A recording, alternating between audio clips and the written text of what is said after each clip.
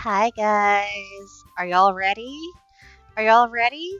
Because I'm not sure if I'm ready. Hold up. Um, shit. I just tested it the other day. Ah. Okay. Let's. uh.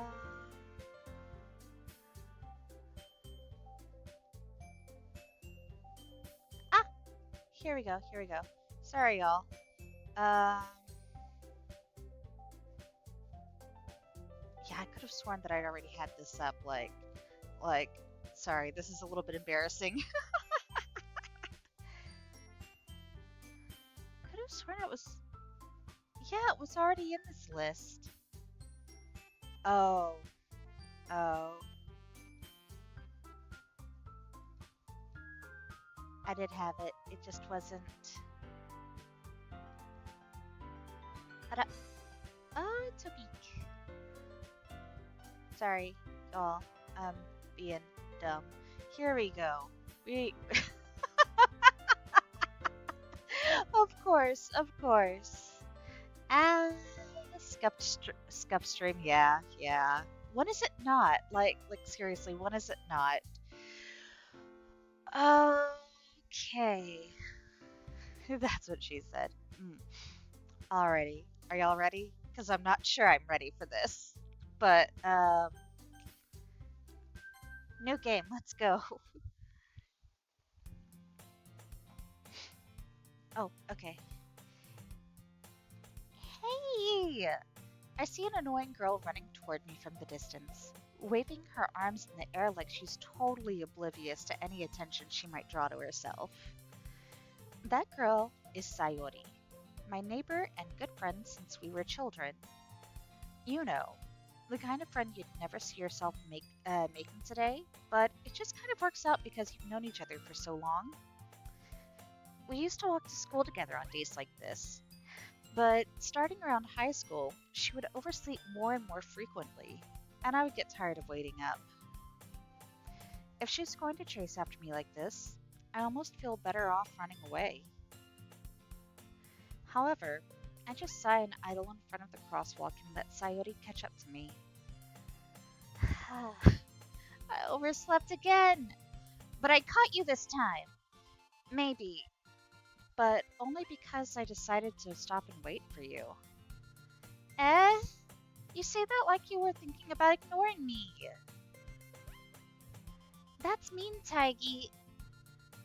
Well, if people stare at you for acting weird, then I don't want them to think we're a couple or something. Fine, fine.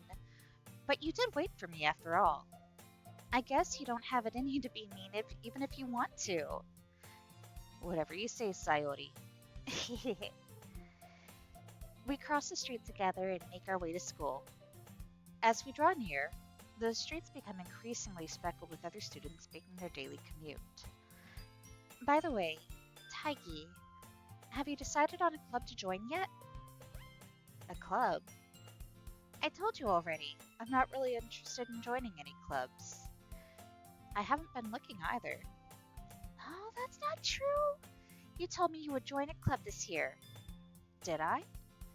I'm sure it's possible that I did, in one of our many conversations where I dismissively go along with whatever she's going on about.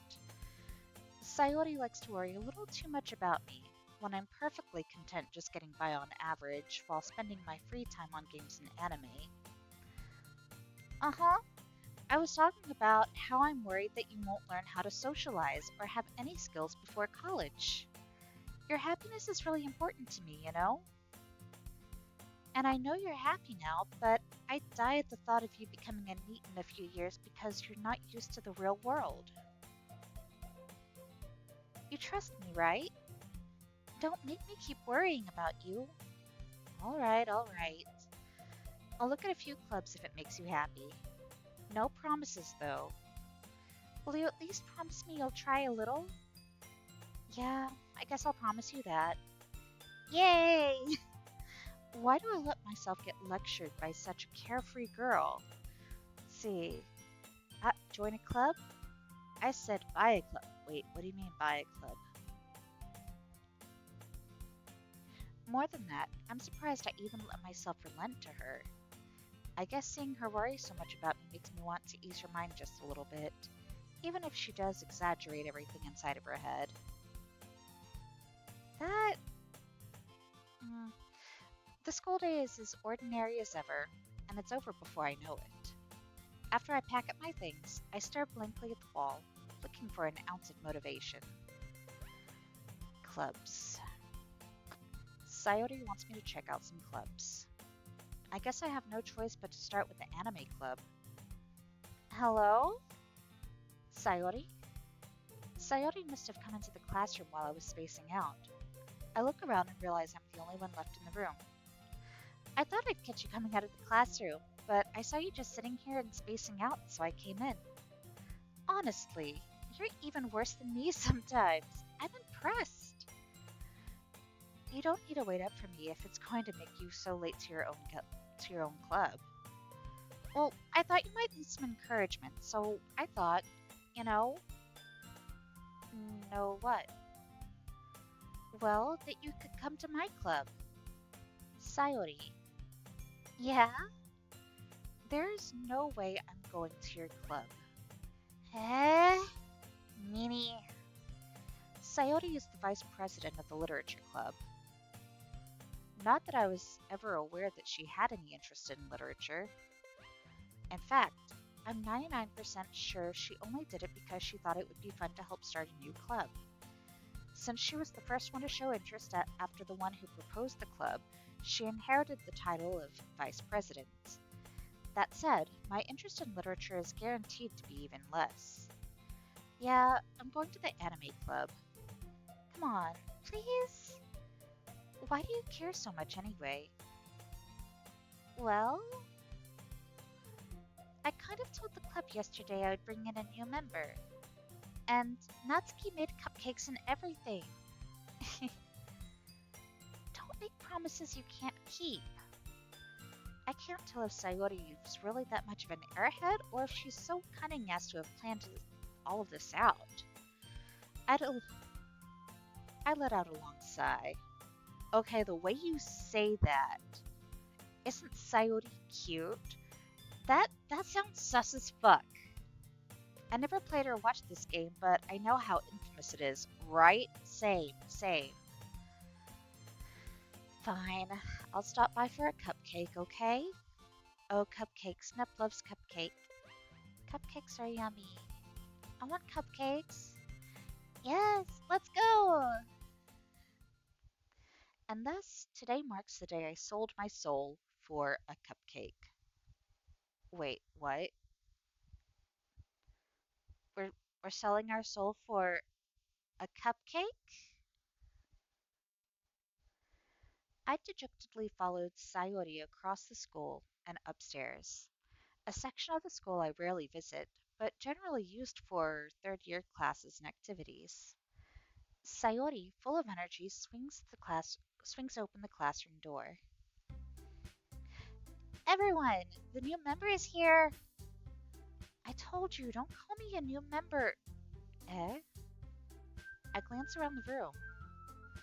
Welcome to the Literature Club. It's a pleasure meeting you. Sayori always says nice things about you. Seriously? You brought a boy? Way to kill the atmosphere. Taigi, what a nice surprise. Welcome to the club. All words escape me in this situation. This club is full of incredibly cute girls. What are you looking at? If you want to say something, say it. S- Sorry. Natsuki. Hmm. The girl with the sour attitude, whose name apparently is Natsuki, is one I don't recognize. Her small figure makes me think she's probably a first year. She's also the one who made cupcakes, according to Sayori. You can just ignore her when she gets moody. Sayori says that quietly in my ear, then turns back to the other girls. Anyway, this is Natsuki, always full of energy. And this is Yuri, the smartest in the club. D- don't say things like that. Yuri, who appears comparably more mature and timid, seems to have a hard time keeping up with people like Sayori and Natsuki. Uh, well, it's nice to meet both of you. And it sounds like you already know Monica, is that right? That's right. It's great to see you again, Taiki. Monica smiles sweetly. We do know each other. Well, we rarely talked, but we were in the same class last year. Monica's probably the most popular girl in class. Smart, beautiful, athletic, probably, or basically completely out of my league. So having her smile at me so genuinely feels a little. You too, Monica. Come sit down, Taiki. We made room for you at the table, so you can sit next to me or Monica. I'll get the cupcakes. Hey, I made them. I'll get them. Sorry, I got a little too excited. Then how about I make some tea as well? Let's see, Nut played it, got all endings. See, practically everyone loves cupcakes. Hmm. Nut will probably be here to help with the full experience. Also, has good music. Mm-hmm. The girls have a few desks arranged to form a table. As Sayori mentioned, it's been widened so that there's one space next to Monica and one space next to Sayori. Natsuki and Yuri walk over to the corner of the room, where Natsuki grabs a wrapped tray and Yuri opens the closet. Still feeling awkward, I take a seat next to Sayori. Natsuki proudly marches back to the table, tray in hand. Okay, are you ready? Ta-da! Oh, Natsuki lifts the foil off the tray to reveal a dozen white fluffy cupcakes decorated to look like little cats. The whiskers are drawn with icing, and little pieces of chocolate were used to make ears. Oh, so cute! I had no idea you were good at baking, Natsuki. Well, just hurry and take one. Sayori grabs the first one, then Monica. I follow. It's delicious. Sayori talks with her mouth full and has already managed to get icing on her face. I turn the cupcake around in my fingers, looking for the best angle to take a bite. Aw, cat cupcakes. Oh, now I want free cupcakes. Same! I want cupcakes! Yoki, go get us cupcakes. Aw, boo. Natsuki is quiet. I can't help but notice her sneaking glances in my direction. Is she waiting for me to take a bite? I finally bite down. The icing is sweet and full of flavor. I wonder if she made it herself. Okay, what flavor are these cupcakes, though? Like, full of flavor? What flavor? This is really good. Thank you, Natsuki. Why are you thanking me? It's not like Haven't I heard this somewhere before? Made them for you or anything? Eh? I thought you technically did. Sayori said, well, maybe. But not for, you, dummy. All right. I give up on Natsuki's weird logic and dismiss the conversation. Yuri returns to the table, carrying a tea set. She carefully places a teacup in front of each of us before setting down the teapot next to the cupcake tray. You keep a whole tea set in this classroom? Don't worry, the teachers gave us permission. After all, doesn't a hot cup of tea help you enjoy a good book? I guess. Don't let yourself get intimidated. Yuri's just trying to impress you. That's not. Insulted, Yuri looks away. I mean that, I believe you. Well, tea and reading might not be a pastime for me, but I at least enjoy tea. I'm glad. Yuri smiles faintly to herself in relief. Monica raises an eyebrow, then smiles at me. So, what made you consider the literature club? I was afraid of this question. Oh, let's see. I don't want to spend money on cupcakes, but I want to eat them. Right? Same Z's. They're magical cupcakes, and that's your favorite flavor cupcake, I assume. Ah, they're cat flavored? No, not cat flavor. They're cat decorated, but not cat flavor. Also, yay, Monica? Oh. Something tells me I shouldn't tell Monica that I was practically dragged here by Sayori. Well, I haven't joined any clubs yet, and Sayori seemed really happy here, so that's okay. Don't be embarrassed. I'll make sure you feel right at home, okay? As the president of the literature club, it is my duty to make the club fun and exciting for everyone. Monica, I'm surprised. How come you decided to start your own club? You could probably be a board member for any of the major clubs. Weren't you a leader for the debate club last year? Well, you know. To be honest, I can't stand all the politics around major clubs. It feels like nothing but arguing about the budget and publicity and how to prepare for events. I'd much rather take something I personally enjoy and make something special out of it. And if it encourages others to get into literature, then I'm fulfilling that dream. Monica really is a great leader. Yuri nods in agreement. Then I'm surprised there aren't more people in the club yet. It must be hard to start a new club. You could put it that way. Not many people are very interested in putting all the effort to starting something brand new, especially when it's something that doesn't grab your attention, like literature. You have to work hard to convince people that you're both fun and worthwhile, but it makes school events like the festival that much more important. I'm confident that we can all really grow this club before we graduate. Right, everyone? Yeah, we'll do our best. You know it. Everyone enthusiastically agrees. Such different girls, all interested in the same goal. Monica must have worked really hard just to find these three. Maybe that's why they're all so delighted by the idea of a new member joining. Though I still don't really know if I can keep up with their level of enthusiasm about literature. So, Taigi, what kinds of things do you like to read? Well, considering how little I've read these past few years, I don't really have a good way of answering that. Manga, I mutter quietly to myself, half joking. Natsuki's head suddenly perks up. It looks like she wants to say something but keeps quiet. No, not much of a reader, I guess. Well, that can change. What am I saying? I spoke without thinking after seeing Yuri's sad smile. Anyway, what about you, Yuri? Well, let's see. Yuri traces the rim of her teacup with her finger. My favorites are usually novels that build deep and complex fantasy worlds. The level of creativity and craftsmanship behind them is amazing to me. And telling a good story in such a foreign world is equally impressive. Yuri goes on, clearly passionate about her reading.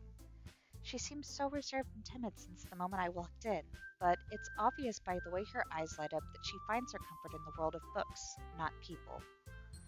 But, I like a lot of things. Stories with deep psychological elements usually immerse me as well. Isn't it amazing how a writer can so deliberately take advantage of your own lack of imagination to completely throw you for a loop? Anyway, I've been reading a lot of horror lately. Oh, I read a horror book once. I desperately grasped something I can relate to at the minimal level. At this rate, Yuri might be having a conversation with a rock. Ah, so Nip says, see, this game has all the tropes. Their childhood friend, petite one, the class/club president, and then the purple-haired one. Really? I wouldn't have expected that, Yuri. For someone as gentle as you? I guess you could say that. But if a story makes me think, or takes me to another world, then I can't really put it down. Surreal horror is often very successful at changing the way you look at the world, if only for a brief moment. Ugh, I hate horror. Oh? Why's that? Well, it just... Natsuki's eyes dart over to me for a split second. Never mind. That's right. You usually like to write about cute things, don't you, Natsuki? What? What gives you that idea? You left a scrap of paper behind last club meeting. It looked like you were working on a poem called Don't Say It Out Loud! And give that back! Fine, fine. Horrors could have done right, is it? Hey, your cupcakes, your poems. Everything you do is just as cute as you are. Sayuri sidles up behind Natsuki and puts her hands on her shoulders. I'm not cute! Natsuki, you write your own poems? Uh, Well, I guess sometimes. Why do you care? I think that's impressive. Why don't you share them sometime? No, no. Natsuki averts her eyes. You wouldn't like them. Not a very confident writer yet? I understand how Natsuki feels. Sharing that level of writing takes more than just confidence. The truest form of writing is writing to oneself. You must be willing to open up to your readers, exposing your vulnerabilities and showing even the deepest reaches of your heart. Do you have writing experience too, Yuri? Maybe if you share some of your work, you can set an example and help Natsuki feel comfortable enough to share hers. Uh-oh.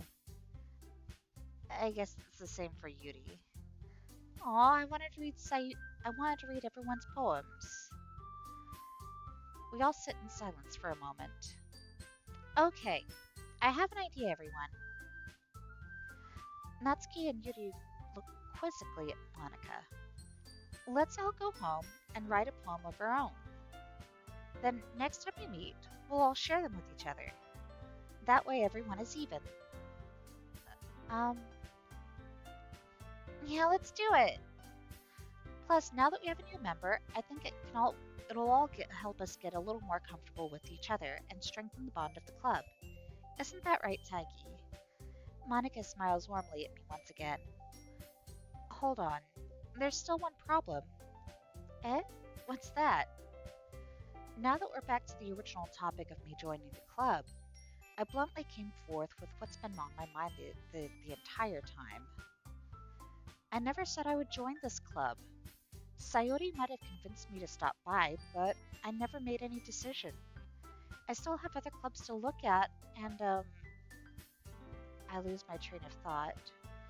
All four girls stared back at me with dejected eyes. But, I'm sorry, I thought. Taigi. You all. I'm defenseless against these girls. How am I supposed to make a clear-headed decision when it's like this? That is, if writing poems is the price I need to pay in order to spend every day with these beautiful girls. Right. Okay, I've decided then. I'll join the literature club. One by one, the girls' eyes light up. Yes, I'm so happy! Sayori wraps her arms around me, jumping up and down. Hey, you really did scare me for a moment. If you really came just for the cupcakes, I would be super pissed. Then that makes it official. Welcome to the literature club. Oh, thanks, I guess. Okay, everyone. I think that with that, everyone. Sorry. I think with that, we can officially end today's meeting on a good note. Everyone remember tonight's assignment. Write a poem to bring to the next meeting so we can all share. Monica looks over at me once more. Taigi, I look forward to seeing how you express yourself.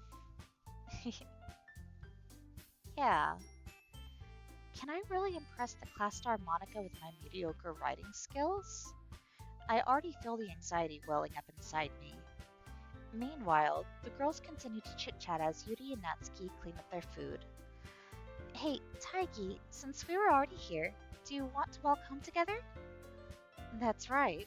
Sayori and I never walk home together anymore because she always stayed after school for clubs. Sure, might as well. Yay!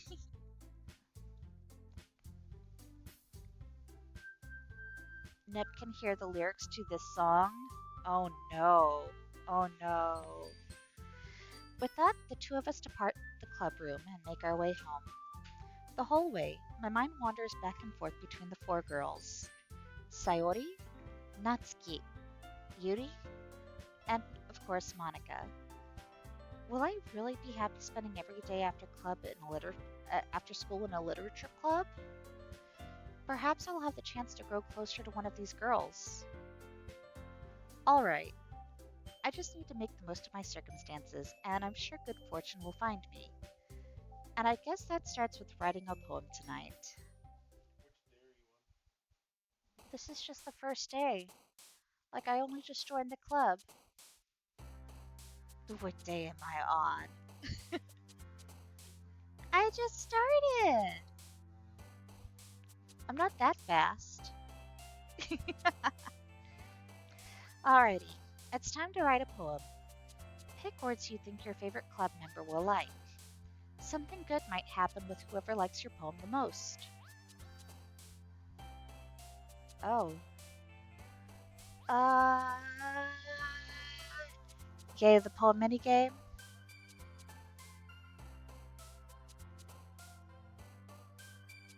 Mm, I don't know.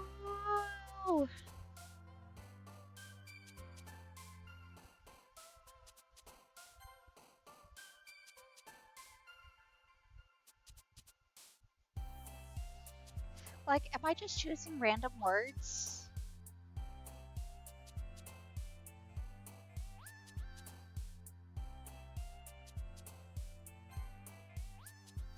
What? What?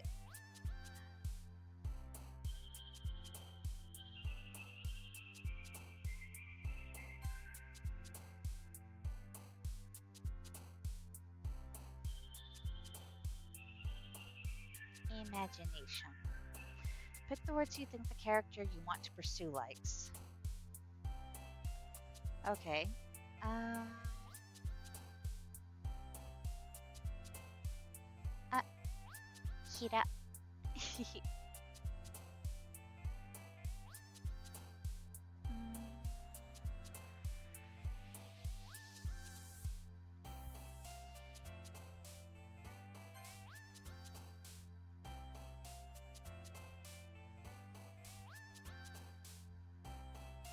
Mm, mm,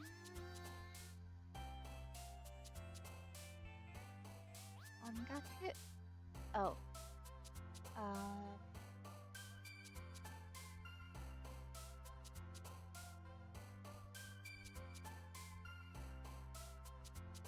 Melody? Uh. It is recommended that you try for one route at a time. Yeah, I imagine that's kind of what I'm.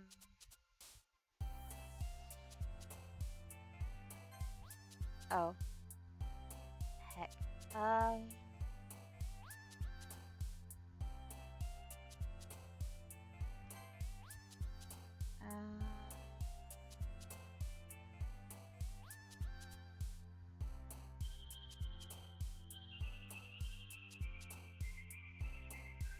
Uh, eh?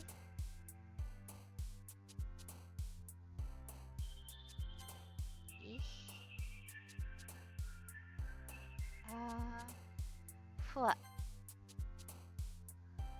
Um. Doki Doki?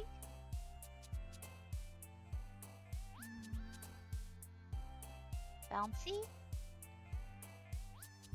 Ah, sugar.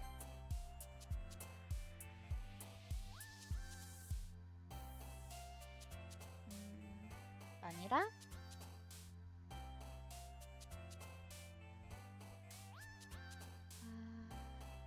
Nibble?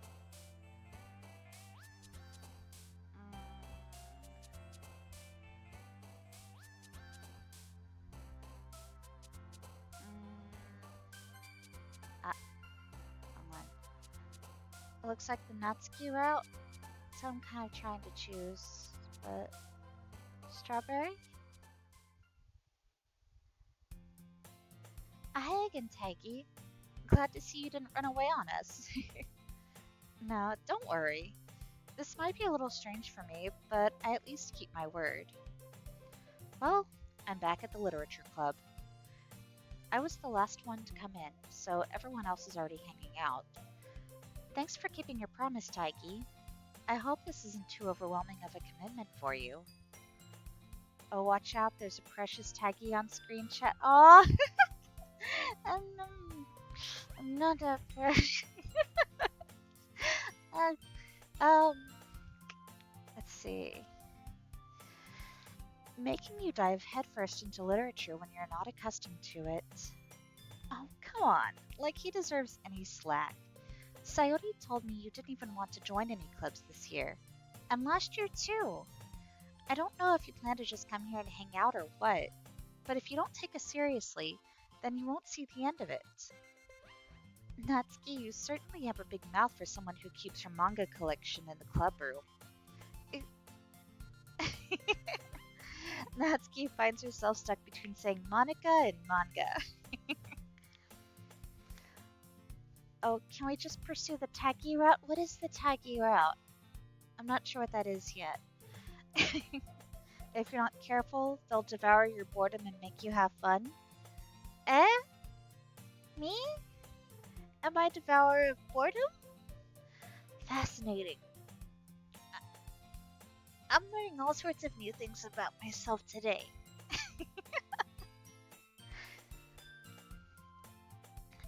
Manga is literature. Swiftly defeated, Natsuki plops back into her seat. Don't worry, guys. Taki always gives it his best as long as he's having fun. He helps me with busy work without me even asking, like cooking, cleaning my room. How dependable. Sayori, that's because your room is so messy it's distracting, and you almost set your house on fire once. So kana. Eh. Anyway, you two really are good friends, aren't you? I might be a little jealous. How come? You and Taiki can become good friends too. Um, S- Sayori. Hmm? As usual, Sayori seems oblivious to the weird situation she just put me into. Uh, oh, Yuri even brought you something today, you know? Wait, Sayori. Me? Not really. Don't be shy. It's really nothing. What is it? Never mind. Sayori made it sound like a big deal when it's really not. What do I do? I'm sorry, Yuri wasn't thinking. I guess that means it's up to me to rescue this situation. Hey, don't worry about it. First of all, I wasn't expecting anything in the first place, so any nice gesture from you is a pleasant surprise. It'll make me happy no matter what. I- Is that so? Yeah, I won't make it a big deal if you don't want it to be. Alright. Well, here. Yuri reaches into her bag and pulls out a book. I didn't want you to feel left out, so I picked out a book that I thought you might enjoy. It's a short read, so it should keep your attention, even if you don't usually read. And we could, discuss it if you wanted. This, this is. How is this girl accidentally being so cute? She even picked out a book she thinks I'll like, despite me not reading much. Yuri, thank you. I'll definitely read this. I enthusiastically take the book. Whew. Well, you can read it at your own pace. I look forward to hearing what you think. Now that everyone's settled in, I expect Monica to kick off some scheduled activities for the club. But that doesn't seem to be the case. Sayori and Monica are having a cheery conversation in the corner. Yuri's face is already buried in a book. I can't help but notice her intense expression, like she was waiting for this chance. Meanwhile, Natsuki is rummaging around in the closet. Ugh. I hear Natsuki utter an exasperated sigh from within the closet. She seems to be annoyed by something. I approach her in case she needs a hand. You looking for something in there? Freaking Monica! She never puts my stuff back in the right spot. What's the point in keeping your collection organized if someone else is gonna mess it up? Natsuki slides a bunch of stacked books and boxes across the shelf. Manga. You read manga, right? Uh, sometimes. Manga's just one of those things where you can't admit you're really into it until you figure out where the other person stands. How did you know, anyway? I heard you bring it up at some point. Besides, it's kind of written on your face. What's that supposed to mean? I see. There's a lone volume of manga amidst a stack of various books on the side of one of the shelves. Curious, I pull it out of the stack. There it is! Natsuki snatches it out of my hand. She then turns to a box of manga and slips the volume right into the middle of the rest. Much better. Seeing a box set with one book is missing is probably the most irritating sight in the world. I know that feel. I get a closer look at the box set she's admiring. Parfait Girls? It's a series I've never heard of in my life. That probably means it's either way out of my demographic or it's simply terrible. If you're gonna judge, you can go do it through the glass on that door. She points to the classroom door. Hey, I wasn't judging anything. I didn't even say anything. It was the tone of your voice. But I'll tell you one thing, Taigi. Consider the selection straight from the literature club. Don't judge a book by its cover. In fact, Natsuki pulls out the first volume of Parfait Girls from the box. I'm going to show you exactly why. She shoves the book right into my hands. I stare at the cover. It features 4 girls in colorful attire striking animated feminine poses. It's exceedingly moe. Don't just stand there. Natsuki grabs my arms and pulls me out of the closet. She then takes a seat against the wall beneath the windowsills. She pats the ground next to her, signaling me to sit there. Wouldn't chairs be more comfortable? I take my seat. Chairs wouldn't work. We can't read at the same time like that. Eh? Why's that? I guess it's easier to be close together like this. Don't just say that. You'll make me feel weird about it. Natsuki crosses her arms and scooches an inch away from me. Sorry. I didn't exactly expect to be sitting this close to her either. Not that I can say it's a particularly bad thing. I open the book. It's only a few seconds before Natsuki once again inches closer, reclaiming the additional space while she hopes I won't notice. I can feel her peering over my arm, much more eager to begin reading than I am. Wow, how long has it been since I read the beginning? You don't go back and flip through the older volumes every now and then? Not really. Maybe sometimes after I've already finished the series. Hey, are you paying attention? I am, but nothing's really happened yet, so I can talk at the same time. It looks like it's about a bunch of friends in high school. Typical slice of life affair. I kind of grew out of these since it's rare for the writing to be entertaining enough to make up for the lack of plot. So, what should I expect from this? Is there going to be plot? Well, obviously. You think I would enjoy something that didn't have a plot? I mean, well, I guess I know what you're saying. A lot of the beginning is about simple things. Like, there's a really funny chapter where they're obsessed with a guy at the ice cream shop.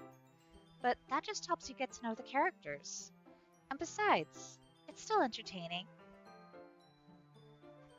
Quote-unquote plot. But later on, there's all kinds of drama. Like when they all get into their backstories, and then some of the romance starts to happen. That's what really makes it so good. And there are so many touching parts. Oh, is that so? It sounds like you really know what you're talking about. Maybe I underestimated you.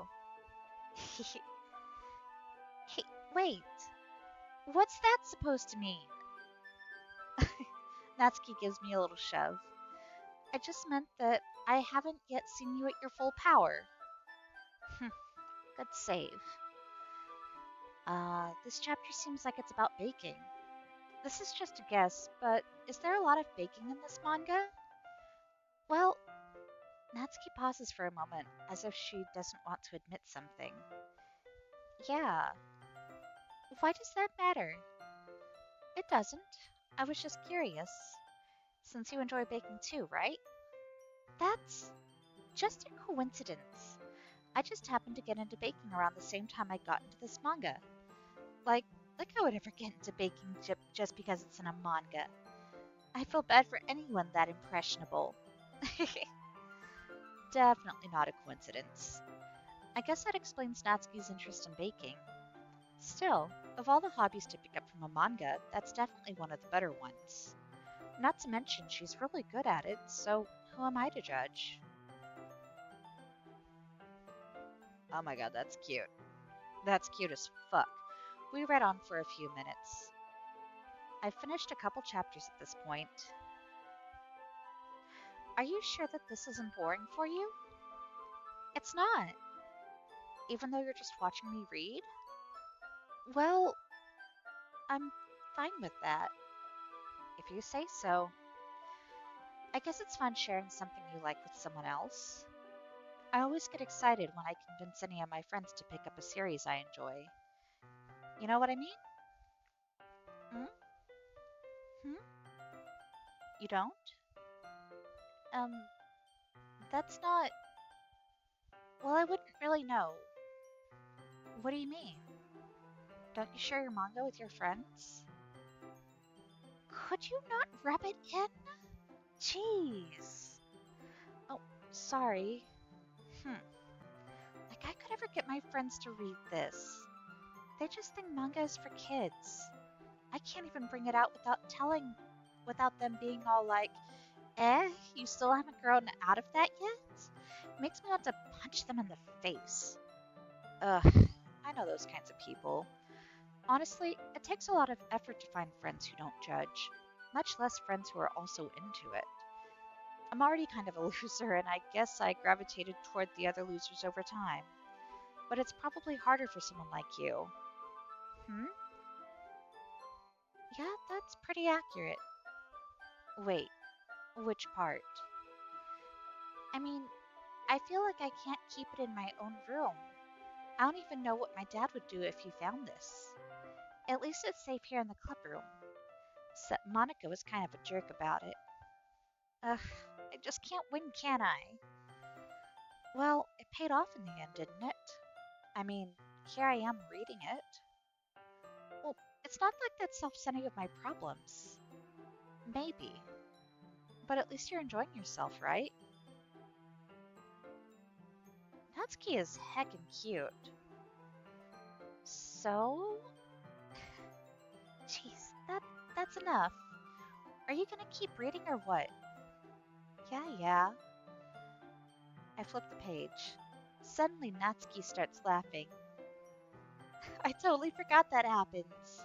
Natsuki puts her finger on one of the panels. Minori is my favorite character. They'll always feel a little bit bad for her since she's so unlucky. But it gets especially bad when... Uh, I shouldn't be talking about that yet. Just finish this chapter. Natsuki's voice sparkles with excitement. It's a stark contrast to her usual bossy tone. But if she's not used to sharing her favorite manga with her friends, I can understand why. It's hard to express in words the feeling you get when connecting with someone like that. And being able to provide that to Natsuki, for whom it's a rare experience. The thought makes me smile a little to myself. Okay, everyone. Eh? Are you all ready for today's poems? Oh, come on. Could your timing be any worse? Sorry. I just need to make sure we have enough time. Though you do look pretty cozy over there. Eh, Natsuki suddenly notices how close she's gotten to me. She hastily slides herself a good 12 inches away from me. All right, guess I'll stop here for now. I close the book and hand it towards Natsuki. You're just giving it back? Don't you want to know what happens? Uh, yeah, but Monica just said, don't be dumb. Just take it home with you. Eh? Is that really alright? I say that mostly because I didn't really plan on using my spare time to read this. Well, of course. It would take forever to finish if you didn't take it home. Just finish that one before tomorrow so we can start the next one. And if it gets bent, I'll kill you. By tomorrow? I only got partway through the volume so far. I might fall behind on some shows if I try to get through this. But I suppose it's a necessary sacrifice in exchange for seeing Natsuki's enthusiastic face. Or am I more scared of what will happen if I don't finish it? Alright then. I stand up. I return to where I put my stuff and carefully slip the book into my bag. By the way, did you remember to write a poem last night? Yeah. My relaxation ends. I can't believe I agreed to do something so embarrassing. I couldn't really find much inspiration since I've never really done this before. Well, now that everyone's ready, why don't you find someone to share with? I can't wait. Get some water real quick, y'all.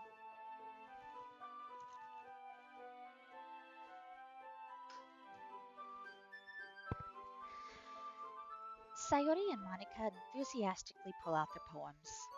Sayori's is on a wrinkled sheet of loose leaf torn from a spiral notebook. On the other hand, Monica wrote hers in a composition notebook. I can already see Monica's pristine handwriting from where I sit. Natsuki and Yuri reluctantly comply as well, reaching into their bags. I do the same myself. Who should I show my poem to first? Um,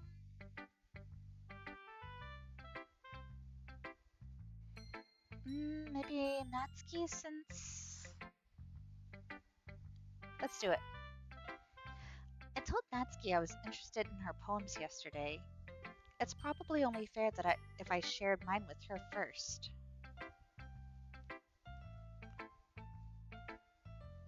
Okay, well, let's start with the things I don't like. First of all, Natsuki rereads my poems. N- Never mind. I don't feel like giving you my opinion. Eh? What's the point of sharing in the first place? I wrote this when I could have been doing other things. I In fact, remember how I said I wanted to read your poems? That's what I had in mind when writing this. I want to help you feel comfortable enough to share yours, like Monica said. Well, I would be more comfortable sharing my poem if yours was really bad. You were supposed to show me some dumb poem and make me go, that's not that great, but let me show you what real literature looks like. And you went and ruined it. I hope you're happy. What? So, in other words, you're saying you liked it? Natsuki's retort gets caught in her throat. You're so... You just... You... You don't understand anything, do you? I already told you that. You don't have to go announcing it to the world like you're all self-important. Pretty sure you never actually said that. I say that mostly to myself. Natsuki must really hate me or something. I can't figure out if it's a win or a loss that she liked my poem. In any case, you still need to show me yours, right? Ugh, fine, I guess. Only because Monica won't make me if I don't. Eagles can fly. Monkeys can climb. Crickets can leap. Horses can race.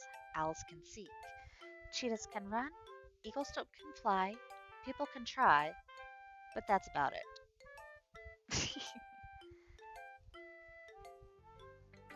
Yeah, I told you that you weren't gonna like it. I like it. What? Just be honest. I am. Why are you so convinced that I wouldn't like it? Well, Because everyone in high school thinks that writing has to be all sophisticated and stuff, so people don't even take my writing seriously. But isn't the point of poems for people to express themselves? Your writing style wouldn't make your message any less valid. Yes, exactly. I like it when it's easy to read, but it hits you hard. Like in this poem, seeing everyone around you do great things can be really disheartening. So I decided to write about it. Yeah, I understand. But the other nice thing about simple writing is that it puts more weight on the wordplay. Like, I set up for a rhyme at the end, but then made it fall flat on purpose. It helps bring out the feeling in the last line. So you did. I guess more went into it than I realized. That's what it means to be a pro. I'm glad you learned something. Didn't expect that from the youngest one here, did you? Yeah, guess not. I decided to humor her with that last comment. I don't really care how old everyone is, but if Natsuki is feeling proud, then I won't take that away from her. Wait, Setsune, much dare, wow, snap, snap, snap? For what snap, snap? Hey, snap, snap? Who should I show my poem to next? Mm. Also, let Nep know if Taigi would care for secrets as they happen or discover them afterwards. I figured let's experience this kind of more naturally. Yeah, let's show it to Sayori. This is a good poem, Taigi. Are you sure it's your first time? Of course. It's not that good. Am I the kind of guy who should be writing poems in his spare time? I guess you're right. But that's why it impressed me. Well, to be honest, I was afraid that you wouldn't do it seriously, or that you wouldn't write one at all. I'm really happy just that you wrote one. It just reminds me of how you're really a part of the club now. Not to mention the fact that I'm standing in front of you in the club room. Well, of course. I'm not really into it yet, but that doesn't mean I'll break my promise. See? It's like I said before, Taigi. Deep down, you're not selfish at all, you know?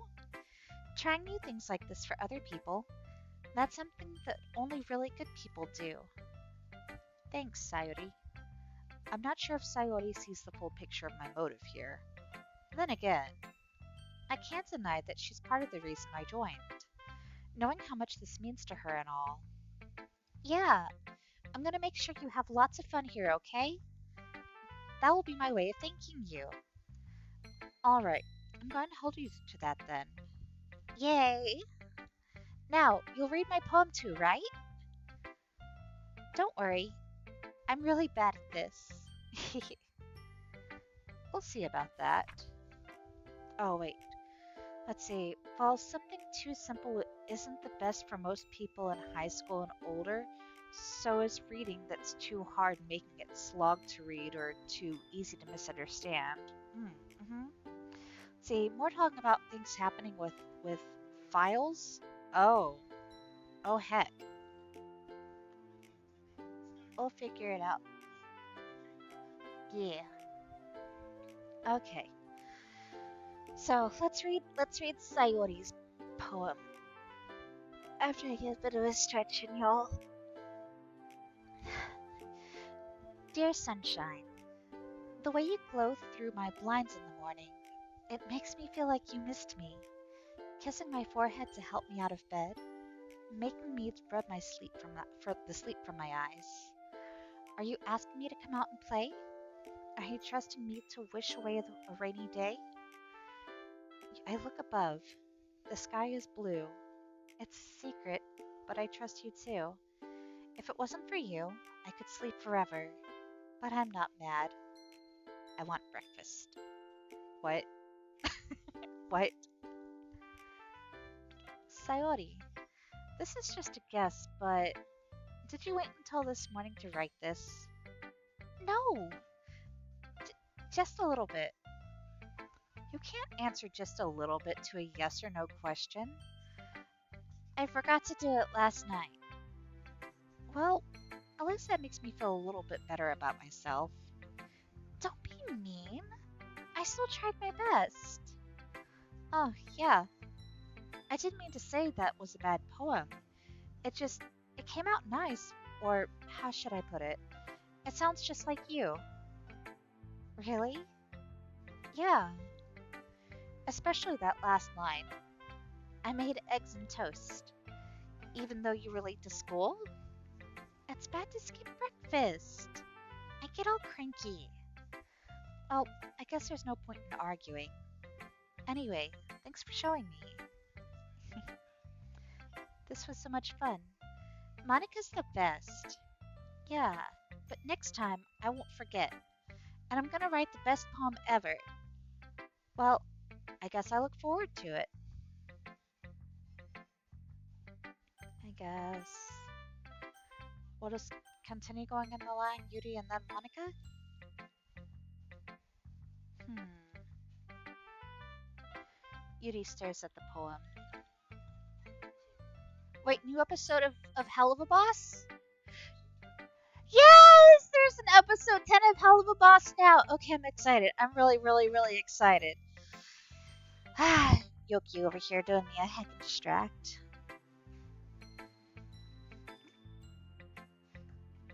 Alrighty. Bit of water, and let's continue. Yuri stares at the poem. A minute passes, more than enough time for her to finish reading. Um. Oh, sorry. I forgot to start speaking. Um, it's fine. Don't force yourself. I'm not. I just need to put my thoughts into words. Hold on. Okay. This is your first time writing a poem, right? Yeah. Why do you ask?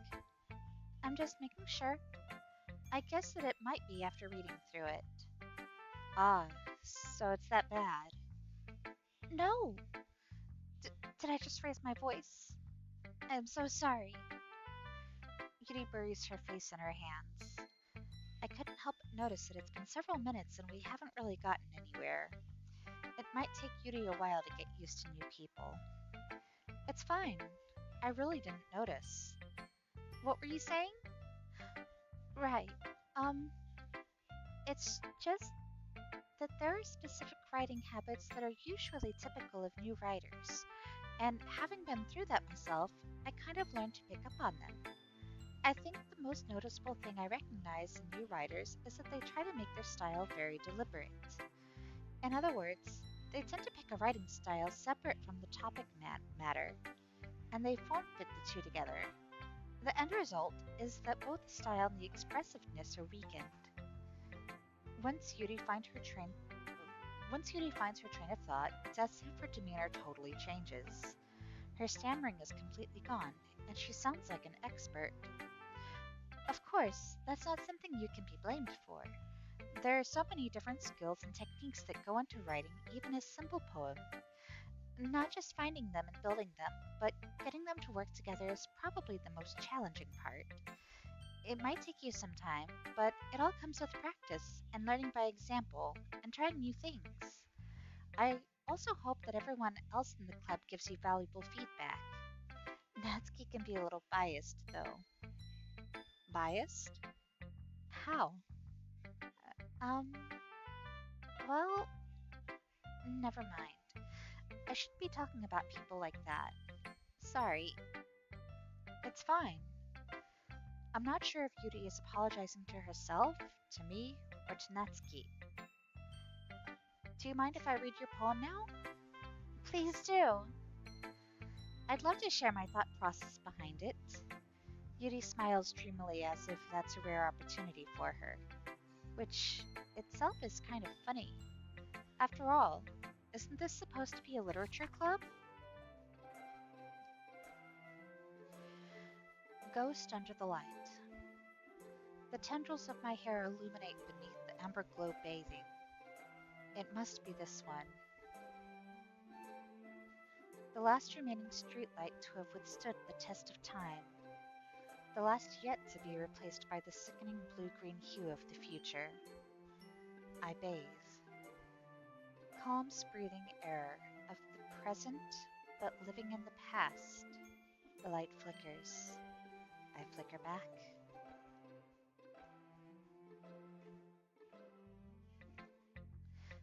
I'm sorry, I have such terrible handwriting. What? I wasn't thinking that at all. But it took you a long time to read. Oh, well, I just don't read script very often. I actually think your handwriting is pretty. Eh? That's a relief. Also, I like the poem. Even though it's short, it was really descriptive. It wasn't too short? I usually write longer poems. Not at all. I'm really glad you liked it. I'll be honest. Since it's our first time sharing, I wanted to write something a little more mild. Something easy to digest, I suppose. Are you into ghosts, Yuri? Actually, the story isn't about a ghost at all, Taigi. Really? I must have totally missed the point. Well, I suppose you did only glance over it after all. But remember that poets often express their own thoughts, feelings, and experiences in their work. They usually do more than tell a simple story or paint a picture. In this case, perhaps the subject of the poem is only being symbolically compared to a ghost, lingering in her last remaining place of comfort, unable to let go of the past, and soon to be left with nothing. That's a lot more solemn, putting it that way. I hadn't even thought of that. That's impressive. It's nothing, really. Well, it makes me happy that you think that. Just remember that it won't be long before you pick up on these things too. Yeah, maybe you're right. I guess I'll have to keep trying. I'm counting on you. And then Monica's last. Hi, Taigi. Having a good time so far? Yeah. Good. Glad to hear it. By the way, since you're new and everything, if you ever have any suggestions for the club, like new activities or things we can do better, I'm always listening. Don't be afraid to bring things up, okay? Alright, I'll keep that in mind. Of course I'll be afraid to bring things up. I'm much better off just going with the flow until I'm more settled in. Anyway, want to share your poem with me? It's kind of embarrassing, but I guess I have to. Don't worry, Taigi. We're all a little embarrassed today, you know? But it's that sort of barrier that we'll all learn to get past soon. Oh, Yuri is best viewed in HD. Oh, it's true. It's true. Let's see. I hand Monica my poem. I like it, Taigi. Really? It's a lot cuter than I expected. Oh, jeez. No, no. It kind of makes me think of something Natsuki would write. She's a good writer too. So take that as a compliment. If you say so. Yep. By any chance, have you read anything by Shel Silverstein? Eh? Maybe a long time ago. He's famous for telling all kinds of stories in just a few simple words. His poems can be funny, endearing, or even sad. And sometimes they're only a few lines long. They might even feel like they're written for kids, but if you think about them, they can express views of the world that would apply to anybody. I see. So you're saying that Natsuki is kind of like that? Sort of. Maybe she's not an expert, but you probably won't find much filler in her poems. They might be easy to write, but they're super challenging to get the meaning through. So I can see why it would be your kind of poem to explore. I'm sure I'll end up trying different things a lot. It could take a while before I feel comfortable doing this. That's okay. I'd love to see you try new things. That's the best way to find the kind of style that suits you. Everyone else might be a little biased towards their own kinds of styles, but I'll always help you find what suits you the most. So don't force yourself to write the way everyone else wants you to write. It's not like you have to worry about impressing them or anything. Uh-huh. Anyway, do you want to read my poem now? Don't worry, I'm not very good. You sound pretty confident for someone who claims to be not very good. Oh, cause that's because I have to sound confident. That doesn't mean I always feel that way, you know. I see. Well, let's read it then. Hole in wall. It couldn't have been me. See, the direction the spackle protrudes? A noisy neighbor? An angry boyfriend? I'll never know. I wasn't home. I peer inside for a clue. No, I can't see. I reel blind like a film left out in the sun. But it's too late. My retinas, already scorched with a permanent copy of the meaningless image. It's just a little hole. It wasn't too bright. It was too deep. Stretching forever into everything. A hole of infinite choices. I realize now that I wasn't looking in. I was looking out. And he, on the other side, was looking in. So, what do you think? It's very freeform, if that's what you call it. Sorry, I'm not really the right person to ask for feedback. It's okay. Yeah, that kind of style has gotten pretty popular nowadays. That is, a lot of poems have been putting emphasis on the timing between words and lines. When performed out loud, it can be really powerful. What was the inspiration behind this one? Uh, well, I'm not sure how to put it. I guess you could say that I had some kind of epiphany lately. It's been influencing my poems a bit. An epiphany? Yeah, something like that. I'm kind of nervous to talk about deep stuff like that, because it's kind of coming on strongly.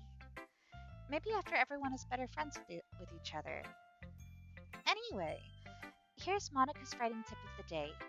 Sometimes when you're writing a poem or a story, your brain gets too fixated on a specific point. If you try so hard to make it perfect, then you'll never make any progress. Just force yourself to get something down on paper and tidy it up later. Another way to think about it is this.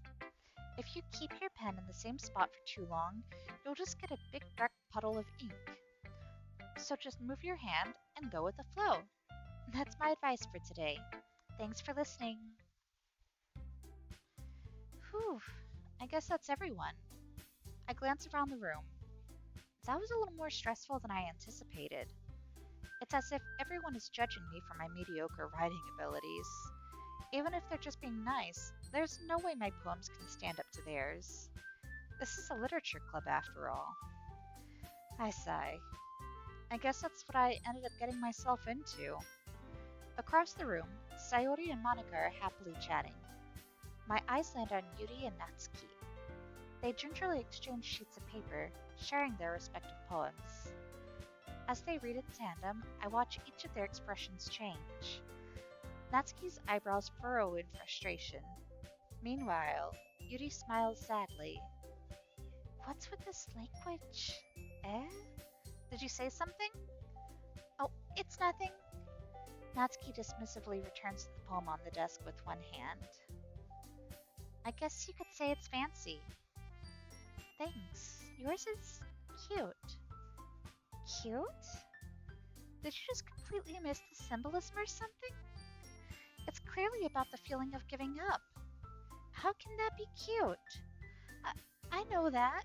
It just meant the language, I guess. I was trying to say something nice. Eh? You mean you have to try that hard to come up with something nice to say? Thanks, but it really didn't come out nice at all. Well, I do have a couple of suggestions. If I was looking for suggestions, I would have asked someone who actually liked it. Which people did, by the way. Sayori liked it, and Taigi too. So based on that, I'll gladly give you some suggestions of my own. First of all, excuse me. I appreciate the offer, but I've spent a long time establishing my writing style. I don't expect it to change anytime soon, unless of course I come across something particularly inspiring, which I haven't yet. N- And Taiki liked my poem too, you know. He even told me he was impressed by it. Natsuki suddenly stands up. Oh, I didn't realize you were so invested in trying to impress our new member, Yuri. Eh? That's not what I. You're just. Yuri stands up as well. Maybe you're just jealous that Taiki appreciates my advice more than he appreciated yours. And how do you know he didn't appreciate my advice more? Are you that full of yourself? I, no. If I was full of myself, I would deliberately go out of my way to make everything I do overly cutesy. Ooh. Um, is everyone okay? Well, you know what? I wasn't the one whose boobs magically grew a size as soon as Taiki started showing up. Natsuki! Um, N- Natsuki, that's a little... This doesn't involve you. Ooh, a tandem. I don't like fighting, guys. Suddenly, both girls turned towards me as if they just noticed I was standing there. Taiki, she's just trying to make you look bad. That's not true. She started it. If she could get over herself and learn to appreciate that simple writing is more effective, then this wouldn't have happened in the first place. What's the point in making your poems all convoluted for no reason? The meaning should jump out at the reader, not force them to have to figure it out. Help me explain that to her, Taigi. Wait, there's a reason we have so many deep and expressive words in our language. It's the only way to convey complex feelings and meanings the most effectively. Avoiding them is not only unnecessarily limiting yourself, it's also a waste. You understand that, right, Taiki? Um, well? What the fuck? Already? How did I get dragged into this in the first place? It's not like I know anything about writing, but whomever I agree with, they'll probably think more highly of me. Oh my god. No, no, you are not making me choose. You are not fucking making me choose. I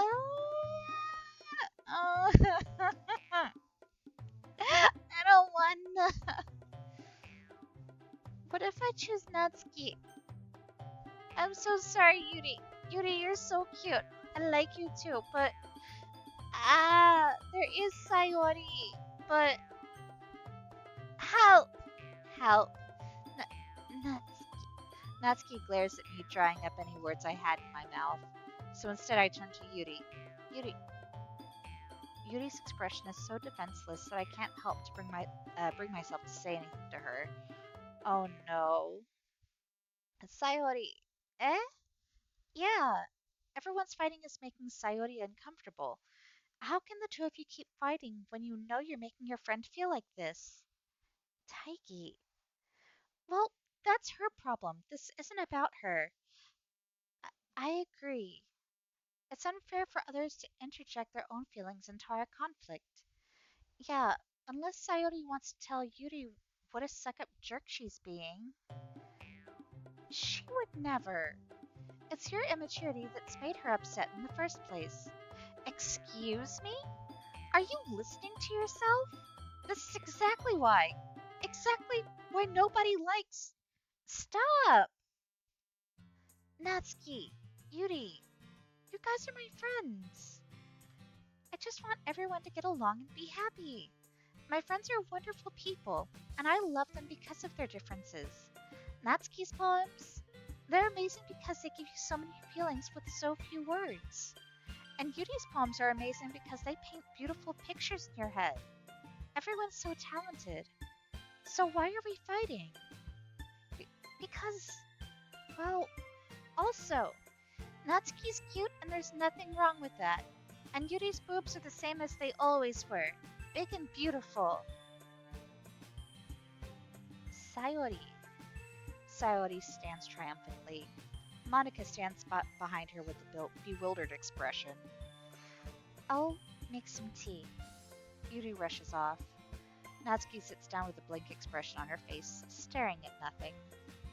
So, this is why Sayori is vice president, I whisper to Monica. She nods in return.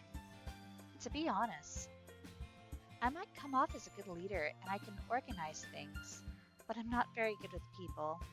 I couldn't even bring myself to interject. As president, that's kind of embarrassing for me. No, it's not like I can blame you. I wasn't able to say anything either. Well, I guess that just means Sayori is amazing in her own ways, isn't she? You could say that.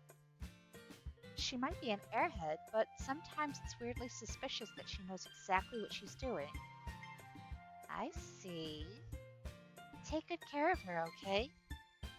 I'd hate to see her get herself hurt. That makes the two of us. You can count on me. Monica smiles sweetly at me, causing my stomach to knot. She's such a genuine person. Such a genuine person really does make a good president, regardless of what she says. If only I could get the chance to talk to her a little more. Okay, everyone. It's just about time for us to leave. How did you all feel about sharing poems? It was a lot of fun. Well, I'd say it was worth it. It was alright. Well, mostly. Taiki, how about you? Yeah, I'd say the same. It was a neat thing to talk about with everyone. Awesome. Well, in that case, we'll do the same thing tomorrow. Maybe you learned something from your friends too. So your poems will turn out even better. I think to myself. I did learn a little more about the kinds of poems everyone likes. With any luck, that means I can at least do a better job impressing those I want to impress. I nod to myself with newfound determination. Taiki, ready to walk home? Sure, let's go. Sayori beams at me. It truly has been a while since Sayori and I have spent this much time together. I can't really say I'm not enjoying it either. Sayori, about what happened earlier. Eh? What do you mean? You know, between Yuri and Natsuki. Does that thing kind of... Does that kind of thing happen often? No. That's really the first time I've seen them fight like that. I promise they're both wonderful people. You don't hate them, do you? No, I don't hate them. I just wanted your opinion, that's all. I could see why they'd make good friends with you. Whew. You know, Taggy, it's nice that I get to spend time with you in the club. But I think seeing you get along with everyone is what makes me happiest. And I think everyone really likes you too. That's... Every day is going to be so much fun. It looks like Sayori still hasn't caught into the situation that I'm in. Sure, being friends with everyone is nice, but does it really need to stop there? We'll just have to see what the future holds, Sayori. I pat Sayori on the shoulder. With that, I said that more to myself than to her, but it's easy to use Sayori as an internal monologue sometimes.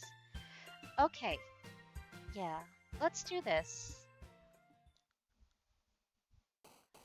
Okay, we're gonna take a short bio break here, and then we'll continue from there. Okay.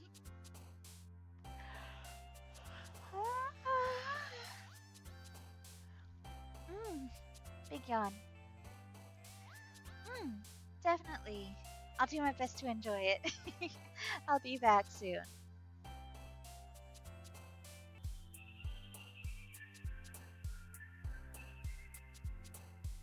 Hi guys, we're back. Okay, and I saw that. I fucking saw that. So, let's see. Left off with Morgan saying enjoy your bio break. It was. Listen, after running to the restroom, I came back, got some water, and then decided, you know what? I'm gonna om nom the last brownie. So that's what I did.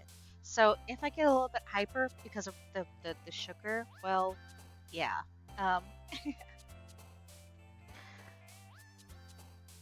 oh no, you didn't show up at the end. No, no. Hold on, let me fix my phone because my phone's chat. Not. No, we're just about to start day 3. Which, speaking of day 3, Yoki says I have to work. Someone do me a favor. Clip day 3. I want to see Taigi's reaction. Send me the clip on Discord after it happens. Let's see, Milkman, Dub Halloween. Gotta love Halloween. Fuck yeah, happy Halloween all. Happy Samhain. Happy Samhain. Let's see, happy Halloween for real. Hopefully people are out partying and not breaking their internet tonight so the work stays chill and not busy. And oh, first time chat, Crow Assassin Queen. Did I show up at the end? Nope, nope. We are indeed still straight. We are still doing this. But let's see. But anyway, hello. Yeah, hello, hello. Welcome in, welcome in. So yeah, we are choosing um, words for our poem so that we can start day 3. So let's let's see if I remember right. Fluffy. Uh, Marshmallow? Anime. Fuck yeah. Uh, Sticky?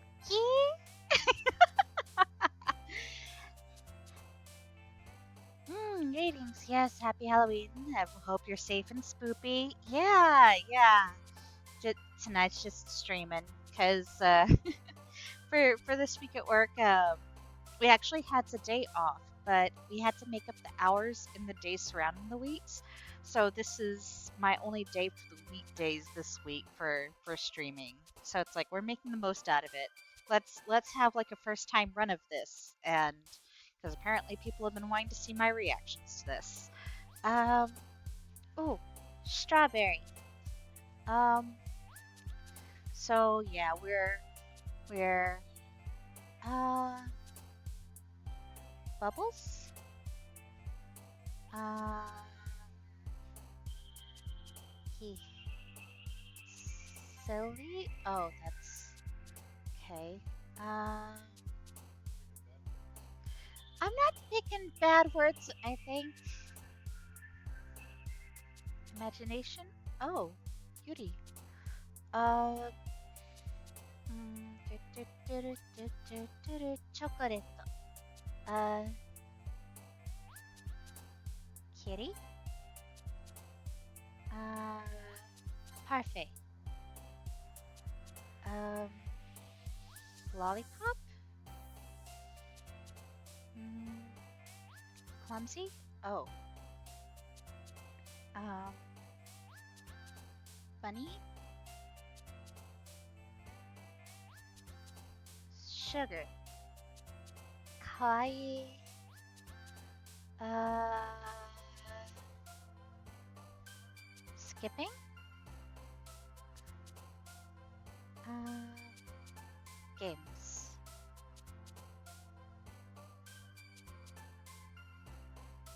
That's all.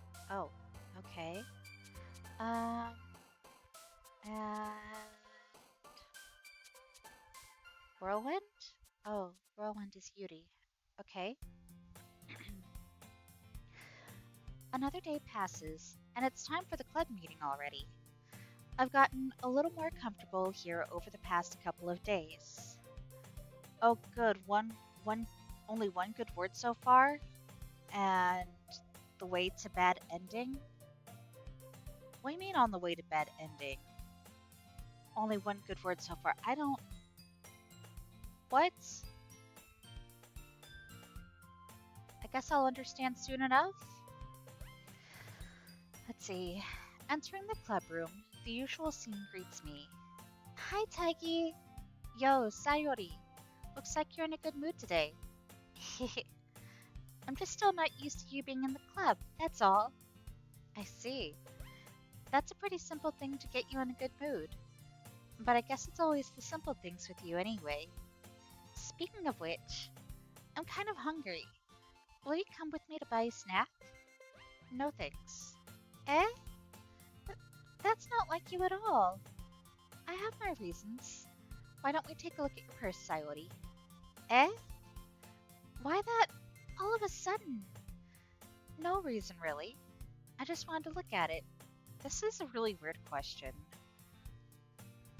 Uh, Sayori nervously retrieves her coin purse. She fumbles with the latch and gets it open. Then she turns it upside down and lets its contents spill onto the desk. Only two small coins fall out. I knew it. I can see right through you, Sayori. That's not fair. How did you even know? It's simple. If you had enough money in the first place, you would have bought a snack before coming to the classroom. So either you're not hungry and wanted an excuse to take a walk, or you plan to conveniently forget that you spent all your money so I would lend you some. But there's one more thing. You're always hungry. And so, that only leaves the one option. I give up. Don't make me feel guilty. If you feel guilty, that means you deserve to feel guilty. Yuri suddenly giggles. Eh? I didn't even notice she was listening in. Her face is in her book as always. I wasn't listening or anything. It was just something in my book. Yuri, tell Taigi. Oh wait, tell Taigi to let me borrow some money. Ah, that's. Don't get me involved like that, Sayori. Besides, you should only buy what you can responsibly afford. And frankly, after pulling a mischievous little stunt like that, your suffering is fair enough retribution. Ah, did I just... I, I didn't mean that. I got too absorbed in my book. Ugh. I really like when you speak your mind, Yuri. It doesn't happen much, but it's a fun side of you. That's... There's no way you could think that. You were right, though. I did something bad and now I have to accept the revolution. Retribution? That? Still, coming from you, Sayori. I guess there's a little devil inside of all of us, isn't there? Don't let her fool you. Sayori knows exactly what she's doing. After all, she told you guys she was bringing me to the club before she even told me. But you wouldn't have come if it weren't for the cupcakes. So I had to trick Natsuki into making them. Come on, give me more credit than that, Sayori. Oh, yeah! Out of nowhere, something smacks Sayori in the face and tumbles onto the desk. Ow! Oh! Let's see. Ah! Yoki being all like, you'll see, for the one good word. See, if you watch Taiki tonight, you'll see a cutie in a nice festive dress. Yee! Thank you. It's actually a two-piece. Let me see. How how do I how do I um hmm. No, that's not it. That's not it. That's not it. How do I do this? Ahaha! See, look, pieces.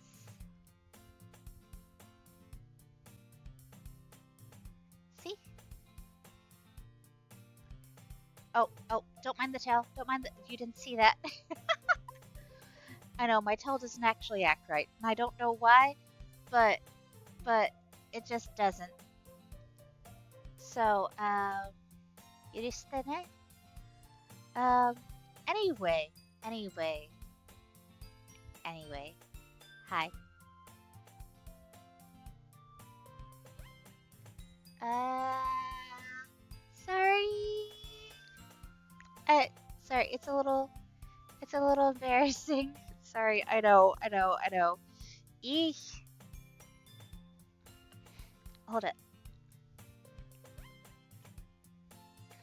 Oh, if only you did that thing and then, uh, um, redeem for my. Yep.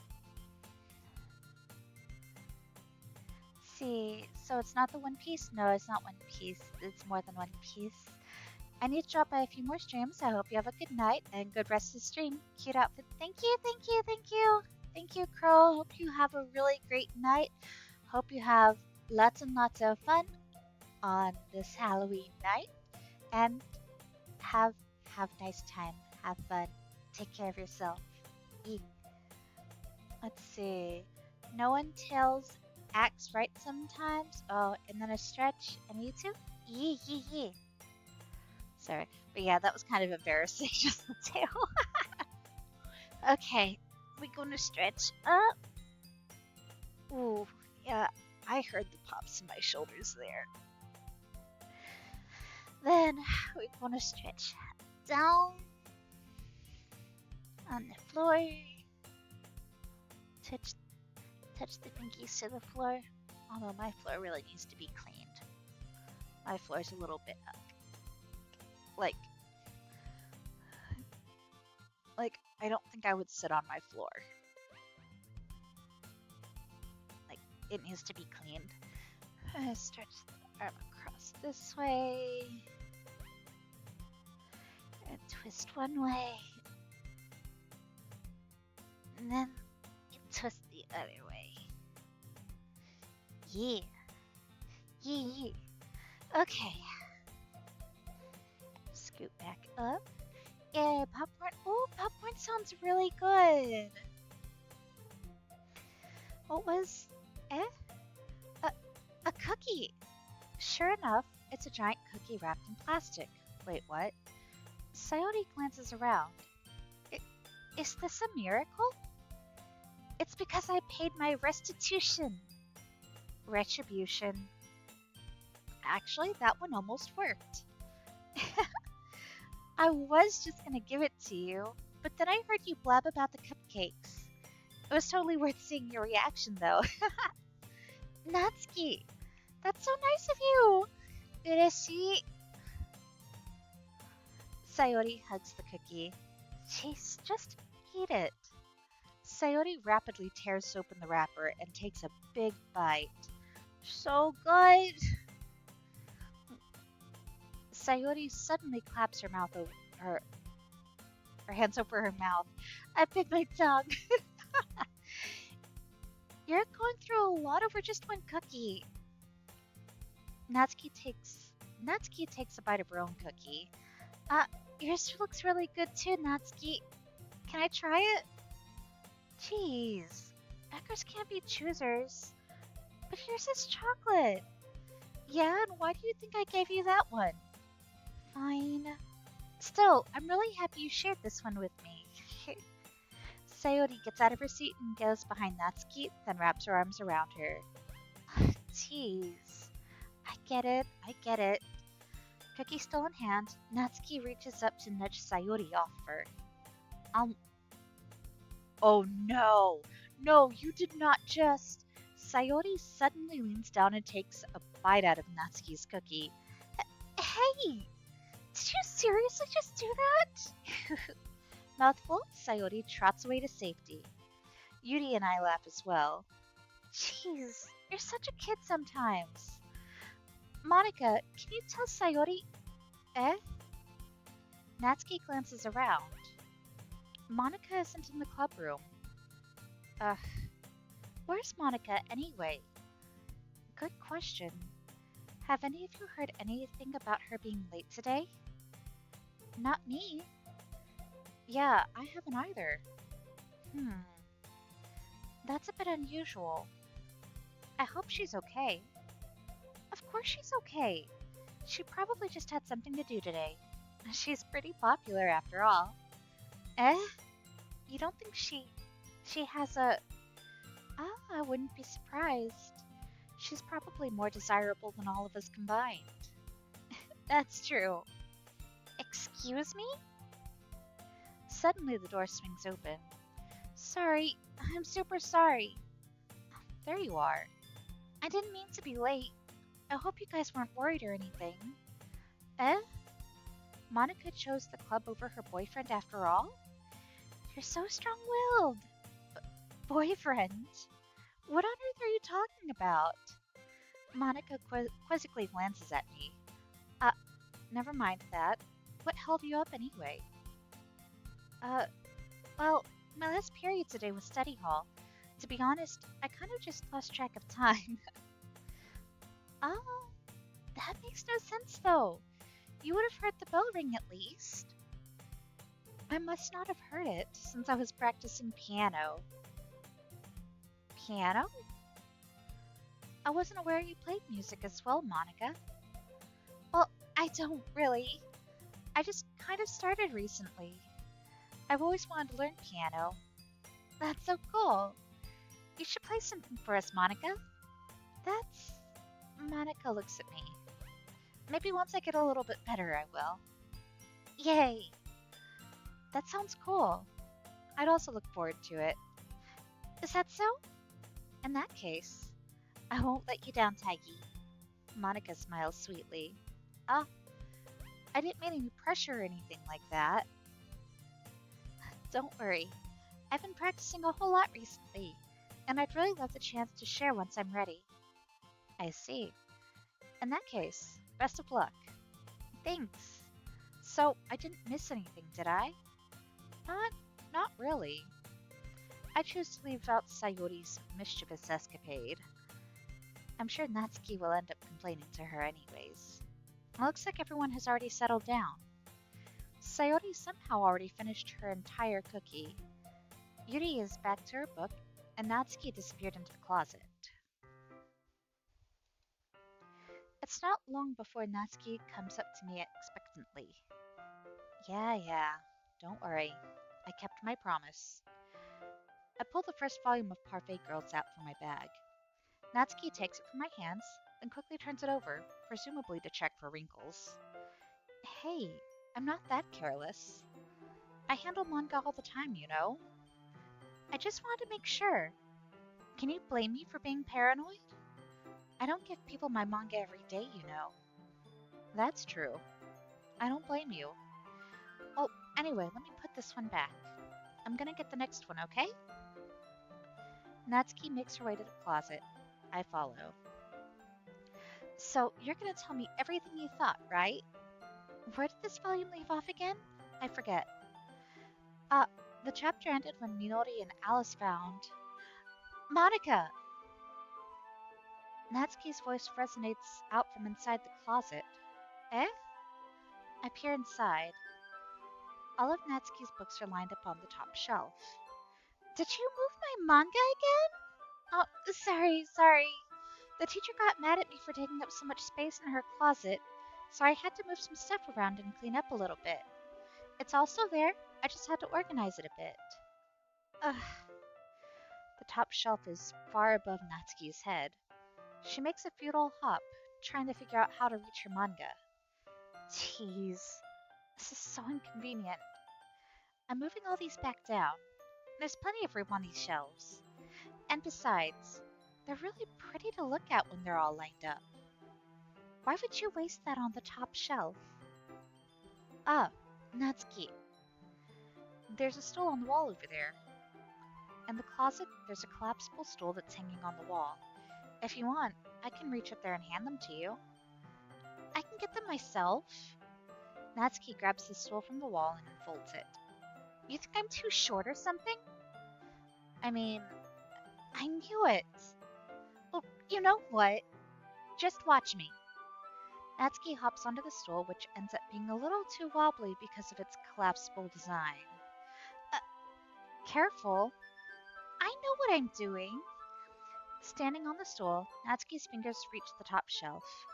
The stool would be enough for me to easily grab the books, but Natsuki is being stubborn as usual. Natsuki uses her fingers to scoot one of the smaller boxes onto the edge of the shelf. See? Yeah. A box suddenly tips. Natsuki barely catches it before it falls on the floor. The stool wobbles.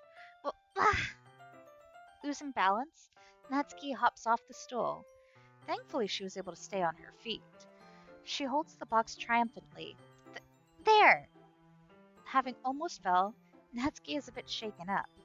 Jeez, no need to prove yourself to me. There's no way you'll be able to get the bigger boxes like that. I can reach them, so just... I said I can do it! I don't want your help, okay? So, I'm gonna get a chair. Just hang on. Natsuki forces her way past me out of the closet. Let's see. The classroom chairs have the desks attached, so they're too inconvenient to fit into the closet. Aha! Natsuki trots over to the teacher's desk, which has a computer chair behind it. She rolls it on Y'all, I'm sorry. She rolls it on its wheels back over to the closet. Ah! It's a little dangerous since the chair swivels and rolls. But I've already learned my lesson, so I keep my mouth shut. This. Natsuki climbs onto the chair, then slowly balances on her feet. Since she refuses my help, I take a seat with my back against the side of the doorway and simply watch. Aha! There we go. See? I can easily do it now. Natsuki grabs a stack of manga and bends down to put it on the shelf below. The chair swivels. Natsuki catches herself on the shelf. What are you doing? Can you at least hold the chair steady instead of sitting and doing nothing? Who was it who told me not to help? Yeah, I got you. I hold the chair while Natsuki reaches back up. I can almost see up her skirt? I force myself to turn away. Natsuki seriously didn't think this through. Once she realizes I'll be dead. Natsuki wraps her arms around the Parfait Girls box set, easily the largest one on the shelf. Heavy. Hey, Taigi? I don't think I can bend down without falling. Hurry and take this one. Eh? But then I have to let go of the chair. That's fine. Just for a second. Hurry up. All right. Let me just stand up. I slowly release my grip from the chair. What do you mean, stand up? Natsuki looks down at me. Why are you all the way back? Eh? Natsuki looks like she just realized something, but she'll lose her balance if she moves. Natsuki, the box. What are you looking at? You're trying to look at my... Natsuki's legs shake. I'm not. I was just... Natsuki, don't try to move. Just give me the box. You perv. You set me up. Go away. Get out. But I'll do it myself. The chair suddenly swivels beneath Natsuki's feet. Natsuki. Yeah! Oh, the chair flies from under Natsuki's feet. Frantically, I try to catch her. The box topples out of her hands, and the books go flying. I got you! The full force of Natsuki's body against me throws me to the ground. A whole bunch of books pelt me in the face. Natsuki tries to shield herself with her own arms as her face lands straight on my chest. My right arm and my back seriously felt the impact. Ugh. Natsuki comes to her senses. She presses her arm straight into me to prop herself up. Eh? Natsuki seems to realize that it's not the floor that's beneath her.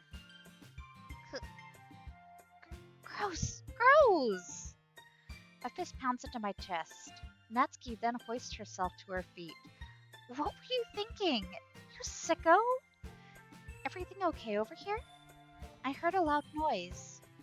Monica suddenly peers in. Monica! See what happens when you put the manga on the top shelf?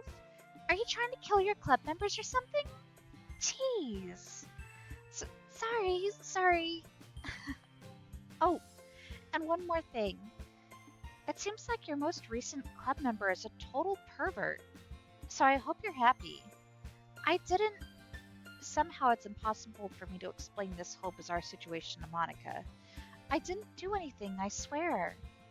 I know, don't worry. Monica says that quietly to me. Looks like I'm off the hook. Oh no. My. I look down. Natsuki is kneeling on the floor holding one of the books that are scattered all over.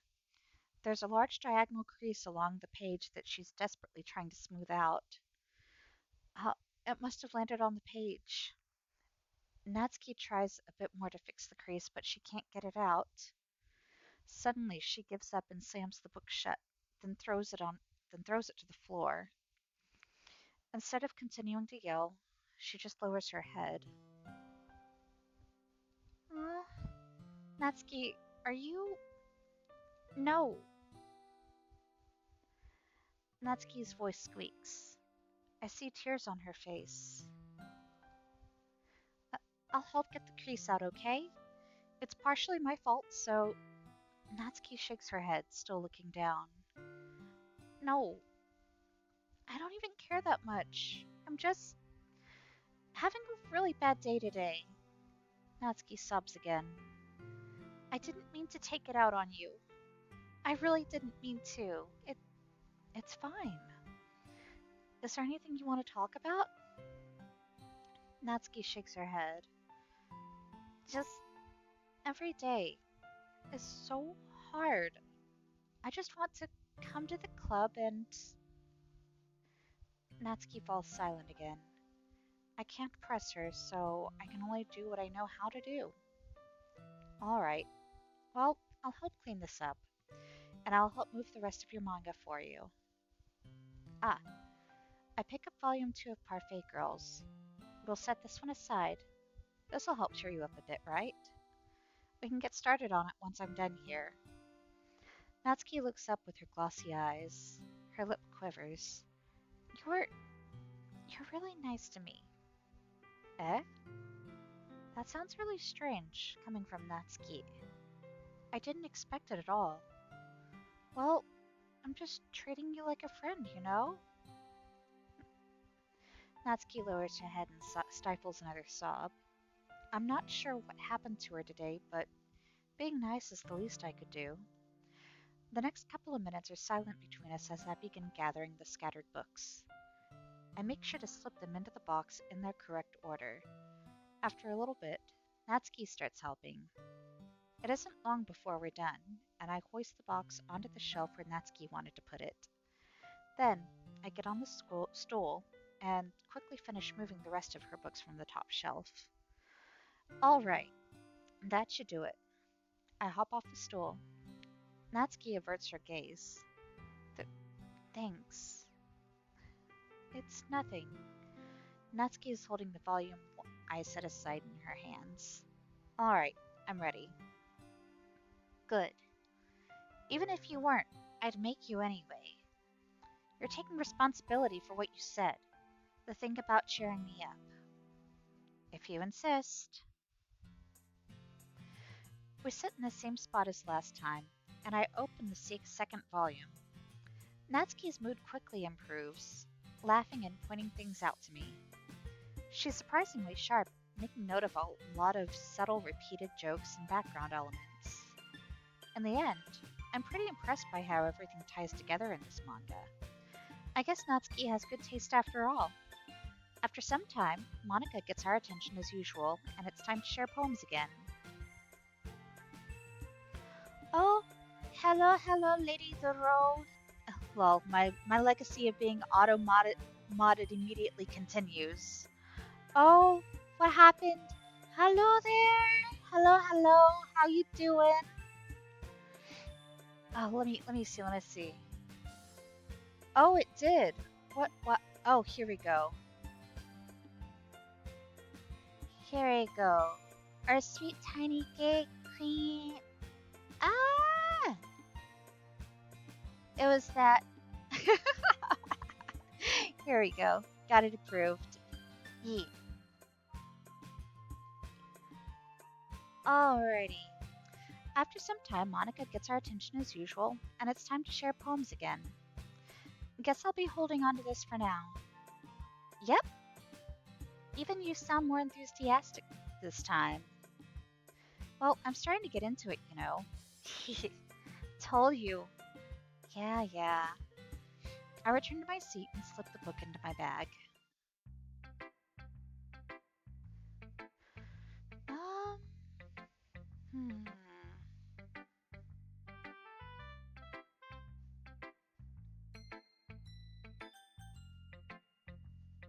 Um, let's go the other way. Monica first. Hi again, Taigi. How's the writing going? Alright, I guess. I'll take that, as long as it's not going bad. I'm happy that you're applying yourself. Maybe soon you'll come up with a masterpiece. I wouldn't count on that. You never know. Want to share what you wrote for today? Sure. Here you go. I give my poem to Monica. Alright, it's pretty good. You've been spending time with Natsuki, haven't you? You must like her writing style. Yeah. I think it's a neat way to tell a story. Mm-hmm. I don't disagree. Natsuki's poems may be cute, but they're also meaningful. I can see why you'd be into the style. I guess that means you're not much of a fan of Yuri's poems, then.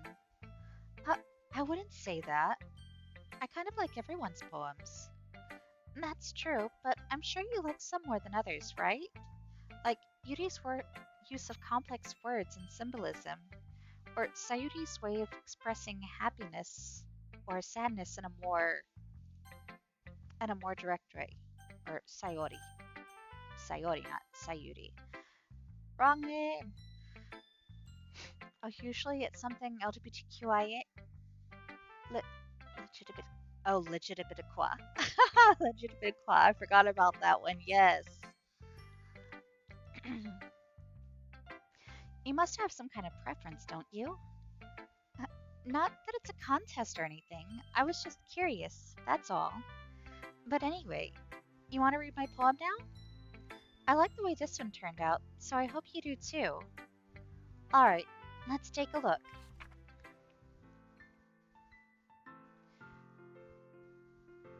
Save me. Oh no. The colors, they won't stop. Bright, beautiful colors. Flashing, expanding, piercing.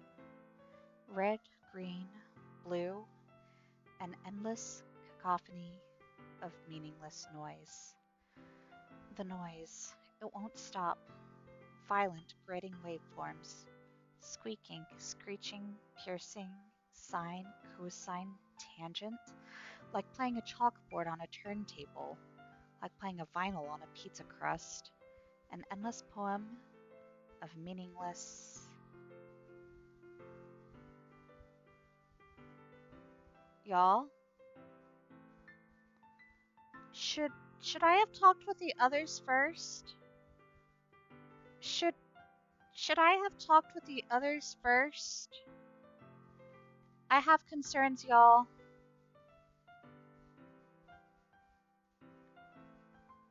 I, I should have done them all in order.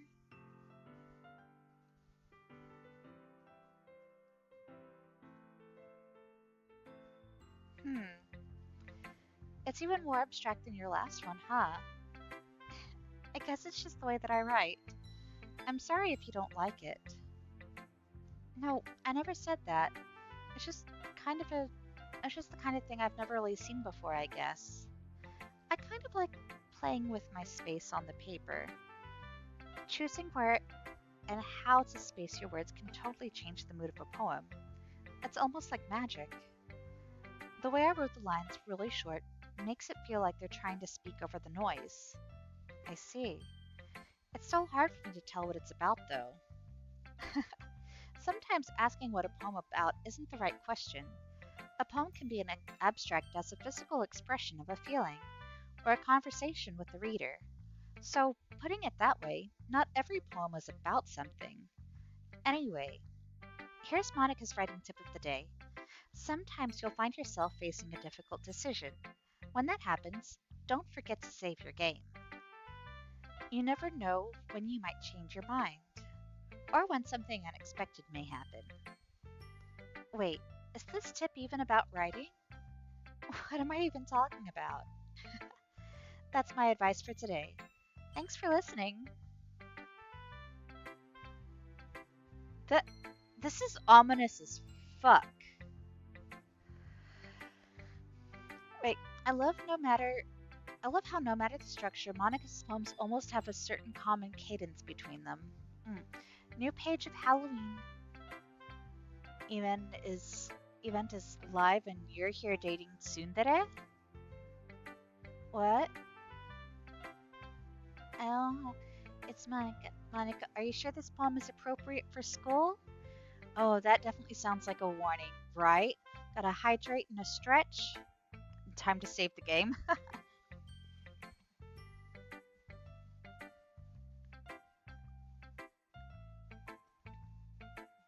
You know what? I kind of want to go through this round like without saving anything. Um, just to be like, I mean, aside from like whenever we're like saving to end for the streaming session, not, you know, I don't date anyone. But there's the hydrate. Are you gonna do the stretch? Mm, been lots of stretch redeems tonight, but it's kind of nice. And then once we finish stretching, we're gonna go ahead and take a trip to the kitchen to refill our water bottle because that hydrate just drained the last of ours. Whew, it was a good stretch. The floor. We do twisty twist one way, and then the other. Okay. Oh, and there's a posture check when I got back. You're gonna make all the tsunderes sad. Oh, I do it just to interrupt you because I'm a troll. Oh, honestly, I haven't been seeing it that way at all. I'm just like, you know what? Let's do the thing. Because the timings have actually been pretty good. So you're trying to be a troll, but you're actually being pretty helpful.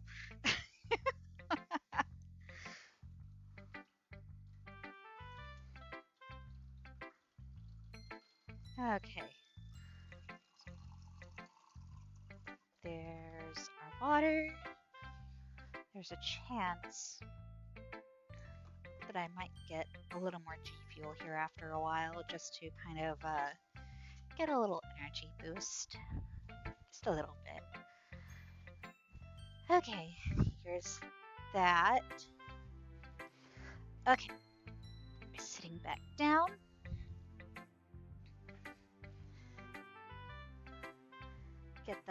Get that posture check in.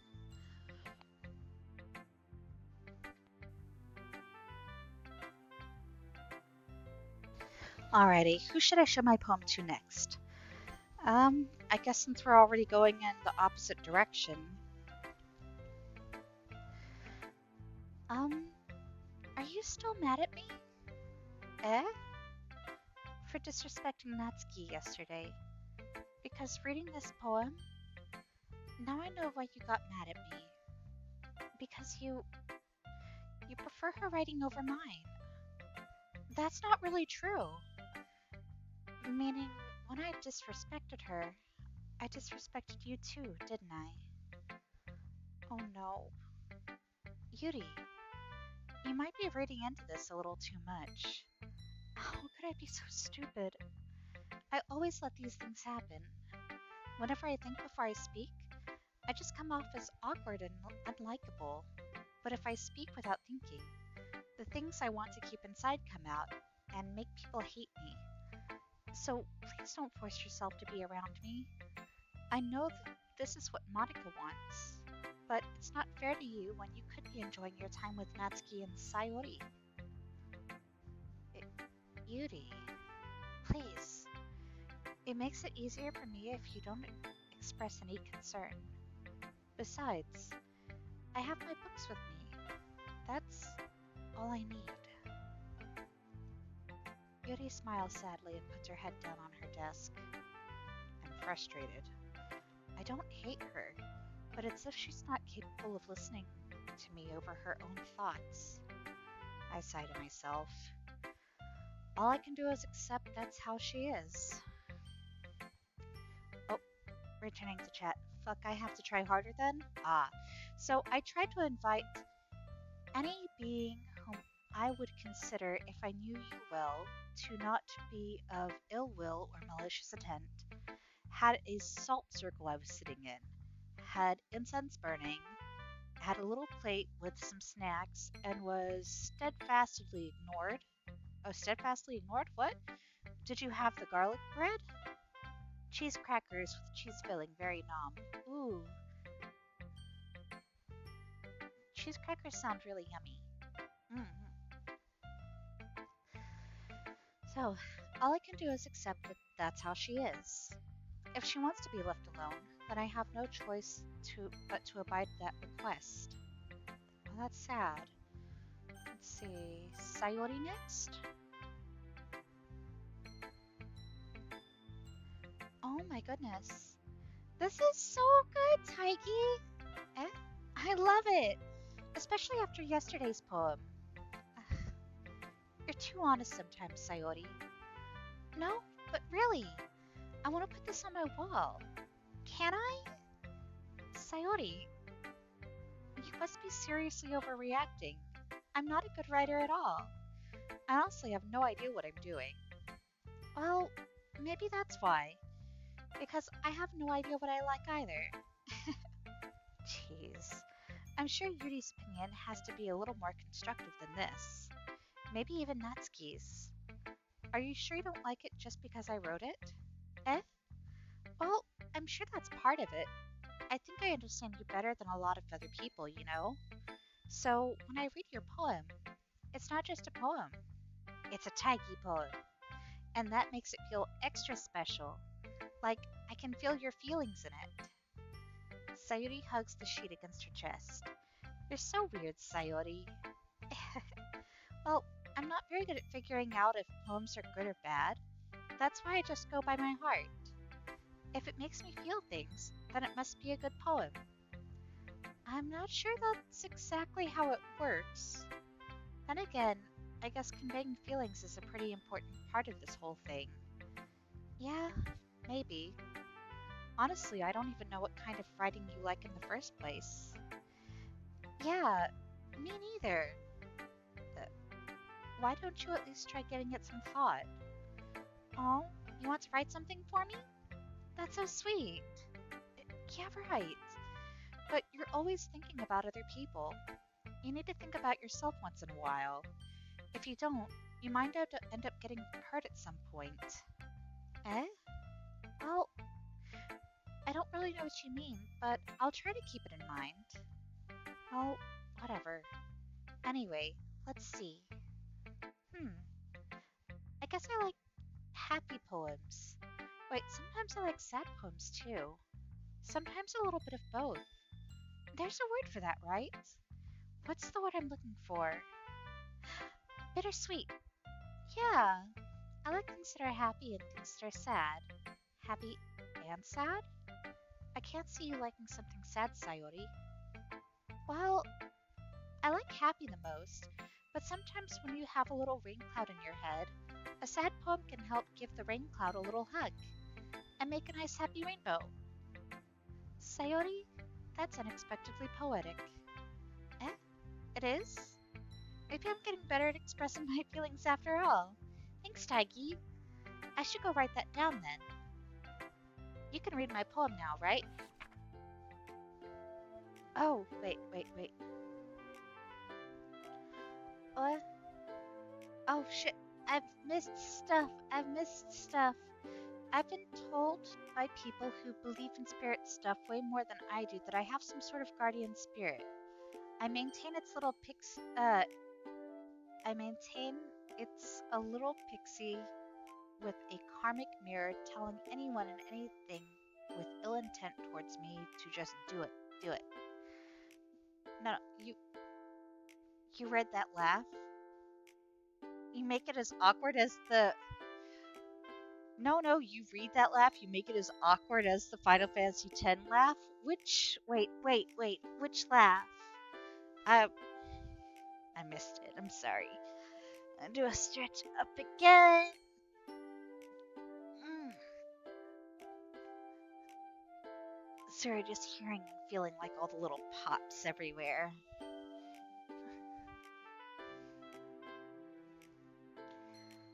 When I get up and move around and I stretch, I sound like fucking Rice Krispies. Ah, okay, let's see, what was next? Nagatoro is too obvious to be Tsun. She's more of a childish brat. Oh, wait, no, I missed it. Or, and take another one of these while you're at it. Um, let's see. I don't mind if it's cute Tsun like Miss Nagatoro. I hate the violent Tsun like Taiga or Akane Tendo. Ah, I no, I I actually really like Taiga. Um, and Akane was honestly Ranma had a lot of it coming. Um, on-screen celebration. Thank you for the on-screen celebration, Neb. I'm sorry I missed it. Nagatoro is too obvious to be Tsun. She's more of a childish brat. Then maybe I like brats rather than Tsun types. Jeez. You didn't read the laugh. Oh. I'll try harder next time, I'm sorry. Oh, though I like Dere Dere and Kudere a lot more. Nagatoro is obviously Nyadere. I see that celebration! Heck yeah! Taiga mellows out later, but isn't as bad as, say, Akane. She's especially bad in my honest opinion. Yeah. It's um honestly Ranma Half that was definitely a product of its time for sure. Um wait, and I've got to check out the laugh that y'all are talking about. Hold up. Talking about. Hold up. Let's see. Go over here, then over here, then oh, no. I know that laugh. I fucking know that laugh. Because I watched my brother play Final Fantasy X when it came out, and I fucking loved the sphere system that they had. Okay, which is why I was so surprised they remade Ranma Half. Wouldn't think people would be so interested. Honestly, whenever I heard that it was getting a remake, I was really, and still really am excited because I've watched the 5 episodes that have come out so far, and they're following it pretty well. But part of me's kind of wondering, uh, like how people approach the series nowadays without having any prior experience with it from from from the original, because that's what I had, kind of sort of growing up, like in my teens and later, Um, no, I'm not that old, but that's just the time frame, my age time frame when I happened to actually watch it for the first time. Um, but yeah, I love Rama and Inuyasha, but that author needs to learn what closure is and stop denying her readers. um, Rumiko Takahashi is the mangaka. Let's see, I want to watch any new content, martial arts cheerleading, and Rama falling for Ryoga. Oh, you know, confirmed Taigi is old. It, eh, at least, at least, at least I don't pretend to be younger than I am. I mean, you know, just Oh, okay, so I don't mean that. Maybe that came out the wrong way. That did not come out right. But um, mm, at least I don't lie about being old. There we go. Yeah, Rama had atrocious ending. Nothing was resolved. Literally, or nothing was solved. Literally nothing, despite having the perfect chances to do so. Right? Right? Ah. But like new content like that, like actual instead of remaking it how it was, maybe do like a modern take on it would have been a lot more interesting. But I'm still enjoying the remake for what it is though. Oh, Nep would know Net met Taiki. Ugh, I know. Oh shit, I missed that whole thing. I missed that whole thing.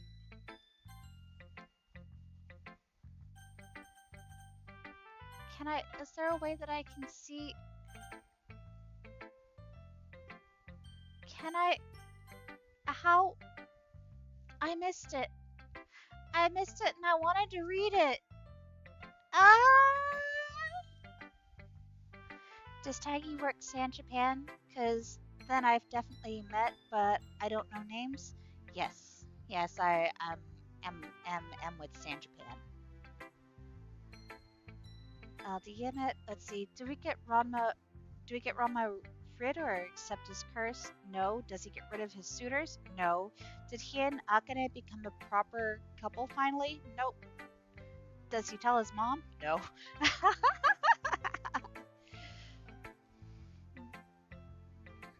But yeah, I need the poem because like I need the poem, but I need it without spoiling anything else. Because I don't want to do spoilers. I want this to be like as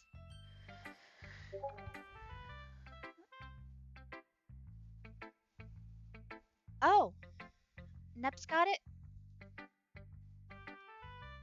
Oh, wait, wait, is that really like the entirety of the second poem? Really, really? Okay. I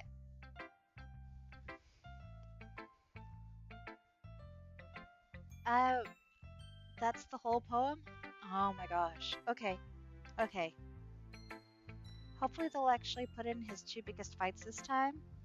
Oh, I never read the manga, so I'm not really sure what they left out in the original anime then. Okay, let's read this poem. Um, I'm I'm before I even start reading this out loud, I'm already a little bit like, wait, what? Because I didn't see it at all the previous one before I clicked off the screen. Uh, is this really? Hold up.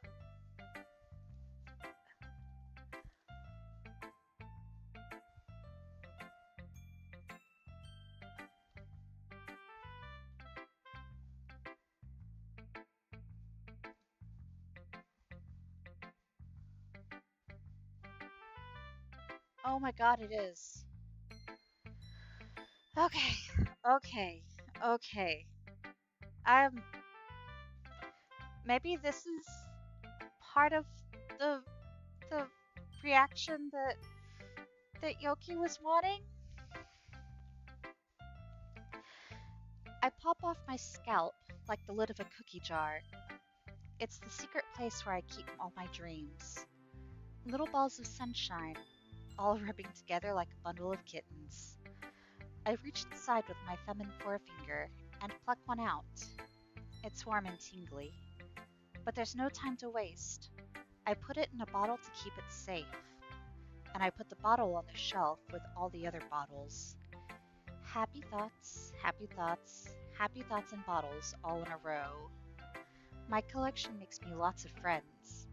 Each bottle is starlight to make amends. Sometimes my friend feels a certain way. Down comes a bottle to save the day. Night after night, more dreams. Friend after friend, more bottles. Deeper and deeper my fingers go, like exploring a dark cave, discovering the secrets hiding in the nooks and crannies. Digging and digging, scraping and scraping. I blow dust off my bottle caps. It doesn't feel like time elapsed. My empty shelf could use some more. My friends look through my locked front door. Finally, all done. I open up and in come my friends. In they come in such a hurry. Do they want my bottles that much? I frantically pull them from the shelf, one after the other, holding them out to each and every friend, each and every bottle. But every time I let one go, it shatters against the tile between my feet. Happy thoughts, happy thoughts, happy thoughts in shards all over the floor. They were supposed to be for my friends who aren't smiling. They're all shouting, pleading, something. But all I hear is echo, echo, echo, echo, echo inside my head. Um, Now I understand the holy crap. Sayori, did you really write this? Of course I did. Didn't I tell you yesterday I was going to write the best poem ever? Yeah, but I didn't expect something like this coming from you. Monica taught me a whole lot, and I've been really in touch with my feelings recently. I see that. It's almost kind of creepy. Creepy? Well, not exactly. Maybe because I'm so used to you being cheerful.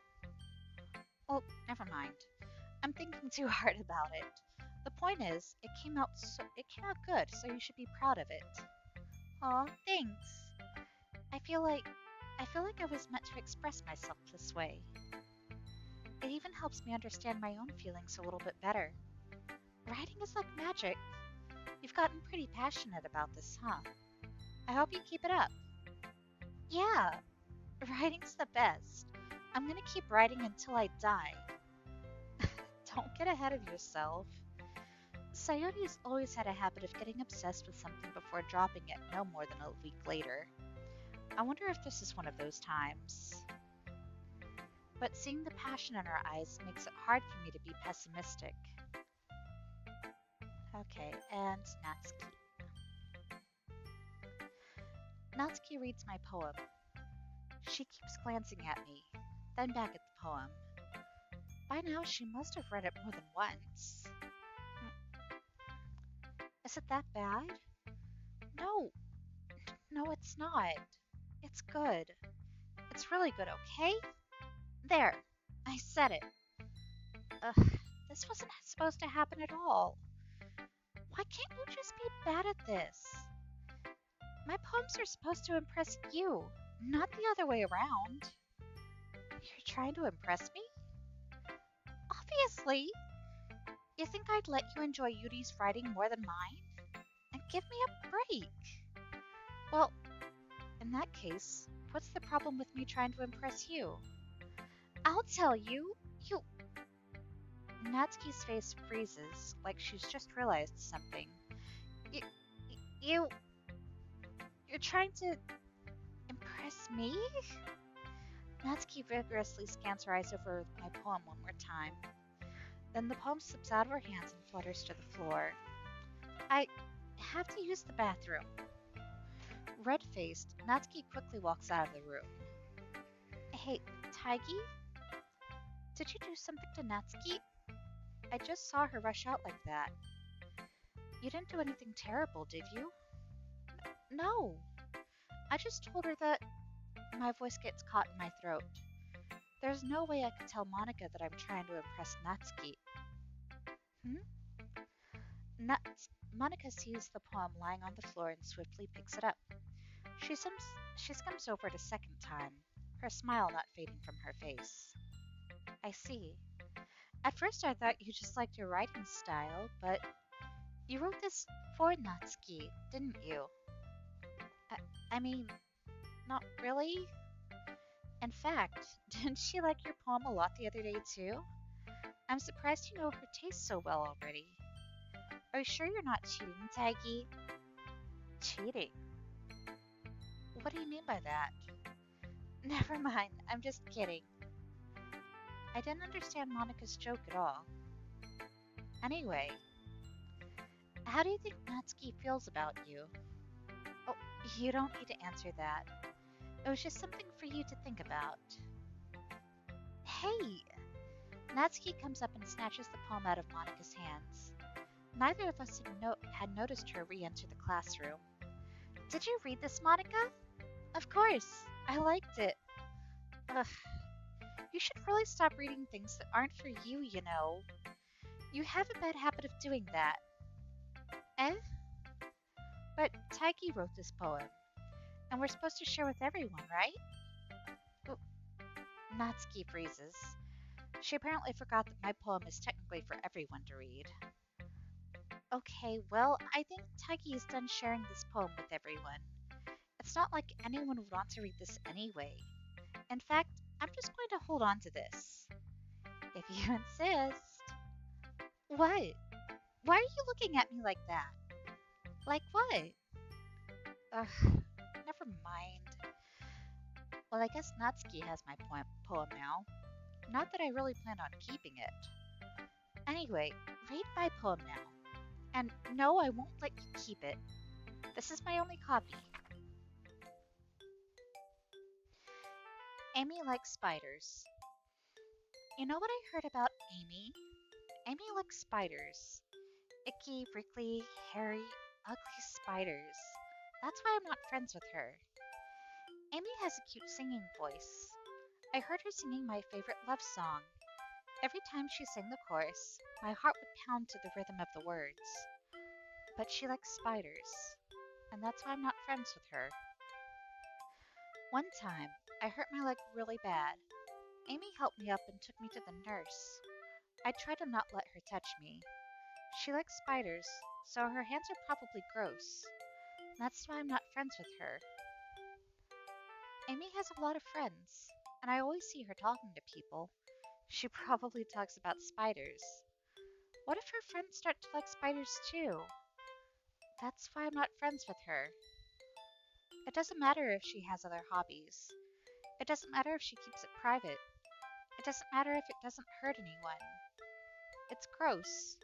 She's gross. The world is better off without spider lovers. And I'm gonna tell everyone. That Natsuki, not bad, right? It's quite a bit longer than yesterday's. Yesterday's was way too short. I was just warming up. I hope you didn't think that was the best I could do. No, of course not. Anyway, the message is pretty straightforward in this poem. I doubt I have to explain it. Sometimes you can explain complicated issues with much simpler analogies, and it helps people realize how stupid they're being. Like, anyone would agree that the subject of this poem is an ignorant jerk. Do you know people like that? Of course. It's not how everyone thinks might. That doesn't matter. It can be about anything. I wrote it to be easy to relate to.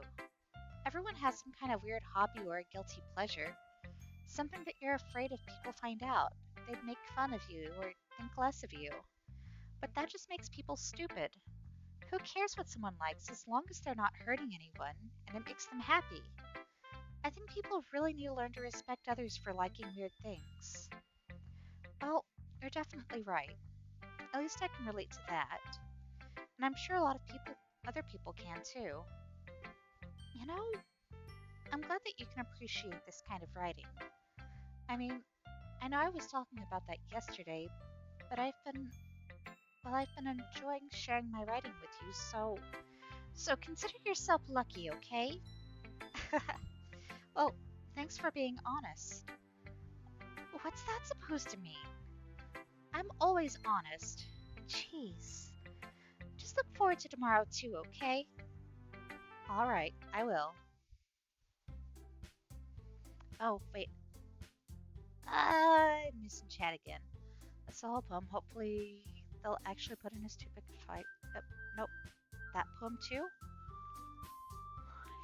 Yeah. Okay, everyone. We're all done reading each other's poems, right? I have something extra planned today, so if everyone can come sit at the front of the room.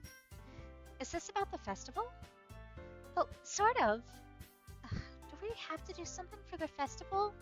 It's not like we can put together anything good in just a few days. We'll just end up embarrassing ourselves instead of getting any new members. That's a concern of mine as well. I really don't do well with last minute preparations. Don't worry so much. We're going to keep it simple, okay? We won't need much more than a few decorations. Sayori has been working on posters, and I've designed some pamphlets that we can give out during the event. Okay, that's great at all, but that doesn't tell us what we're actually going to be doing for the event. Oh, sorry, I thought you heard about it already. We're going to be performing. Performing? But, Monica? Yeah, we're going to be having a poetry performance. Each of us are going to choose a poem to recite during the event. But the cool part is, we're also going to let anyone else come up and recite poems too. Sayori's putting it all on all the posters just in case anyone wants to prepare ahead of time. Sayori, who's been coloring a poster, holds it up for us to see. Are you kidding me, Monica? You didn't already start putting up these posters, did you? Well, I did. Do you really think it's that bad of an idea? Well, no. It's not a bad idea. But I didn't sign up for this, you know. There's no way I'm going to be performing in front of a group of people like that. I agree with Natsuki. I could never in my life do something like that. Imagining it, Yuri shakes her head in fear. Guys! No, Sayori, I understand where they're coming from. Remember that Natsuki and Yuri have never shared their poems with anyone until just a couple days ago. It's a lot to ask for them to recite their poems out loud to a whole room full of people. I guess I kind of overlooked that. I'm sorry. But I still think we should give it our best. We're the only ones responsible for the fate of this club. If we start the event and each put on a good performance, then it'll inspire others to do the same. And the more people who perform, the better we'll be able to show everyone what literature is all about. Yeah, it's about expressing your feelings, being intimate with yourself, finding new horizons, and having fun. That's right. And it's those reasons that we're all in this club today. Don't you want to share that with others? To inspire them to find the same feelings that brought you here in the first place? I know you do. I know we all do. And if it all takes standing in front of the room for 2 minutes and reciting a poem, then I know you can do it. Natsuki and Yuri remain silent. Sayori looks worried. I guess that leaves me no choice. I agree. I don't think it's too much to ask. I think that Sayori and Monica have been trying really hard to get new members. The least we can do is help them out a little bit. Well, maybe, but... It looks like Natsuki doesn't have any arguments left. Okay, fine. I guess I'll just have to get it over with. Alright. Whew. Thanks, Natsuki. What about you, Yuri? Yuri dejectedly glances around at everyone else's expectant faces. I guess I really don't have a choice. That's everyone. You're the best, Yuri. This club is seriously going to be the death of me.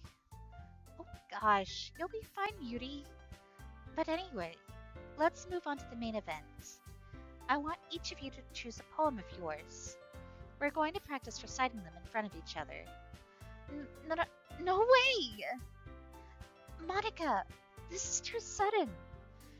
Well, if you can't recite your poem in front of the club, how do you expect to do it in front of strangers? Oh no. Don't worry. I'll start off to help everyone feel a little more comfortable. Can I go next? Of course. Now, let's see. Monica flips through her notebook to a specific poem she has in mind for herself. She then stands behind the podium. The title of this poem is The Way They Fly. I'm going to have some water before we do this.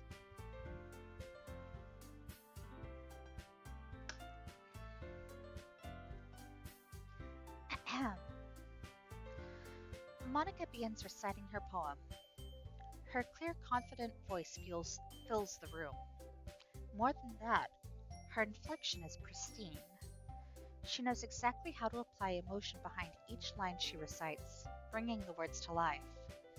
Is this something she's done before, or is she simply a natural? I glance around me. Everyone has their eyes on Monica.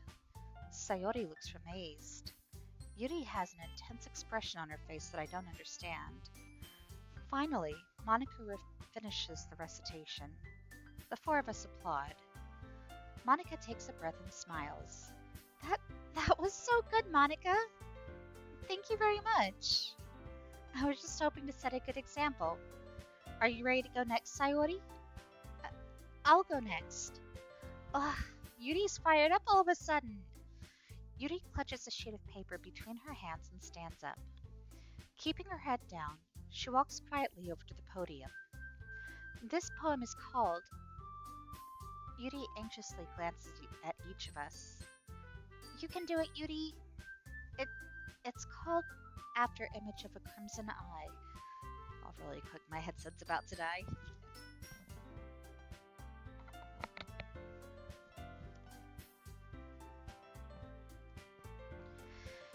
Yuri's voice shakes as she starts reading the poem. Just a moment ago, she practically refused to do this. Why is she suddenly putting in so much effort? As Yuri gets past the first couple of lines, her voice changes. It's almost like what happens when Yuri gets absorbed into her books. Her quivering words transform into the sharp syllables of a fierce and confident woman. The poem is full of twists and turns in its structure that she enunciates it with perfect timing. This must be a rare glimpse into the whirling fire Yuri keeps concealed inside her head. Suddenly, she's finished. Everyone is stunned. Yuri snaps back into reality and glances around her as if she'd bewildered even herself. It's up to me to save the situation. I'm the first to start applauding. Everyone joins me afterward, and we give Yuri the recognition she deserves. It's not that we didn't want to applaud for her, but we were caught so off guard that we must have forgotten. As we applaud, Yuri holds the poem to her chest and rushes back into her seat. Yuri, that was really good. Thank you for sharing. It looks like Yuri is down for the count. Okay, I guess I'm next then. Sayori hops out of her chair and cheerfully walks to the podium. This one's called My Meadow. Ah. Sorry, I giggled. Sayori, it's a lot harder than I thought. How did you guys do it so easily? Try not to think about it like you're reciting to other people. Imagine you're reciting it to yourself, like in front of a mirror, or in your own head. It's your poem, so it'll come out the best that way. I see. Okay then. Sayori begins her poem. Somehow it feels like her soft voice was made as a perfect match. The poem isn't aimlessly cheery like Sayori is. It's serene and bittersweet. If I were to read this on paper, I probably wouldn't think much of it. But hearing it come from Sayori's voice almost gives it a whole new meaning. Maybe this is what Sayori meant when she said she likes my poems. It's like I get to reach more deeply into someone I thought I knew through and through. Sayori finishes and we applaud. I did it. Good job, Sayori. Even Taigi liked it. I guess that's a good sign. What does that even mean? It came out nicely, Sayori. The atmosphere of the poem fits you really nicely. But I think that might be other poems wouldn't work quite as well with that kind of delivery. I don't really understand. In other words, I've seen poems of yours where that sort of gentle delivery wouldn't work as well. They might need a little more force behind them, depending on what you're reading. Oh, I know what you mean. Well, I've been practicing that kind of thing. It's just embarrassing to do in front of everyone. Then next time, I'm going to make you pick a poem that challenges you a little more. We don't have much time before the festival, you know. Okay. Now, who's next? Natsuki? Hmm. Don't make me go before Taigi. It's not like I can compare to you guys anyway. Might as well let Taigi lower everyone's standards a little before I have to do it. Natsuki. It's fine. I might as well get it over with. But it's not like I have much of a selection of what to read. I'll just have to go with what I wrote for today. I stand up and step in front of the podium. Everyone has their eyes on me, making me feel terribly awkward. I recite my poem. Since I'm not exactly confident in my own writing, it's hard to put energy into it. Despite that, once I finish, I receive applause anyway. Sorry, I'm not really as good as everyone else. Don't worry about it so much. I think it's less about your abilities and more about your lack of confidence in your writing. That's something that'll improve over time, though. Yeah, maybe. All right then. That just leaves you, Natsuki. Yeah. I'm going. Natsuki begrudgingly gets out of her chair and makes her way to the podium. The poem is called. It's called. Why are you all looking at me? Because you're presenting. Hmm. Anyway, the poem is called Jump. Natsuki takes a breath. Once she starts reciting the poem, her sour attitude disappears a little. While she's still a little unenthused, her poem has a rhythm and rhyme to it. It's Natsuki's trademark style, and it works surprisingly well when spoken aloud. The words feel like they bounce up and down, as if giving life to the poem. Natsuki finishes, and everyone applauds. She huffs back to her seat. That wasn't so bad, was it? Easy for you to say. You'd better not make me do that again. Well, do you at least feel prepared enough to recite a poem in front of other people? I mean, doing it in front of other people would be way easier. I can put on whatever face I want for other people, but when it's just my friends, it's just embarrassing. That's a surprise, Natsuki. I would think it would be the other way around for me. Well, that's just how it is, so, well, I guess in that case, we won't have much to worry about for the festival. That said, I want to thank everyone for coming through. It might be hard, but I hope that you all have have an idea of what it's like now. Make sure you pick a poem and get enough practice before the festival, okay? I'll be making pamphlets, so let me know ahead of time what you'll be reciting. Jeez, I should probably find some other poem to recite instead. That's fine too. It doesn't have to be your own. I'm already pleasantly surprised that you're putting in all this effort for the club. It makes me really happy. Yeah, no problem. Okay, everyone, I think that's about it for today. I know the festival is coming up, but let's try to write poems for tomorrow as well. It's been working out really nicely so far, so I'd like to continue that. As for the festival, we'll finish planning tomorrow, and then we'll have the weekend to prepare. Monday's the big day. I can't wait. I can do this. I can do this. All right. I stand up. There's no way I'll be able to find the same enthusiasm as Sayori and Monica, but I'll do my best to get through it.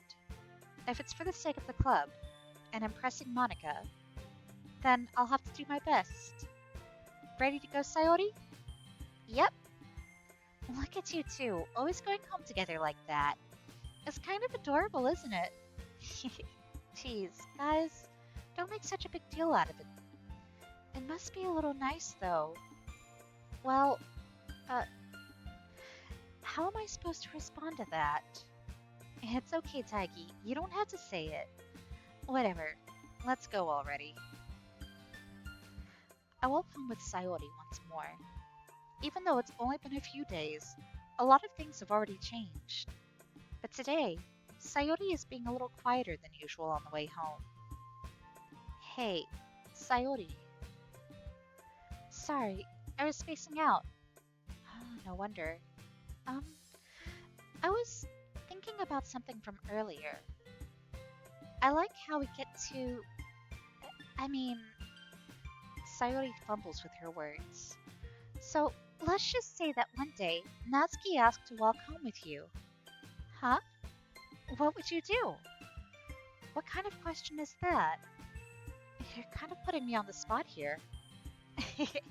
Well, um, hmm. Sayori is shy. Also, fun fact, Sayori writes in hashtag font. Ah, it's time to bork it, people. Oh, and then hydrate. Hydrate now.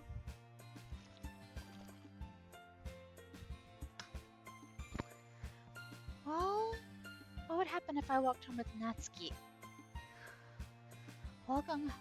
Walking home with Natsuki, huh?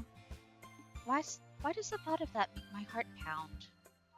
I mean, I think I would be afraid of what she'd do to me if I turned her down. Isn't she so cute and fun to be around?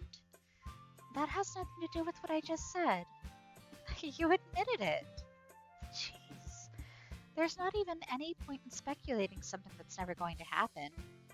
Well, maybe. But I just like to think about it. It's not long before you won't need me anymore, you know? Need you? Sayori, I can't figure out how you're seeing things in your head right now. Sorry, everyone is different. Nobody in the club is a replacement for you. Hmm? If you say so. The conversation trails off and I'm left feeling awkward. It was kind of her fault for trapping me with such a weird question. I can't just lie to her.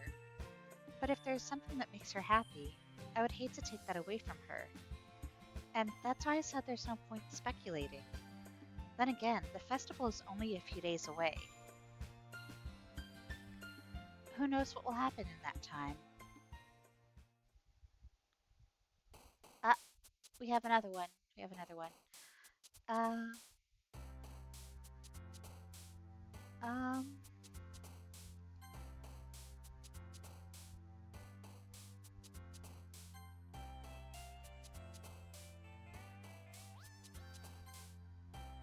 I'm trying to remember. Oh, shit.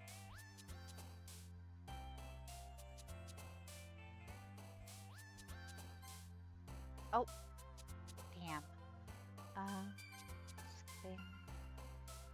Marshmallow. Milk? Playground?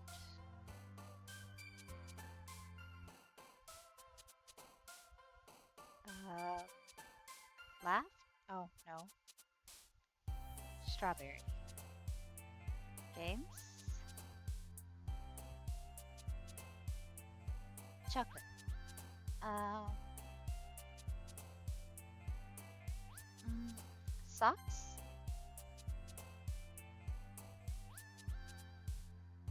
Uh, flying. Oh, uh, skirt? Lollipop. Bunny. Um, nipple? Hua? Okay. Oh man, I'm the last one here again. Don't worry, I just walked in too. Were you practicing piano again? Yeah. You must have a lot of determination. Starting this club and now picking up piano? Well, maybe not determination, but I guess passion. Remember that the club wouldn't be here if it wasn't if it wasn't for all of you. And I'm super happy that you're all willing to help out for the festival too. Yeah, I can't wait for the festival. It's gonna be great. Eh? Weren't you complaining about it just yesterday, Natsuki? Well, yeah. I'm not talking about our part of the festival, But it's a whole day of school where we get to play and eat all kinds of delicious food. You sound a bit like Sayori all of a sudden. Monica, do they usually have fried squid? Squid? That's a pretty specific thing to look forward to. Oh, come on. Are you saying you don't like squid? You, of all people? I didn't say that I don't like it. Besides, what do you mean by you of all people? Because it's right in your name. Monica. Eh? That's not how you say my name at all. Also, that joke makes no sense in translation. I got it. Eh? Never mind. Let's just focus on our own event for now, okay? Fine, fine. Your reactions aren't as fun as Yuri's or Sayori's anyway. Excuse me. Where is Sayori anyway? Oh, there you are. Sayori is sitting at a desk in the corner of the room, looking down at nothing. I'll walk over to her. Hey, Sayori. I wave my hand in front of her face. Eh? You're spacing out again. Ah, sorry. Don't mind me. You can go talk to everyone else. Huh. Is everything all right? Of course. Why wouldn't it be? It just feels like you're a little off. Sorry for assuming things.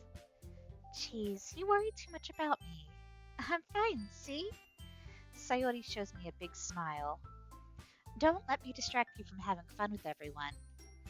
Well, alright. If you say so. I worriedly glance at Sayori before turning back toward everyone else. But the conversation has already dispersed, and with everyone back at their usual activities, maybe I should ask Monica if she's noticed anything about Sayori recently. Since they've been preparing for the festival, they must be spending a lot of time together. I timidly approach Monica, who's shoveling through some papers at her desk. Taigi, what's up? Hey, this might sound a little strange, but have you noticed anything up with Sayori recently? Anything up with her? In what way do you mean? Maybe I'm reading into it a little too much, but she seems a bit downcast today. Oh, you think so? I can't say I've noticed anything about her. Monica peers across the room at Sayori, who is idly dragging a rubber eraser up and down her desk. Maybe there's something on her mind. But I'm surprised I'm not the one asking you, Taigi. You certainly know her a lot better than I do. Yeah, but she's never really like this. She's always talked to me about things that bothered her. But this time when I asked her, she was really dismissive. Sorry, I know it's not your problem. I just wanted to ask if you knew anything, so I'll drop it now. No, it's important to me too. I mean, I'm also friends with her, and I also care about the well-being of my club members, you know? Maybe I'll try talking to her myself. Are you sure about that? She seemed like she wanted to be left alone. Are you sure? Maybe she just has a hard time of bringing it up with a person of interest.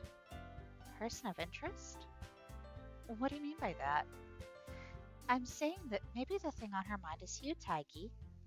Me? How on earth would you come to that conclusion? Well, I probably shouldn't say too much, but Sayori talks about you more than anything else, you know? Eh? She's been so much happier ever since you joined the club. It's like an extra light was turned on inside of her. What? No way. Sayori is always like that.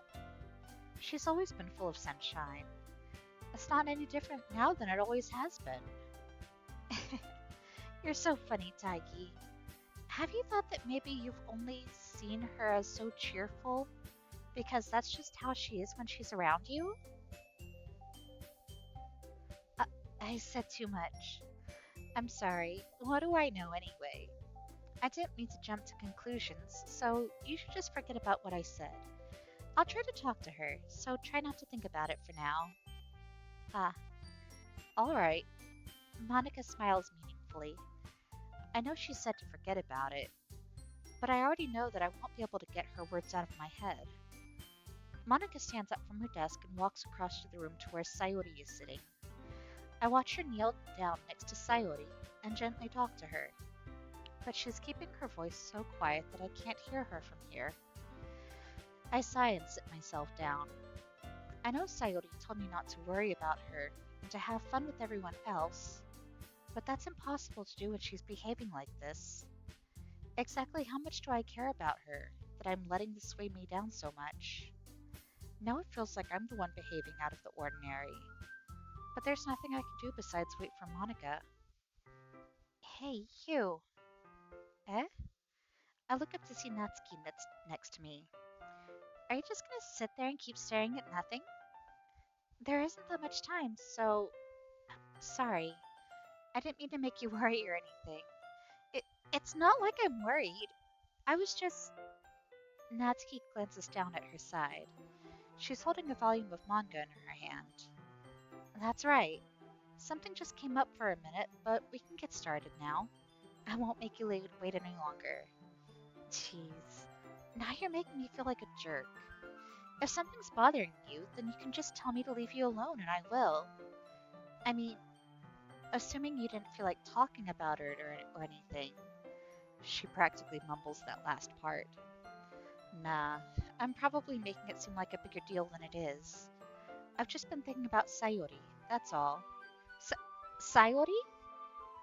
Thinking about her? Yeah, she seems pretty down today, but she didn't want to admit it to me. So I can't help but wonder if something happened to her. Oh, Natsuki exhales. Well, first of all, you should really work on your phrasing. But anyway, you're her best friend, right? Yeah, I guess so. Yeah, then in that case, I think you should trust her a little more. If she needed you, then then you would be the first person she would go to, right? Well, I guess that's true. I mean, some people just have those days. You can't always avoid it. If anything, she probably doesn't want you to worry about her because it's not important. Yeah, that's kind of what she said to me. Maybe it's not right for me to go against her wishes. Exactly. If she needs you to worry about her, then it'll be a lot more obvious. Yeah, I should have thought of it that way from the start. Natsuki fiddles with the book she's holding in her hands. She she really means a lot to you, doesn't she? Uh, don't get the wrong idea or anything. We've just been friends for a long time. It's normal to be worried about your friends. I mean, you were worried about me, so I was not. Jeez. If you're fine, then let's hurry and get started already. Yeah, yeah. Okay, everyone. After some time passes, Monica calls out to the club room. Why don't we share our poems now? Before I know it, everything is back to normal. Everyone goes to retrieve their poems, and I do the same. I make eye contact with Monica, and she smiles at me. I wonder what she was talking about with Sayori. We're actually going to go and order it from top to bottom this time.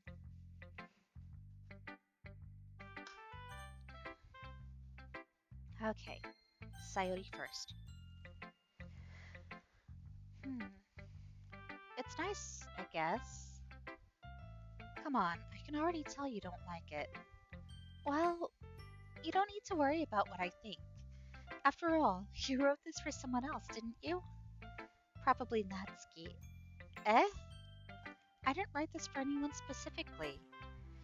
Maybe that's not what I meant though. But it's okay. You're making new friends just like I was hoping. That makes me really happy.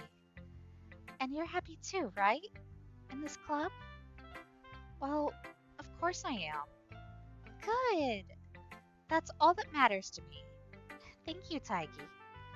Sayori, is there something wrong? Huh? No, nothing. I'm just a little tired today. All right. Just let me know if you need anything. I will. Don't worry about me, okay? You can go play with everyone else now, if you insist. Yay! I'm just gonna go home a little bit early today. Sayori, tell Monica I wasn't feeling well, okay? I'll see you tomorrow. Before I can say anything else, Sayori cheerfully walks out of the classroom humming to herself. Um, I guess Natsuki next? Let's see. You're certainly enthusiastic today. Of course. You know I like your writing. I'm just surprised. It seemed like you had a lot of trouble admitting that before. Well, well, of course. I just had to put you in your place a little bit. It's not like, I mean, it's not like I was shy or anything stupid like that. Or jealous. I really wasn't jealous. Just because you happen to be a good writer. That's a dumb thing to get jealous about. Natsuki. What? You're not very confident in your writing, are you? Eh? What are you talking about? My writing is obviously the best. Right? It took me a while to figure out, but I think I finally did. Maybe Natsuki acts so arrogant because she's trying to make up for her own insecurities. If she acts like she's the best, then other people might think that way too. Right? Taigi, please just tell me you like my poems. I don't care if you hate them. Just please tell me I'm the best. I'm just I just really need to hear that from someone. I know I sound stupid, but there's a reason I never shared my poems before this. Natsuki, because nobody ever takes me seriously. What's the point in sharing my poems if people just laugh and say, "That's so cute, just like you, Natsuki." Sometimes I don't want to be cute, but nobody understands that. I try really hard when I write. The style doesn't matter. The emotions are there. Why can't anyone see that? I just want. Natsuki trails off. Maybe it's because her lips started to quiver. I look down. Her fists are clenched really tightly. Hey, Natsuki, if you're not careful, you'll rip your own poem. I gently grab the poem with my own hand until she relaxes her grip on it. I place it flat on the desk and smooth out the wrinkles that she put on into it. D- don't read it! Before I can pick it back up, Natsuki snatches the poem up from the desk. It's not any good.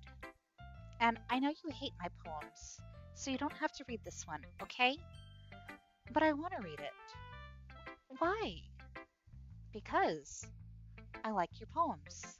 I really do. Why would I judge you for your style? It's not like my own style is anything crazy.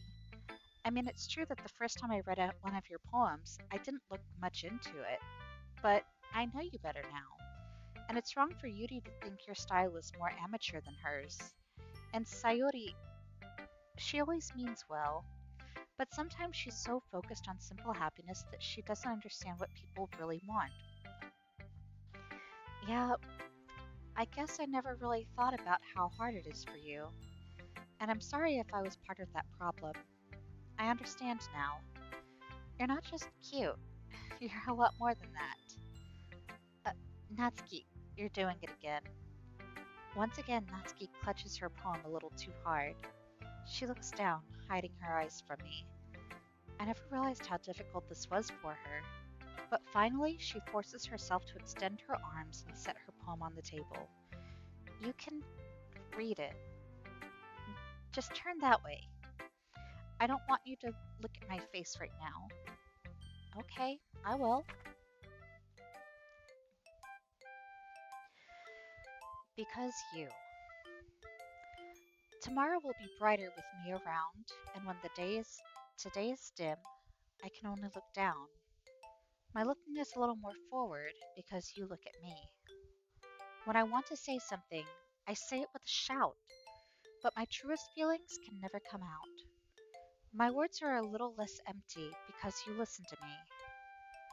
When something is above me, I reach for the stars. But when I feel small, I don't get very far.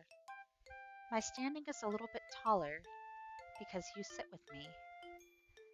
I believe in myself with all of my heart, but what do I do when it's all torn apart? My faith is a little bit stronger because you trusted me. My pen always puts my feelings to the test. I'm not a good writer, but my best is my best. My poems are a little bit dearer because you think of me. Because you, because you, because you. Why are you looking at me like that? If you don't like it, then just say it. I I won't get mad. No, it's not that I don't like it. It's just it was just a little surprising to read. I guess I'm not used to hearing such nice things coming from you. Don't just say that, dummy. What do you think the point of writing is? Expressing things that you can't just say? Yeah, I understand. I'm sorry for missing the point sometimes. I always mean well, and I'm happy that you showed this to me. I liked it. Well, yeah, I'm a pro, so Natsuki mumbles, completely failing to sound confident like she usually does. Just remember that I can think these things sometimes too. You know, when you're nice to me, it's meaningful. Oh, I'm glad. Sensing Natsuki is satisfied, I start to hand the poem back to her. But as I do so, Natsuki takes my hands and pushes them back away. Her small, soft hands surprise me with their assertion. I don't want it. Eh? Why not? I just don't. Jeez. I realize what Natsuki is doing. Unable to be honest, she's trying to give me the poem in a roundabout way. Well, in that case, I'm going to keep it. Instead of teasing her, I choose to go along with it. Good. If you didn't, I would. Never mind. Just. I'm glad that you want it. Natsuki backpedals on her words and leaves it at that. Despite her best efforts to hide her expression, I can see her faintly smiling to herself. That's all for now, so go put it away before someone sees it, okay? Uh, yeah, I'll go do that. With that, I return to my seat so I can put away Natsuki's poem. Oh, Morgan said, does anyone else really like listening to Taigi talk? Thank you. It, I'm not blushing, you're blushing, okay? Okay? Okay. Glad we understand. Yeah. Okay. So Yuri is next.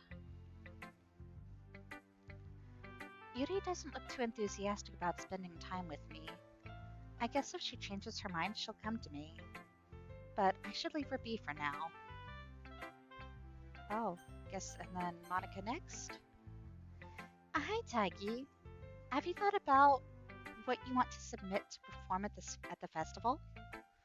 Well, being in this club is one thing, but performing in front of a bunch of people, I'll have to give it some more thought.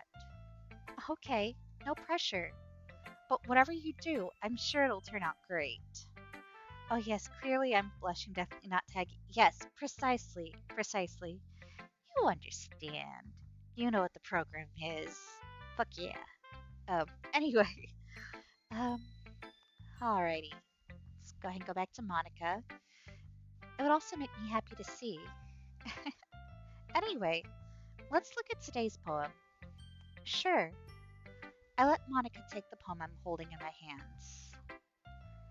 Sticking with the Natsuki style once more, I see. Hmm. You really like Natsuki, don't you? That's.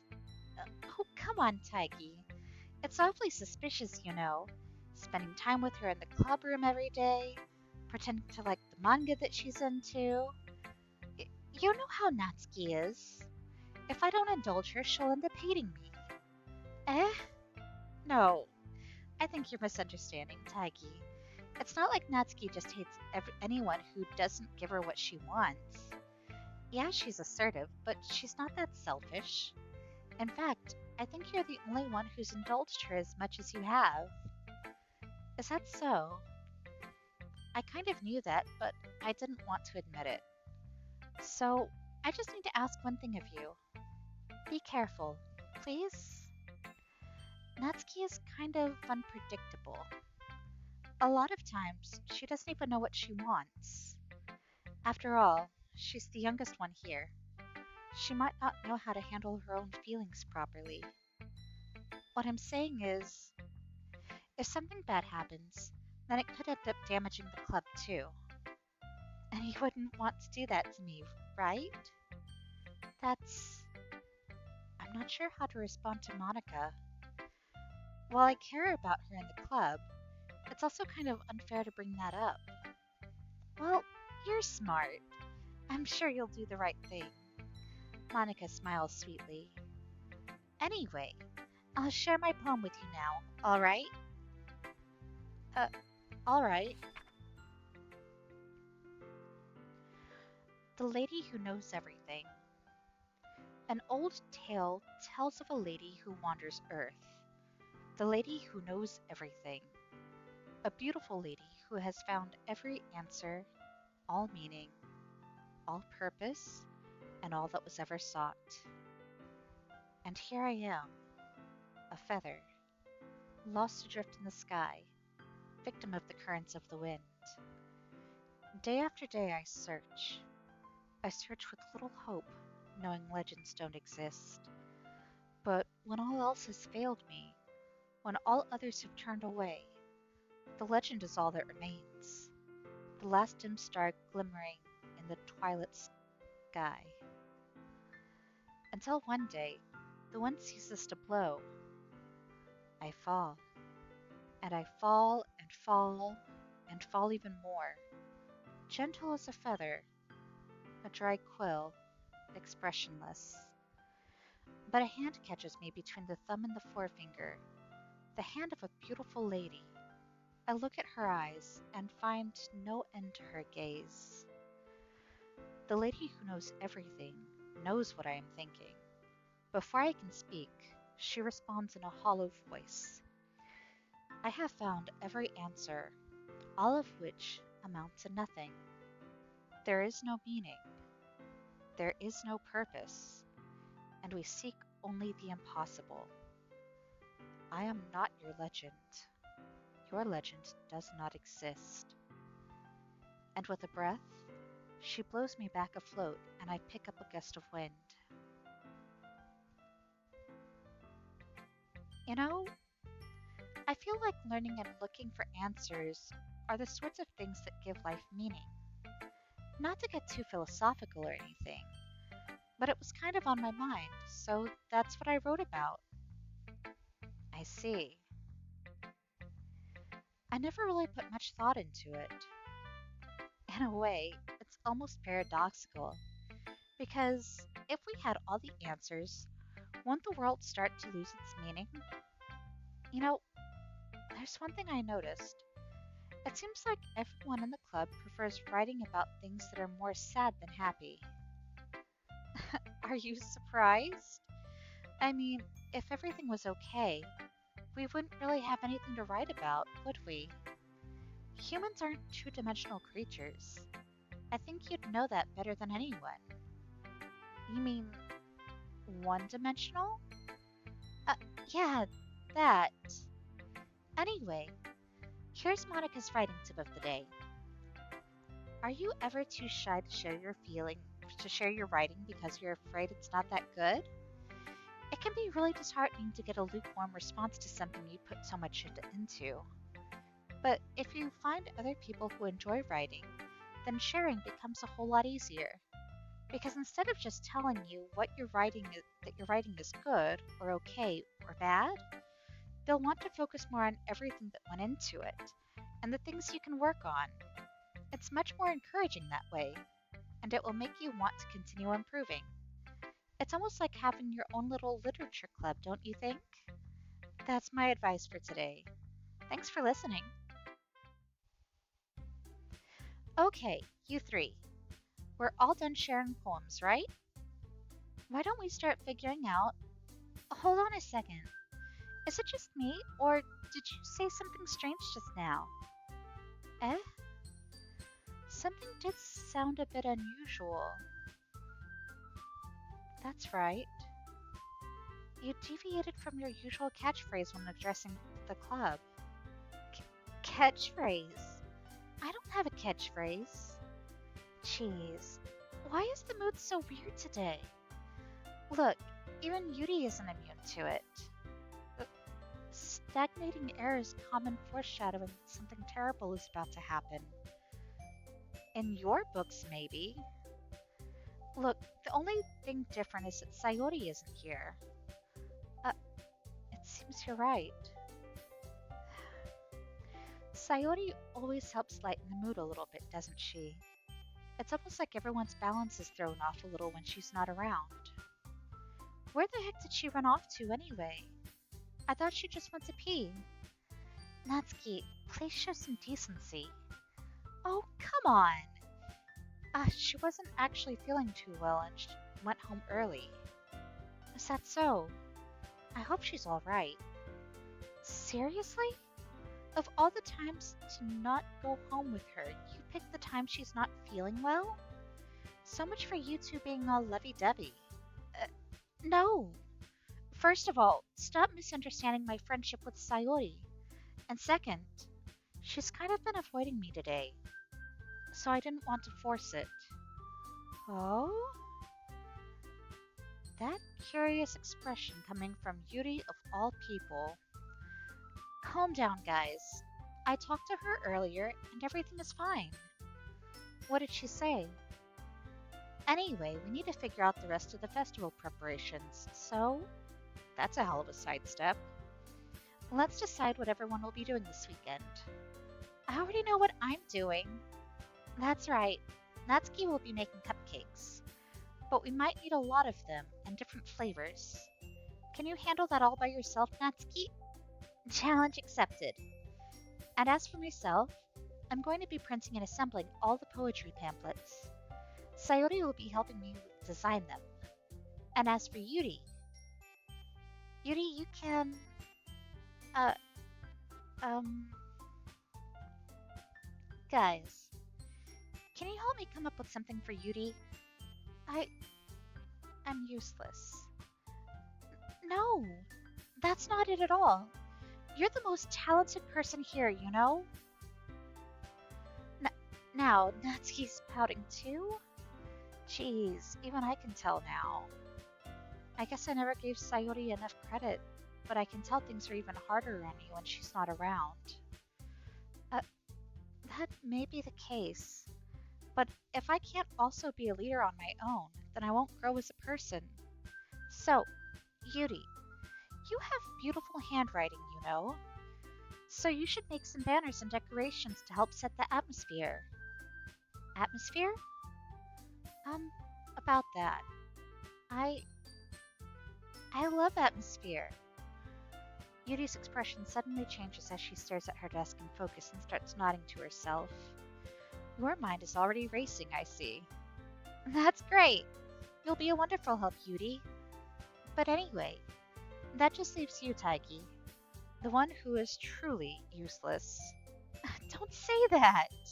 In fact, both Natsuki and Yuri have some pretty heavy tasks to handle. It would probably go a long way to give one of them a hand. You could always help me out as well.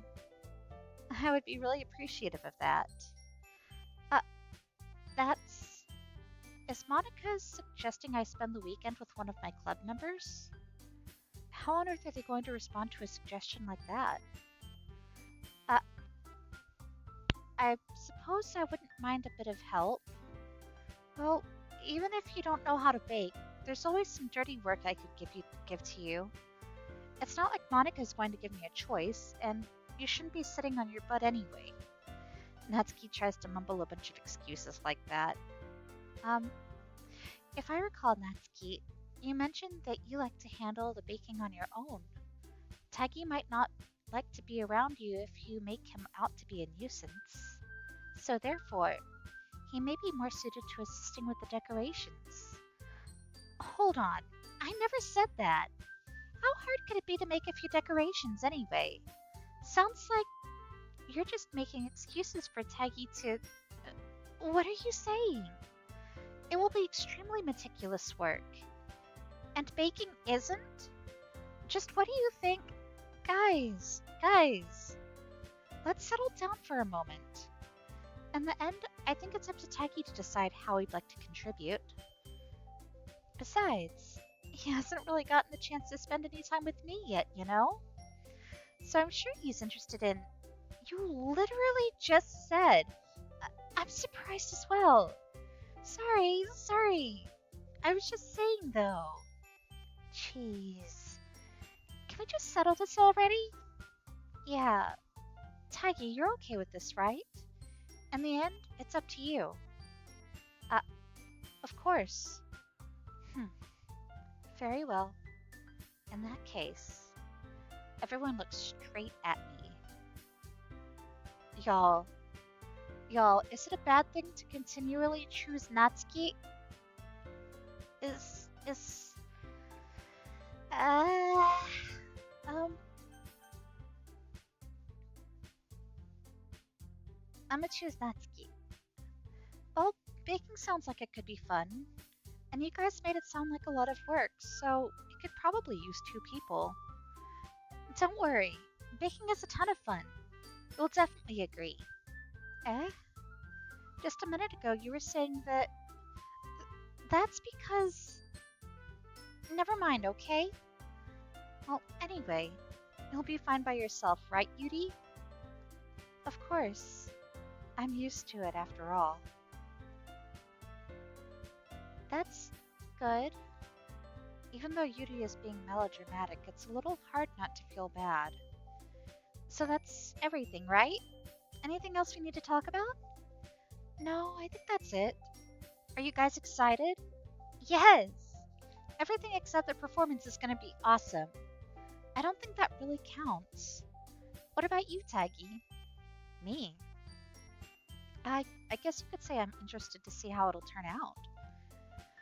That's good enough for me. And what about you, Yuri? Yuri?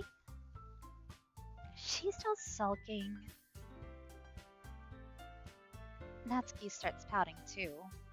It's not, I mean, it's not that big of a deal or anything. Well, it might not just be that.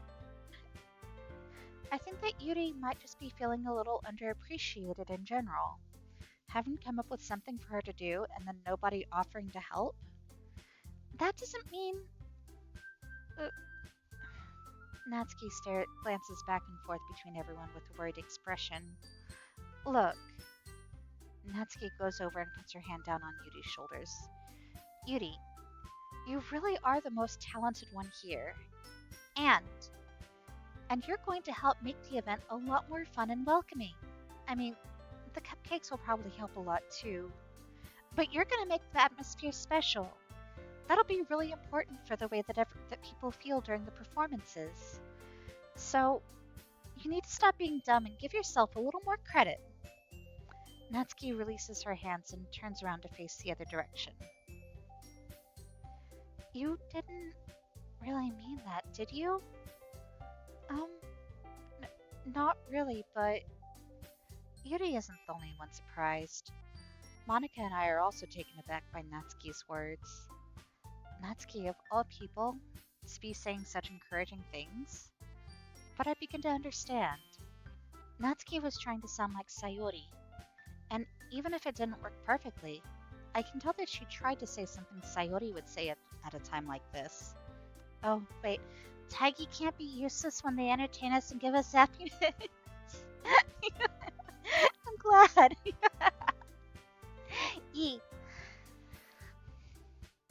See, because Sayori always helps everyone smile and feel good about themselves.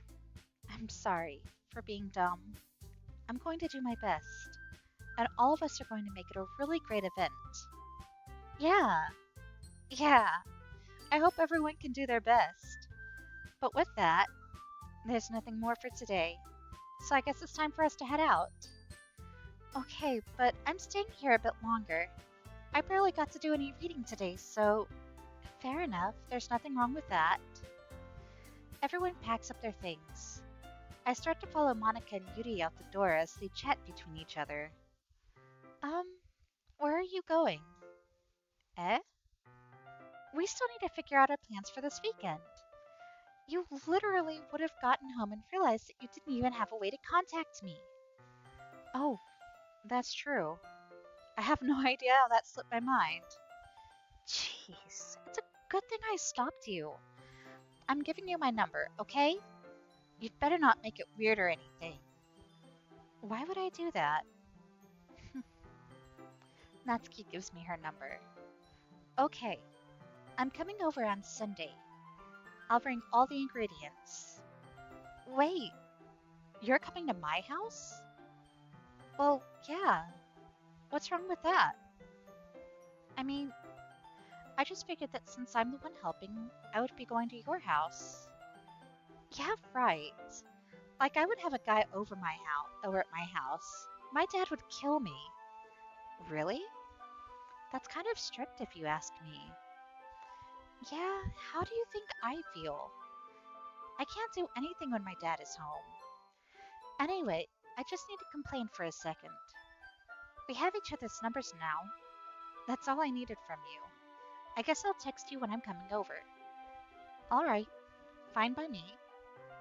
Yeah, I'm really gonna show you why I love baking so much. So you'd better look forward to it. Oh? Didn't you say you were just going to give me the dirty work? Well, I was just saying that. It's not like I could act like, in front of everyone, that I was looking forward to this. Wait, really? Well, kind of. Just because I never got to bake with someone else before. That's all it is. So, alright, I get it. Sorry for overreacting. Anyway, I'll be heading out now. See you on Sunday. Uh, never mind. I can't believe this. Natsuki is going to be coming to my house on Sunday? My anxiety shoots through the roof. Even though I've gotten pretty used to handling her at this point, there's no telling what might end up happening when we're outside of school. More than that, she told me that she was looking forward to it. Is this a chance I have to make something happen between us? Or is it too early for that? Only time will tell. Until then, I won't be able to take my mind off it. I seriously can't wait.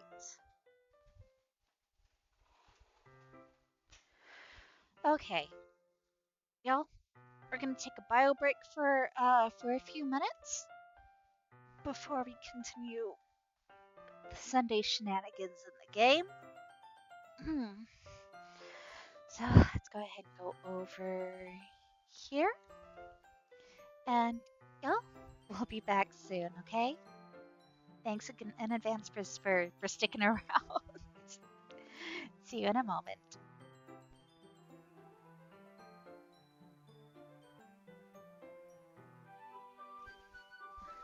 Hey guys, we're back. We're back. Thanks for sticking in there. Woo. Alrighty, so it is already Sunday. I've been getting increasingly anxious about Natsuki's upcoming visit. I keep telling myself there's no reason to be nervous, but it doesn't help much. I wonder if she'll act any different when it's just the two of us. Meanwhile, she's been texting me a lot. We sent each other one after exchanging numbers to double check, but then it turned into a conversation. She almost she's almost a different personality on the phone, using tons of emoji and cute language. She also really likes complaining about things, but I kind of saw this one coming. But putting Natsuki aside, I haven't heard a thing from Sayori since she left club early the other day. It's not like we text each other all the time or anything, but I've been worried about her in the back of my mind. Between what Sayori said and what Monica said, is it really okay for me to put Sayori's feelings aside when she might need me? Thank you, thank you. Still have another half hour of work. Someone clip Taggy's reaction for me if she gets there before I'm off. I guess the question the event in question is coming up soon. I decide to visit Sayori before Natsuki comes over. Rather than asking, I simply tell her I'm coming over, much like we've done in the past. Once I reach Sayori's house, I knock on the door before entering it myself. Again, we used to play so often that we've made it a habit of simply entering each other's houses like we're family. The house is quiet. Sayori isn't anywhere on the first floor, so I assume she's up in her room. It's already strange of her not to run down and greet me. I head up to her bedroom, where I finally find her. Sayori? Hi, Taigi. I sit down in her room. Sayori forces a smile, but it's easy to tell that she's different. There's a minute of silence between us. You haven't come over like this in a long time, have you? Uh, I guess you're right. It has been a long time. Not much has really changed, has it? Sayori's room is as messy as it's always been. I also recognize the same stuffed animals and wall decorations that she's had for years now. If you came over more often, it wouldn't be such a mess. And that's because I end up cleaning it up for you. How come you suddenly wanted to come over today? Aren't you supposed to see Natsuki today? Yeah, but wait, how did you know that? Sayori had already left by the time we decided that last meeting. Monica told me.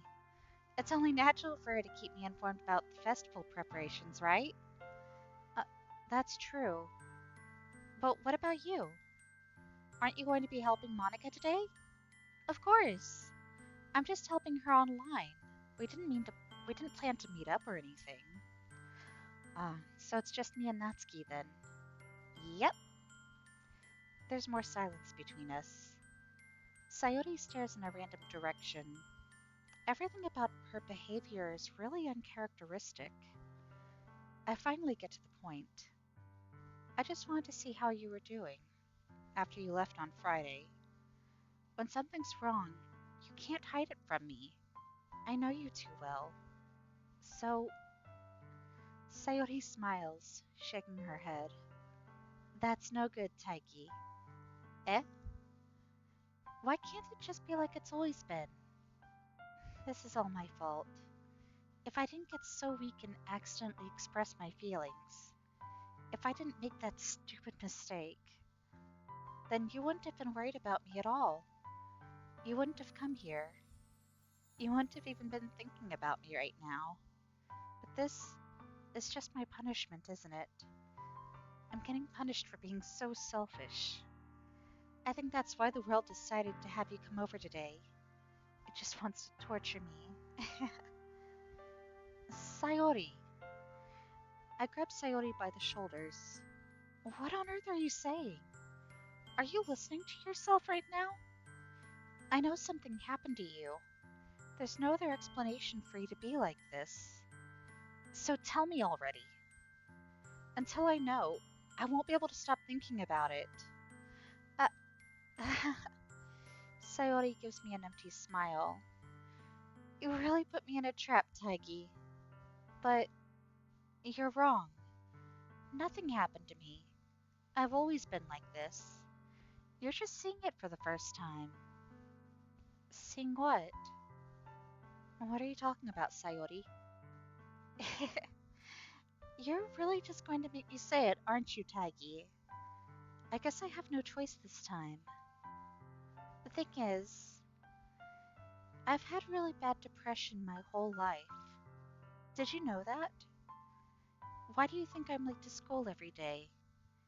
Because most days, I can't even find a reason to get out of bed. What reason is there to do anything when I fully know how worthless I am?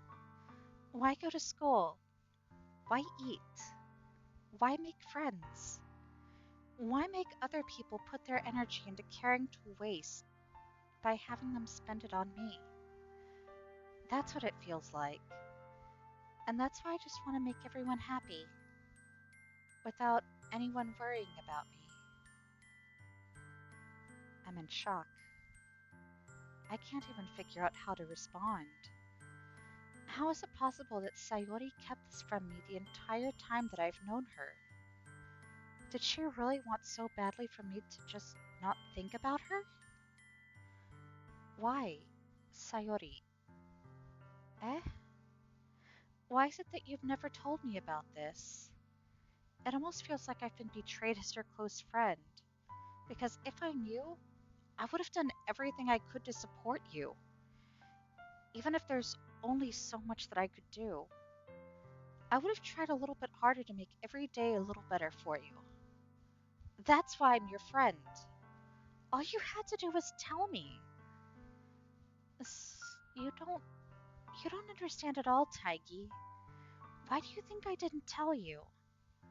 Because if I told you, then you would have to waste effort caring about me instead of doing important things. I don't want to be cared about. It's bittersweet when people try to care about me. It feels nice sometimes, but it also feels like a bat being swung against my head. That's why I wanted so badly for you to make friends with everyone else. Helping everyone be happy together is the best thing for me. But then I discovered something else too. Seeing you make friends and get closer with everyone in the club, it feels like a spear going through my heart. So that's why. That's why I decided the world just wants to torture me. Every path leads to nothing but hurt. You're right, I don't understand. I don't understand your feelings at all, Sayori. But I don't need to understand. Whatever it takes for me to help you to stop hurting, that's what I'll do. No, Taigi, there's nothing. Nothing at all. The only thing that could have helped is if everything could be like it always was. But I was selfish. I finally showed you what a horrible person I am. Tears streaked down Sayori's face. I made you join the literature club because I was selfish. And I was punished by my heart hurting in a way that I couldn't understand. And now you came here and I made you hurt too. I'm just weak and selfish. That's all I am. And that's why I'm going to accept these punishments. Because I deserve every last one. Without thinking, I once again grab Sayori's shoulders. This time, I pull her into a tight embrace. Uh, uh, Taigi, Sayori, I don't care if you feel selfish. I'm really happy that you convinced me to join the club. Seeing you every day is what makes it worthwhile enough. If I make friends with everyone else, then that's just a bonus. But please never underestimate how much I care about you. I wouldn't have it any other way. Taigi, Sayori isn't hugging me back. Despite my arms being wrapped around her, Sayori's arms remain at her sides. She starts sobbing next to my ear. No, don't do this to me. Please, don't do this. Taigi, I. Sayori barely manages to speak between her sobs. I don't know if I'm doing the right thing, but all I want is for her to know that I care. If you have it in you to call yourself selfish, then you have to let me be selfish too. No matter what it takes, I'll figure out what needs to change. I'll make these feelings go away. And if there's anything that you need me to do, then you'd better tell me. I'll get mad if you don't. I don't know. I don't know. I don't know. Gently, Sayori finally puts her arms around me in return. I don't know anything. It's all really scary. I don't understand any of my feelings, Taigi. The only time I'm not feeling nothing is when I'm feeling pain. But your hugs are so warm, and that's really scary too. Sayori lets me go, and as she does so, I let her go as well. The festival is tomorrow. Yeah, it's going to be fun, right? Yeah. How would you like for me to spend it all with you? Um, uh, it's what I want. I promise. I I think that would be nice then. Yeah. Sayori wipes her eyes. If I could spend the whole day here, I would. Of all days, this has to be one where I have other plans. Maybe I should cancel. No, don't. Please don't. If you did that, then I really wouldn't forgive you. But it's almost time for Natsuki to meet me at my house. At the very least, do you want to come along and help out? It could be fun. To my surprise, Sayori shakes her head. I'm sorry. I don't know if that would be very good for me today. You understand, right? Uh, it's kind of hard for me to fully understand, but I'm trying my hardest. It's okay. Don't worry too much about it. I'll see you tomorrow, okay? Alright. I look forward to it. I say goodbye to Sayori and exit her house. On the way home, I find myself still feeling uneasy, but it's hard for me to keep thinking about it when Natsuki is about to come over too. I think Sayori is right. I shouldn't be worrying too much, and we're definitely going to have a great time tomorrow. I should just focus on what's ahead of me. I spend only a few minutes back at home anxiously waiting Natsuki's arrival. Before I know it, she texts me to let me know she's outside the front door. Without delay, I open the front door to let her in. Sup? Hey. I don't know what I was expecting, but seeing Natsuki in something other than her school uniform totally threw me off. Seeing her in such cute clothes makes the uniform seem totally unfitting in comparison. Jeez, don't make it feel so awkward already. It's gonna be a long afternoon, so don't be weird just because you're not used to seeing me outside of school. Anyway, I'm coming in. I see you brought a lot of stuff. Natsuki is carrying a large bag that is probably full of baking supplies. Well, I don't want to come all this way to find out that your kitchen isn't equipped for the job. You bought everything I asked you to, right? Yeah, I did. Yesterday, Natsuki asked me to buy a bunch of ingredients if I didn't already have them at home. Good. Glad I could count on you to do your part. Well, of course. I'm surprised to hear Natsuki suddenly say that, rather than something snarky like she usually does. Could it be that she's a little different outside of school after all? Anyway, let's go to the kitchen. What? You're not even gonna offer to take this heavy bag from me? Where's your hospitality, Taigi? Come on. Since when did I need to be a gentleman? I grab the bag Natsuki holds out for me. This is ridiculously heavy. I carried that all the way here. Are you impressed? I see now. Yeah, I am impressed, Natsuki. It seems like I always underestimate you. That's because I'm so small, isn't it? You jerk. Natsuki hits a fist into my chest. Hey, your size has nothing to do with it. Do you really hate being small that much? Eh? It's not like I hate it. I mean, sometimes I like proving people wrong when they only think I'm worth my size. It's fun when I get to be small and also do better than other people. But, jeez, never mind. What are you making me say? Don't think you can make me talk about weird things just because we're not at school. Are we getting started or what? There's a lot of stuff I gotta teach you. What? That's a little more bit more like you. You're more fun when you just speak your mind like that. Hey, now you are treating me like a kid. And I was just trying to be a little nicer to you, you know? And just because I don't have a mature, sexy figure like Yuri doesn't mean you should treat me like. Uh, uh, Natsuki catches her words and her face turns red. Natsuki, forget it! I didn't say anything. I should apologize. Eh? I appreciate that you are trying to be nicer. I should have been a little more considerate too. But also, if that's what you're thinking, then you should know that there are tons of guys that are into body types like yours. Uh, how would you know that anyway? Just trust me on this one. Gross. Hey, was that me? Who else?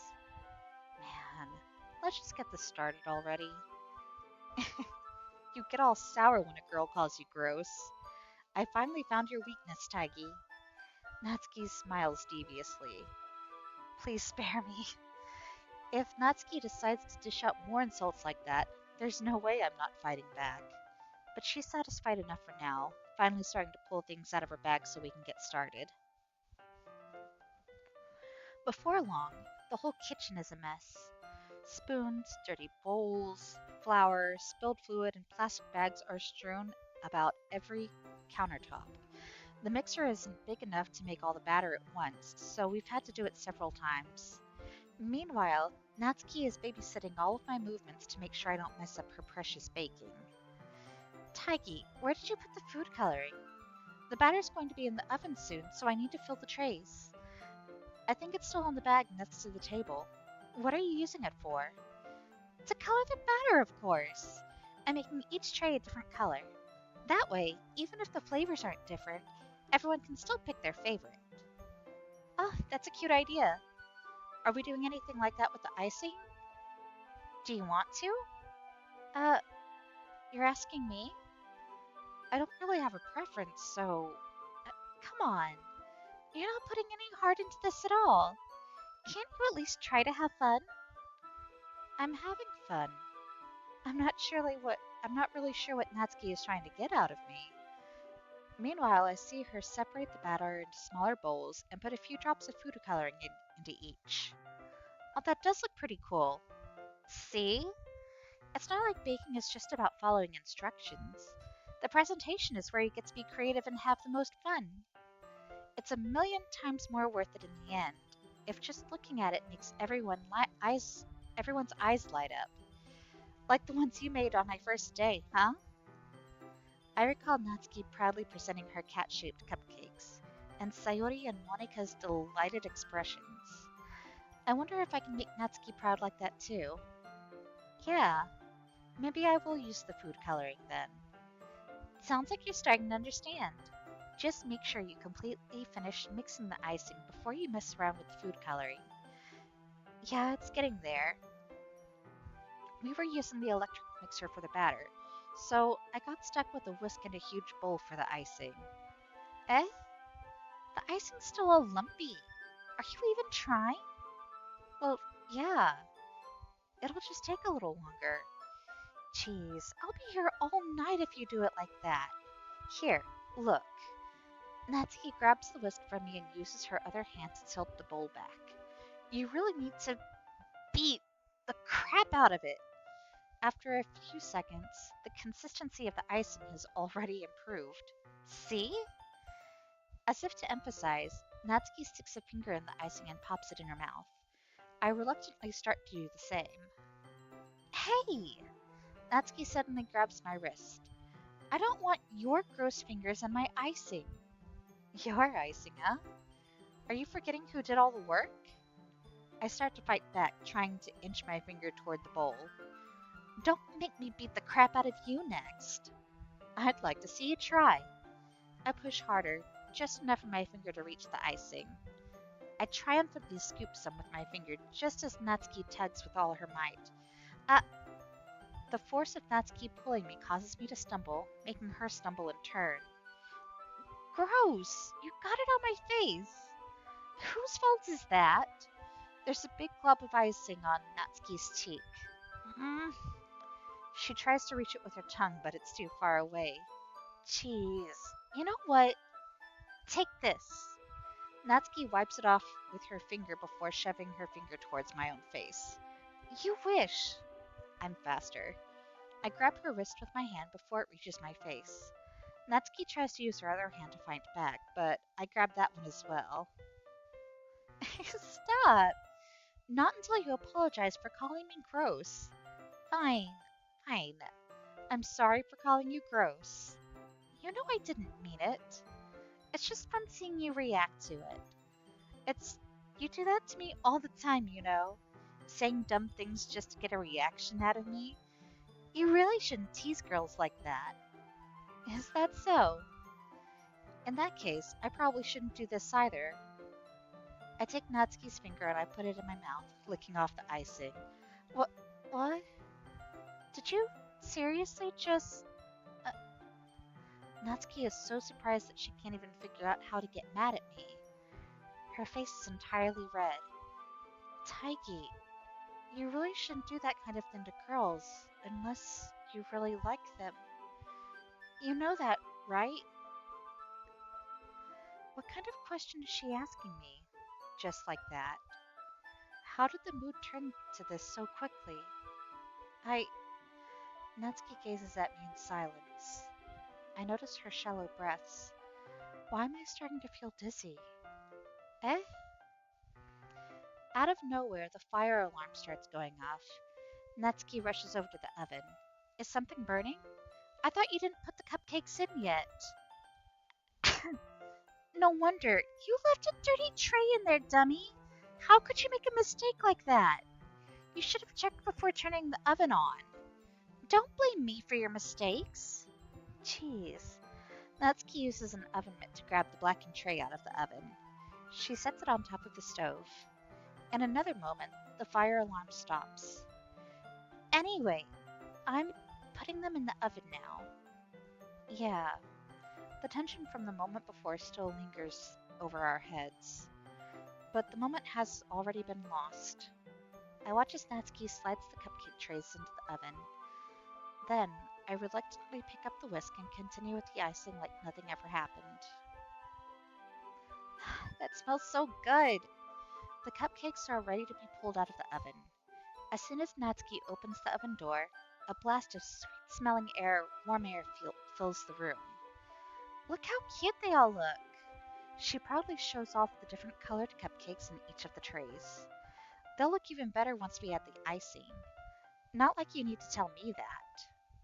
I brought decorating stuff, so I hope you can get creative. Here, scoop the icing into these bags. Natsuki hands me some plastic bags. I have these nozzles that will make it look nice and fluffy. This one can even make flowers. We probably won't be using it this time, though. What's this one for? I pick up one of the nozzles that has a much thinner tip than the others. That one's really thin, so you can use it to make stripes or other patterns. But you can also use it to write stuff on a cake, like happy birthday or whatever. Huh, I see. That gives me an idea, actually. Eh? Well, it's a literature event, right? We could make it more literature-themed by writing a different word on each of the cupcakes. That would be fun to see people choose their cupcake based on a word they like. I was kind of expecting you to say something really stupid, but that's actually a really cute idea, so maybe I'm getting it from you. What's that supposed to mean? I'm not cute. Come on. We're not at school. Nobody's judging.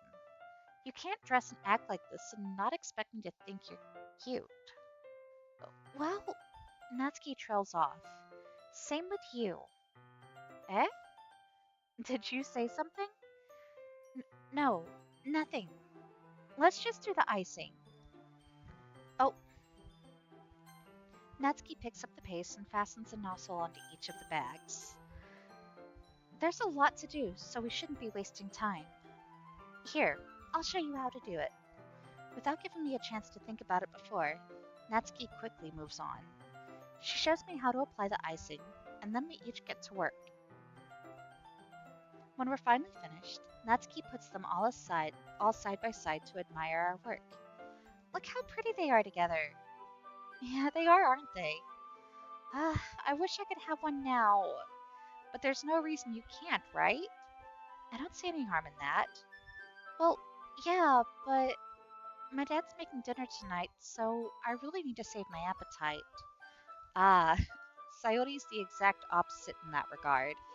If she was here, we'd probably be down 10 cupcakes already, and she would still eat dinner.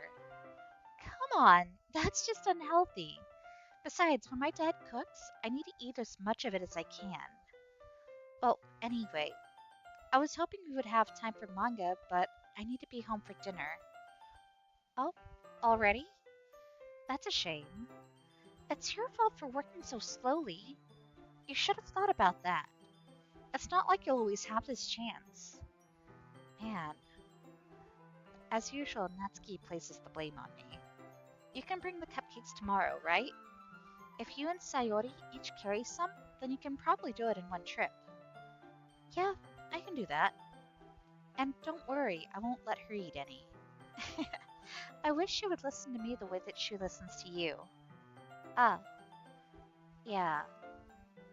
I think back to the conversation I had with Sayori earlier today. I felt so helpless. Sayori always does listen to me, but at that point it feels like she couldn't listen to me at all. Okay, I'm all packed up. Good work today. You too. I'll walk you out, I guess. Just like that, Natsuki is already about to leave. It feels like the afternoon went by in a flash. More than that, did I even take the opportunity to get closer to her like I wanted? Well, I guess I'll be off then. And thanks for all the help and everything. I'll see you tomorrow.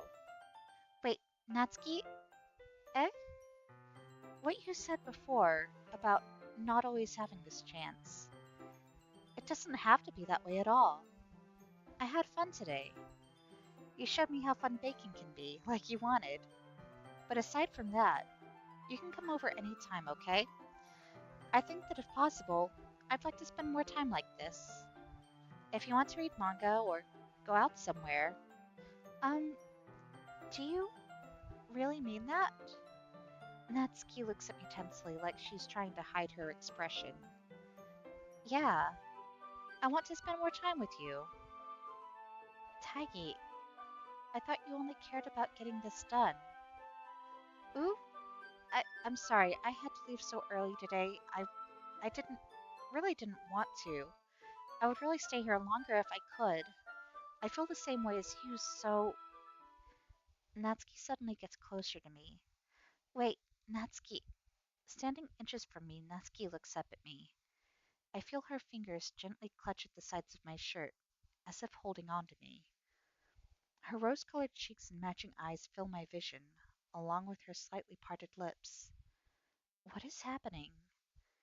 My head starts to go dizzy as I feel her soft breaths against me. I've felt it for a while now. Natsuki suddenly jumps back. S- Sayori? Eh? Oh no. Uh, hi, Taigi. Sayori. Just now we weren't. It's okay, Taigi. I just stopped by to say hi.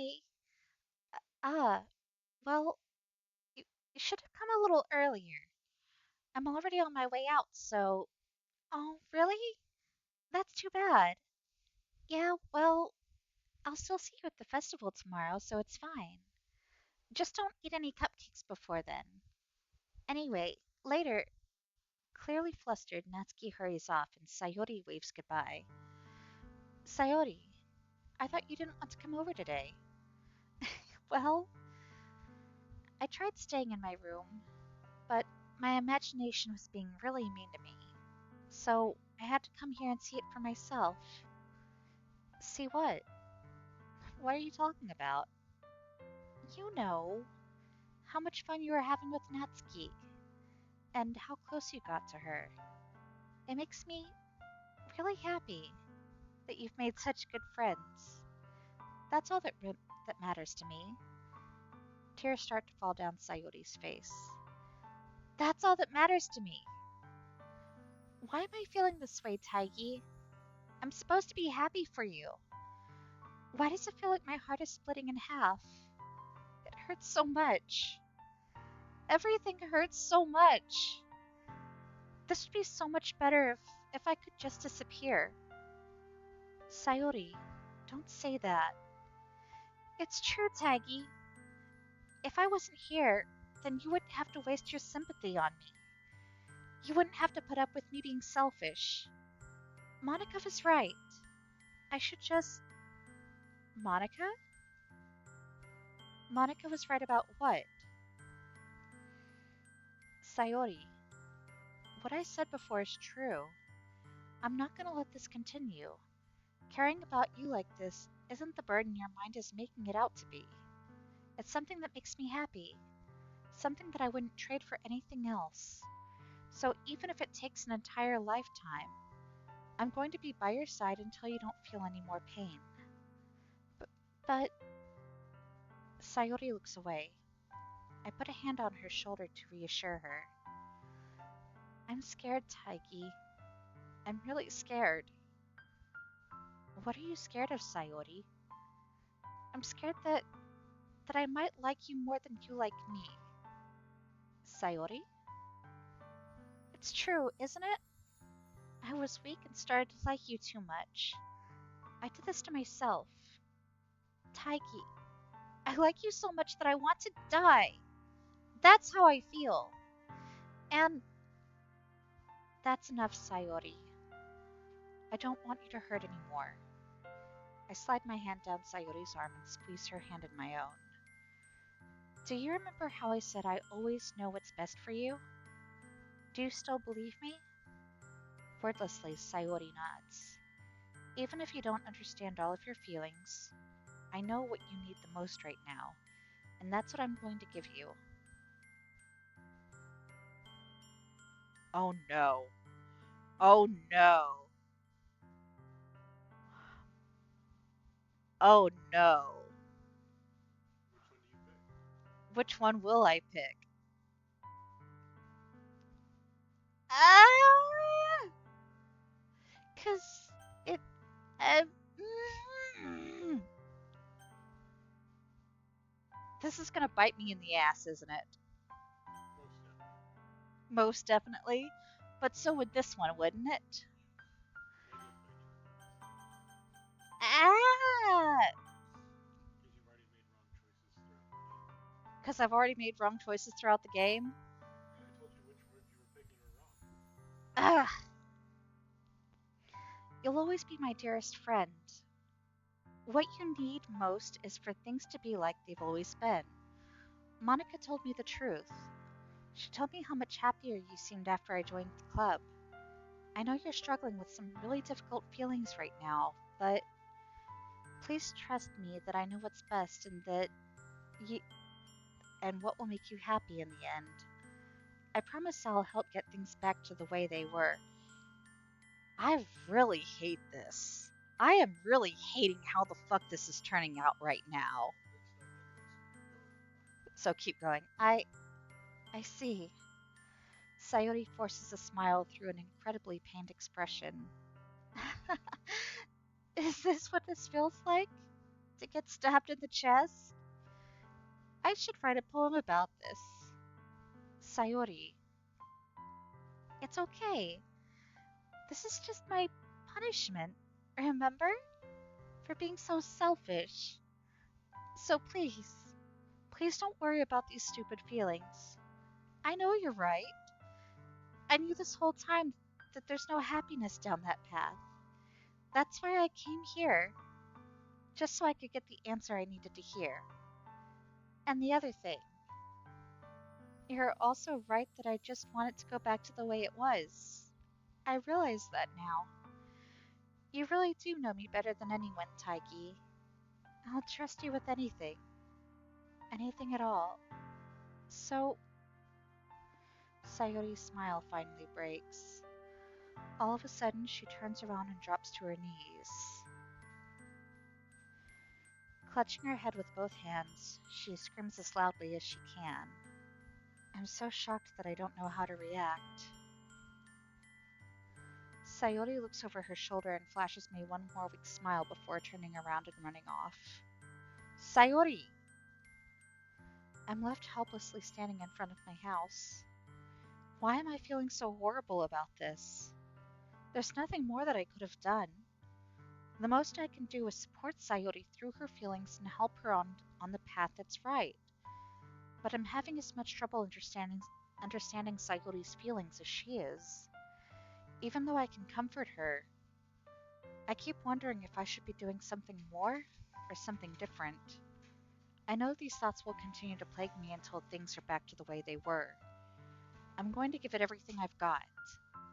Sayori will always be my dearest friend, and I'll do whatever it takes to put a smile on her face every day.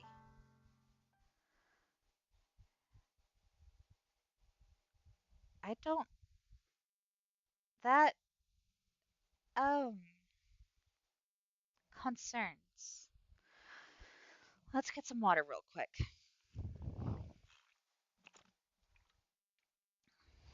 Hmm, okay. It's the day of the festival. Of all days, I expected this to be the one where I'd be walking to school with Sayori, but Sayori isn't answering her phone. I considered going to her house to wake her up, but decided that's a little too much. Meanwhile, the preparations for the event should be nearly complete. I managed to carry all the cupcakes myself by carefully stacking 2 trays. Natsuki is already texting up a storm, but I can't respond thanks to my own hands being full. Funnily enough, I probably feel the same way as Natsuki about the event. I'm more excited for it to be over so I can spend time with Sayori and Natsuki at the festival. But knowing Monica, I'm sure the event will be great too. Taigi, you're the first one here. Thanks for being early. That's funny. I thought at least Yuri would be here by now. Monica is placing little booklets on each of the desks in the classroom. They must be the ones that she prepared to have all the poems we were performing. In the end, I found a random poem online that I thought Monica would like and submitted it. So that's the one I'll be performing. I'm surprised you didn't bring Sayori with you. Yeah, she overslept again. That dummy. You'd think that on days this important she'd try a little harder. I say that, but I suddenly remember what Sayori told me yesterday, and I suddenly feel awful, knowing it's not nearly that simple for her.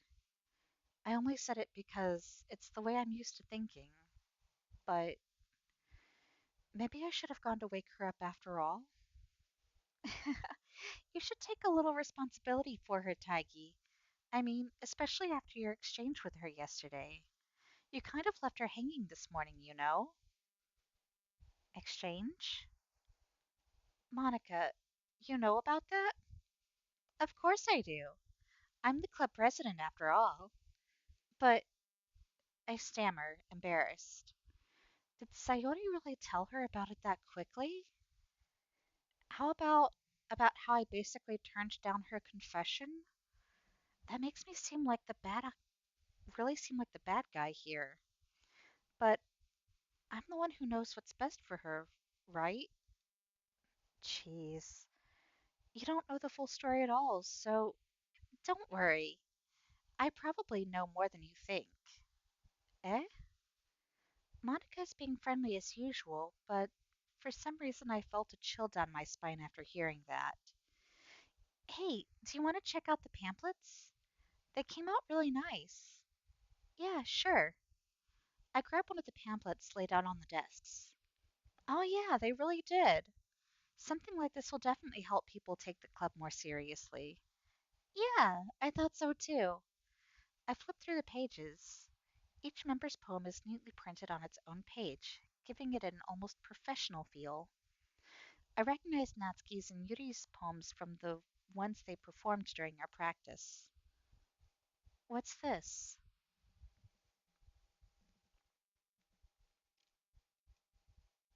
I flipped to Sayori's poem.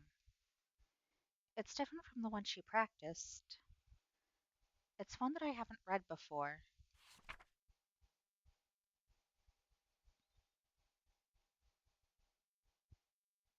Um,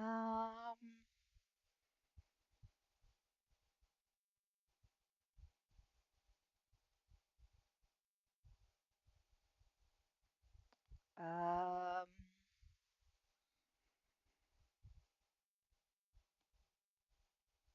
um,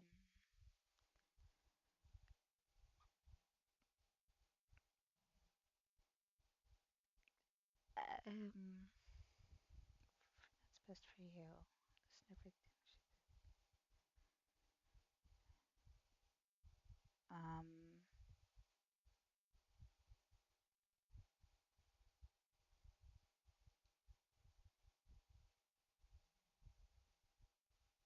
um,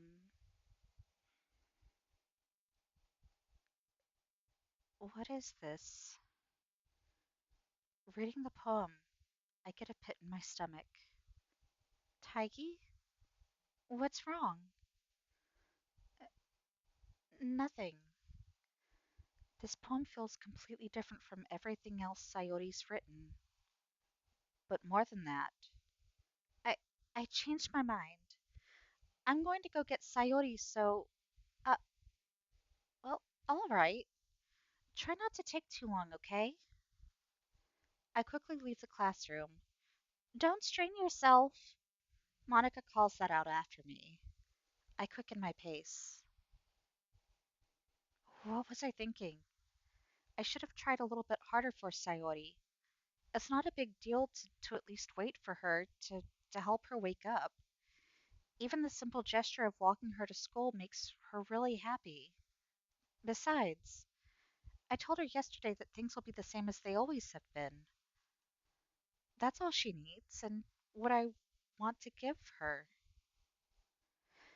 I reach Sayori's house and knock on the door. I don't expect an answer since she's not picking up her phone either. Like yesterday, I open the door and let myself in. Sayori? She really is a heavy sleeper. I swallow. I can't believe I ended up doing this after all. Waking her up in her own house? Isn't that more like something a boyfriend would do? In any case, it just feels right. Outside Sayori's room, I knock on her door. Sayori? Wake up, dummy.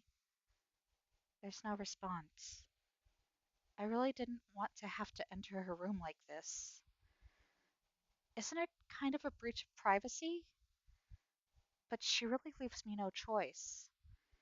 I gently open the door.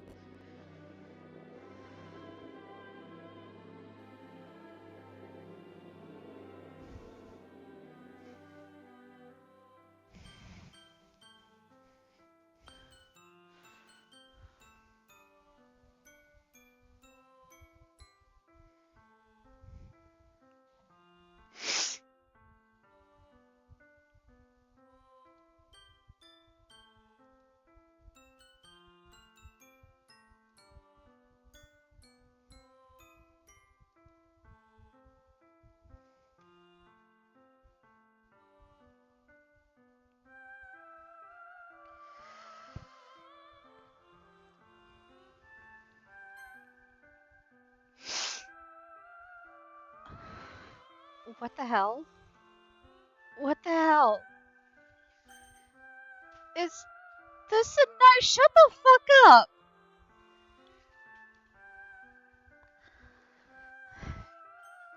It has to be.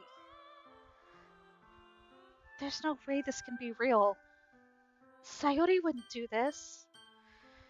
Everything was normal up until a few days ago. That's why I can't believe what my eyes are showing me. I suppressed the urge to vomit. Just yesterday, I told Sayori I would be there for her. I told her I know what's best and that everything will be okay. Then why? Why would she do this? How could I be so helpless? What did I do wrong?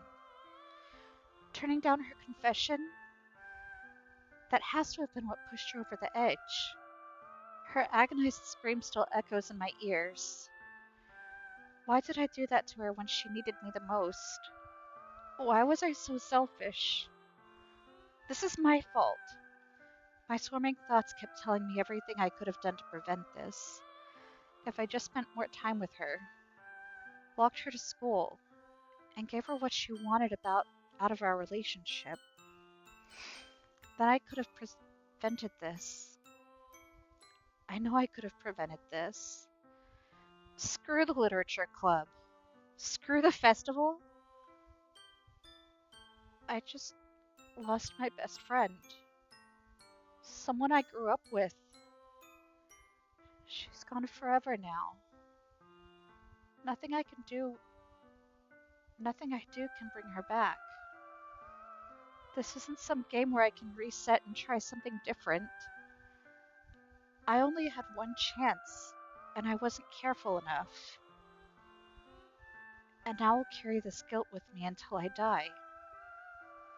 Nothing in my life is worth more than hers. But I still couldn't do what she needed from me. And now, I can never take it back. Never. Never. Never.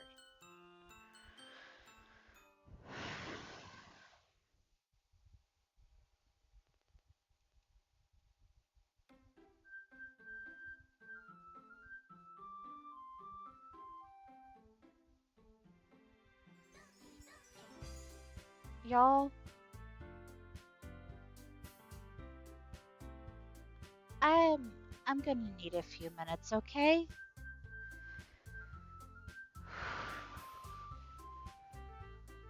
Like, yeah. Y'all, we'll we'll be back.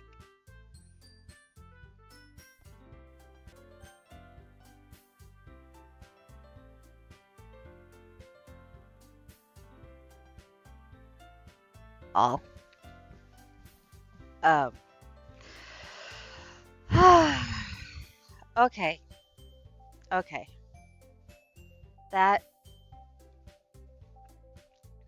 I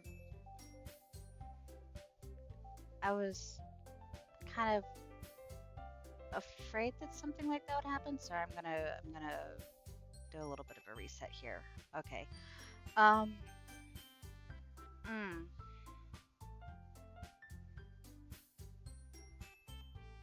so what what is that? What?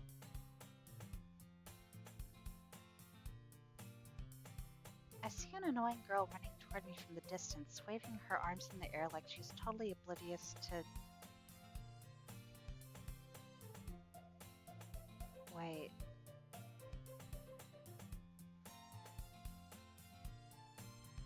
Um. The kind of friend you never see yourself making today, but just kind of works out because you've known each other for so long. We used to walk to school together on days like this, but starting around high school, she would oversleep more and more frequently, and I would get tired of waiting up. But if she's going to chase after me like this, I almost feel better off running away. However, I just sigh and idle in front of the crosswalk and let, um, um, what? Um,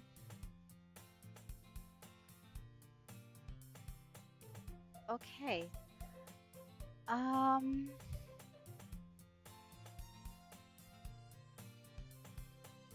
Mornings are usually the worst, being surrounded by couples and friend groups walking to school together. Meanwhile, I've always walked to school alone. Oh, oh, it, um, okay, mm,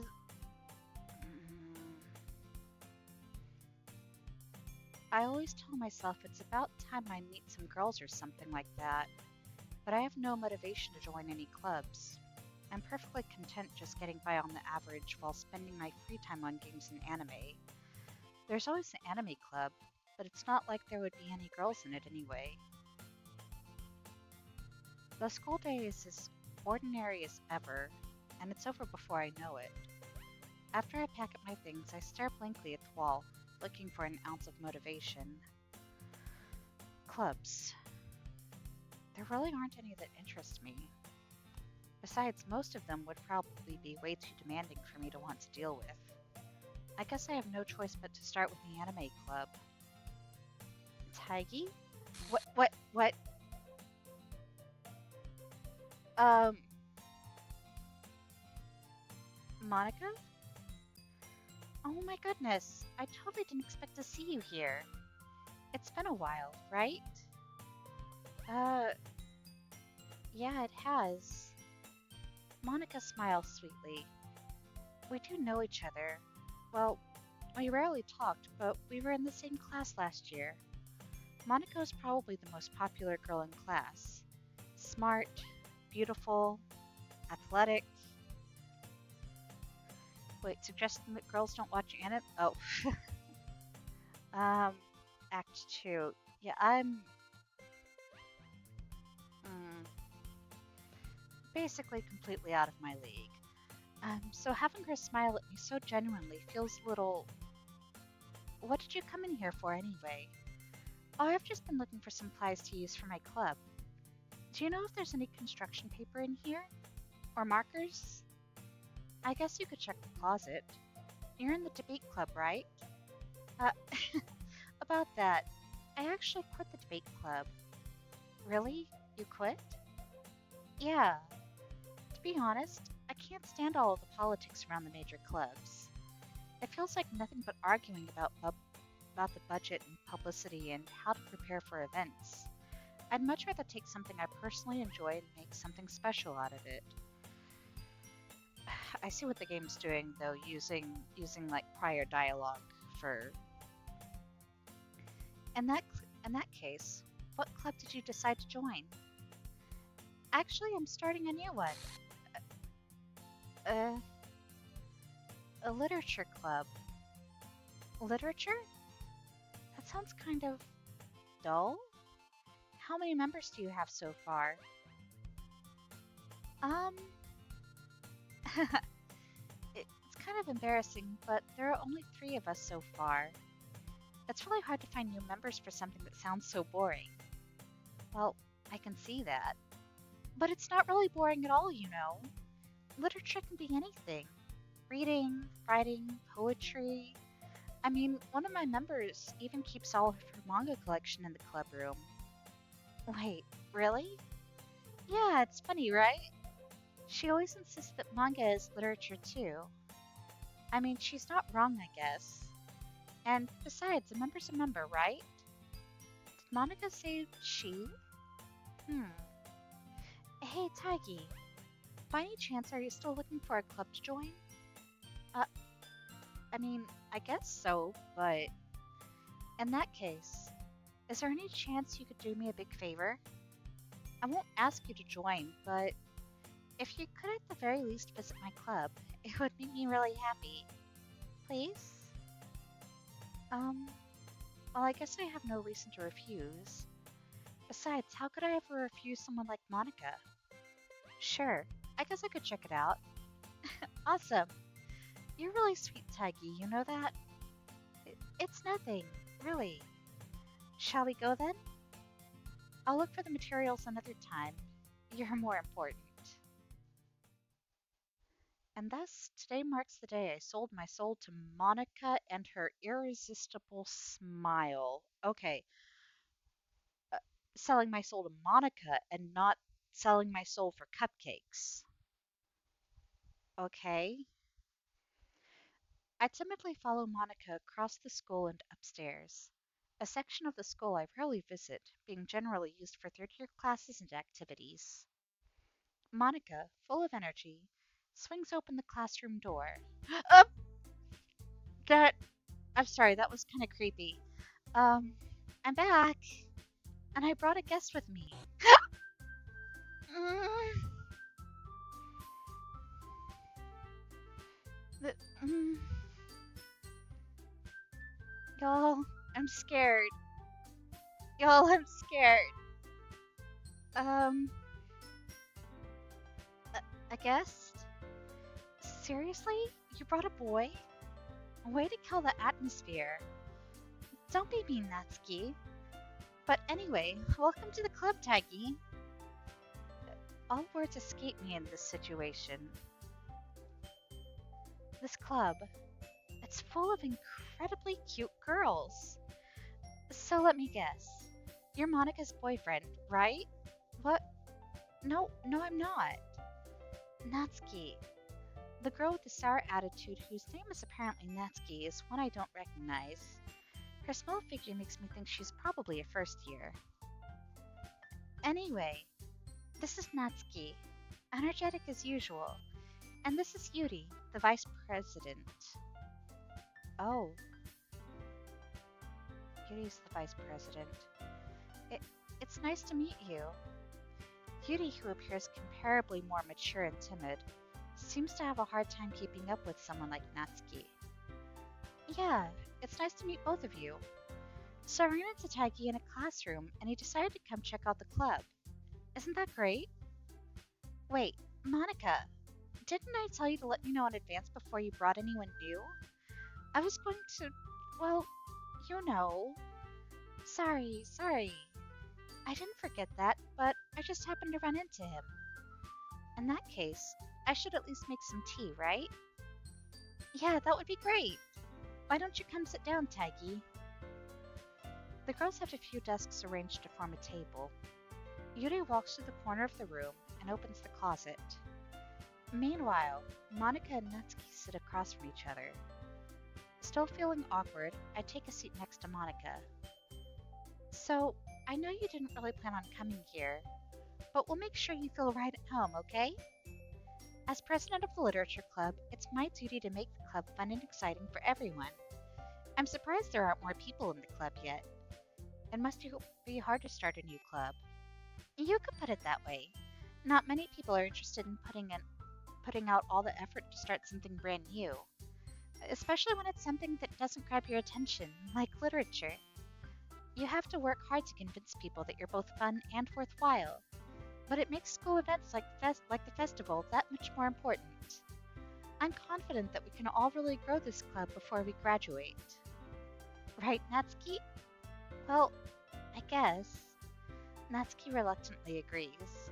Such different girls, all interested in the same goal. Monica must have worked really hard to find these two. Yuri returns to the table, carrying a tea set. She carefully places a teacup in front of each of us before setting down a teapot in the middle. You keep a whole tea set in this classroom? Don't worry, the teachers give us permission. After all, doesn't a hot cup of tea help you enjoy a good book? Uh, I guess. Don't let yourself get intimidated. Yuri's just trying to impress you. It, that's not... Insulted, Yuri looks away. I didn't mean that, you know. I believe you.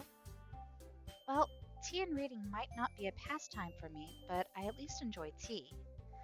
I'm glad. Yuri faintly smiles to herself in relief. So, Taigi, what kinds of things do you like to read? Oh, excuse me, y'all. Some water real quick.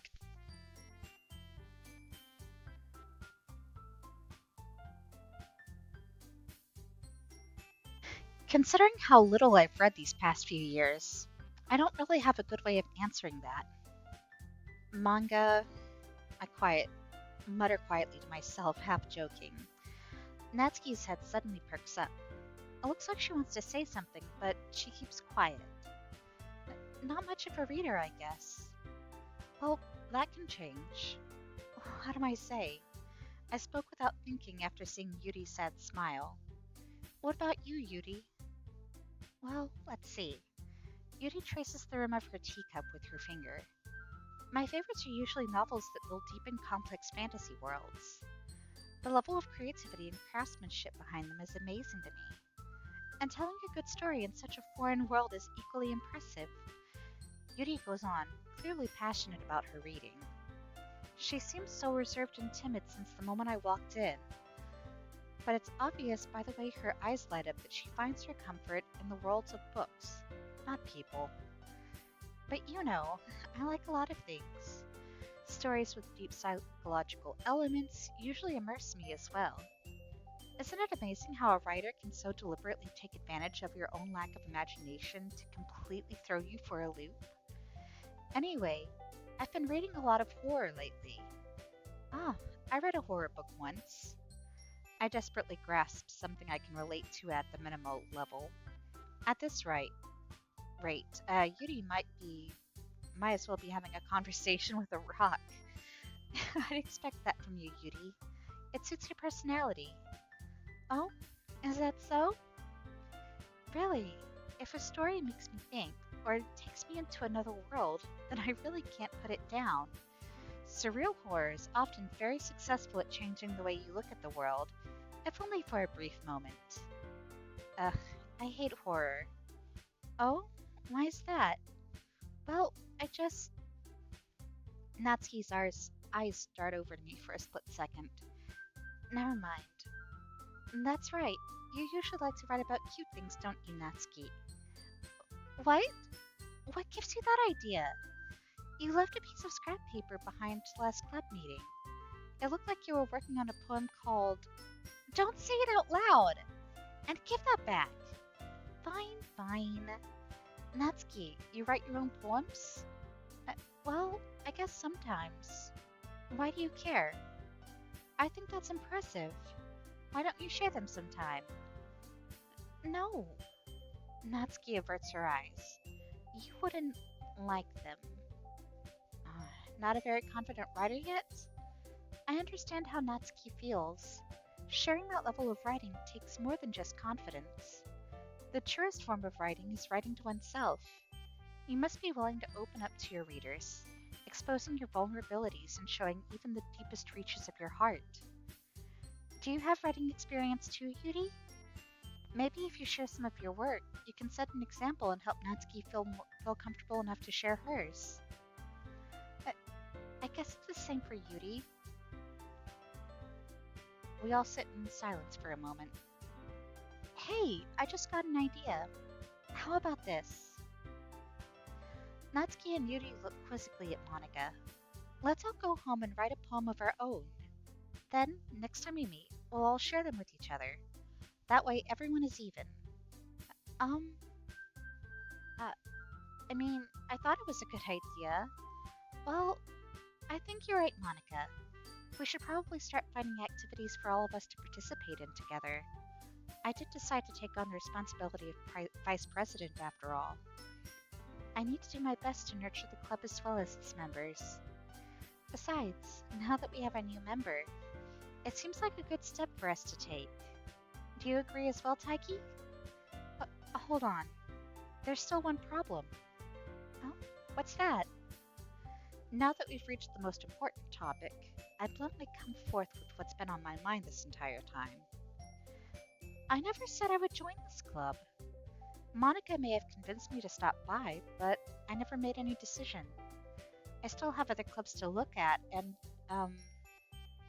I lose my train of thought. All three girls stare back at me with dejected eyes.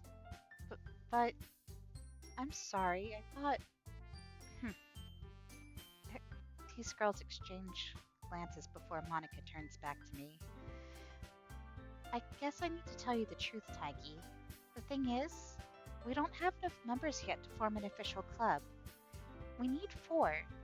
And I've been trying really, really hard to find new members. And if we don't find one more before the festival, I'm I'm defenseless against these girls. How am I supposed to make a clear-headed decision when it's like this? I would feel terrible for letting everyone down in this situation. And besides, the club itself seems pretty relaxed. So, if writing poems is the price I need to pay in order to spend every day with these beautiful girls. Right. Okay, I've decided then.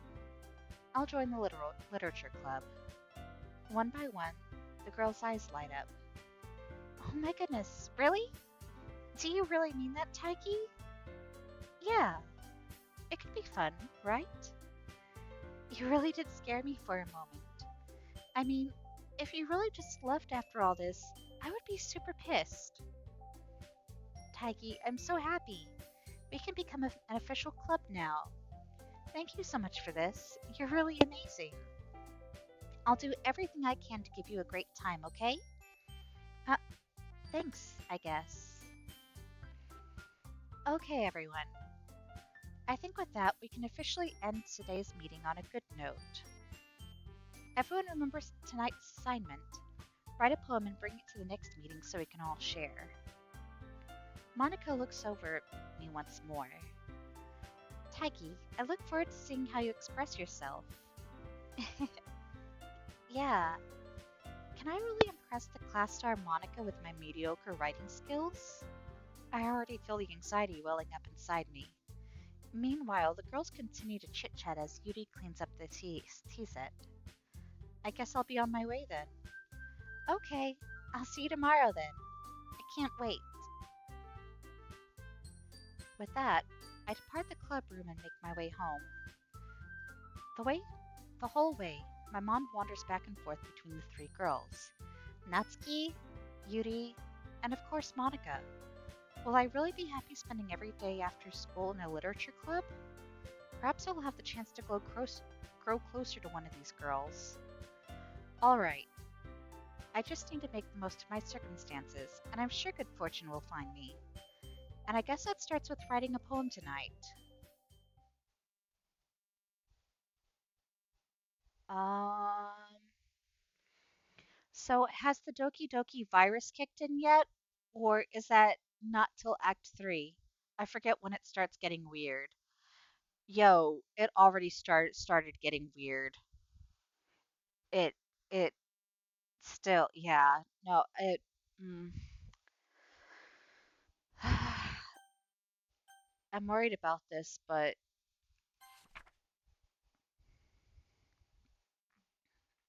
a dream. I was wandering an abandoned warehouse at night. I was lost, looking for an exit. I just wanted to go home. I came upon a huge empty room, its ceiling and walls beyond the deep blackness. My steps were quick in order to hurry to the other side, or to a wall, anything. Suddenly, the ground was no longer beneath my feet. I stepped into a hole of indeterminate width. I fell for a good 5 seconds before crashing into warm water. Figuring out which was up, I surfaced myself. The air was humid, and the sounds of my splashing reverberated endlessly. My vision was completely swallowed by the dark. With one hand, I could feel the damp metal wall of the container. My lungs were already getting tired. Oh, um, um, okay. Everything starts after the Sayori scene. Yeah, it. Already, Taggy, you have 1 week to complete the game. NEP confirmed the virus is already active. Wait, what? What? Um, time? Um,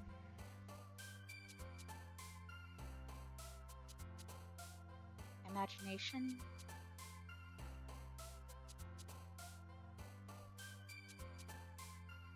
Ocean?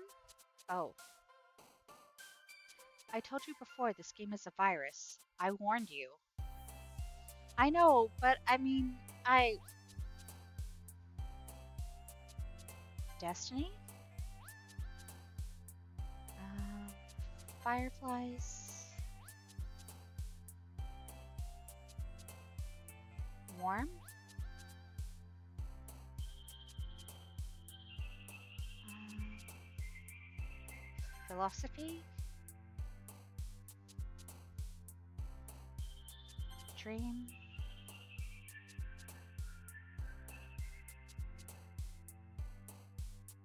Judgment?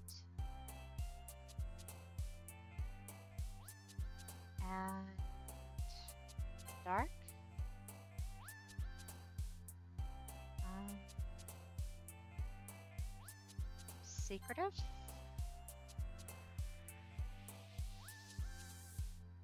Mm, Romance? No. Yeah, but that's only if you know where to look. It starts small. You can kind of see some of it already happening outside of the game. What? Um, mm,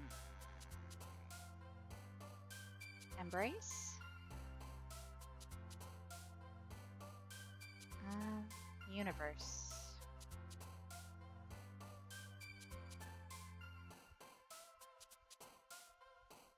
Whirlwind? Um, Extraordinary. Calm? Raindrops.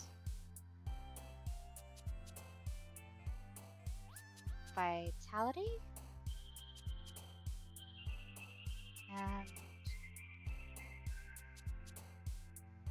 Afterimage. It only if you ignore the game or if you don't get the good ending within 1 week of it activating. What? Oh no. Hi again, Taigi. Glad to see you didn't run away on us. No, don't worry. This might be a little strange for me, but at least I keep my word. Well, I'm back at the literature club. So I was the last one to come in, so everyone else is already hanging out. What? Thanks for keeping your promise, Taigi. I hope this isn't too overwhelming of a commitment for you. Making you dive headfirst into literature, what? Um, oh come on, it's like he deserves any slack. You already had to be dragged here by Monica. I don't know if you plan to just come here and hang out or what, but if you don't take us seriously, then you won't see the end of it. Natsuki can certainly have a big mouth for someone who keeps her manga collection in the club room. That's an interesting layering. It's already started for sure. The character modules are start. The music also. Natsuki finds herself stuck between saying Monica and manga. Manga is literature. Swiftly defeated, Natsuki plops back into her seat. I'm sorry, Taigi. We'll make sure to put your comfort first, okay? Yuri shoots Natsuki with a disappointed glance. Anyway, now that you're in the club and all, perhaps you might have interest in picking up a book to read? Well, I can't really say no either way. Like you said, I'm in this club now, so it only feels right for me to do something like that, if you ask. Wait, I didn't mean it like that. You really... If you don't really want to, then forget I said anything, I guess. No, it's not that, Yuri. I want to try to be a part of this club, so even if I don't read often, I'd be happy to pick up a book if you wanted me to. Are you sure? I just felt like... Well, as vice president and all... That... Y'all heard the music... Yeah...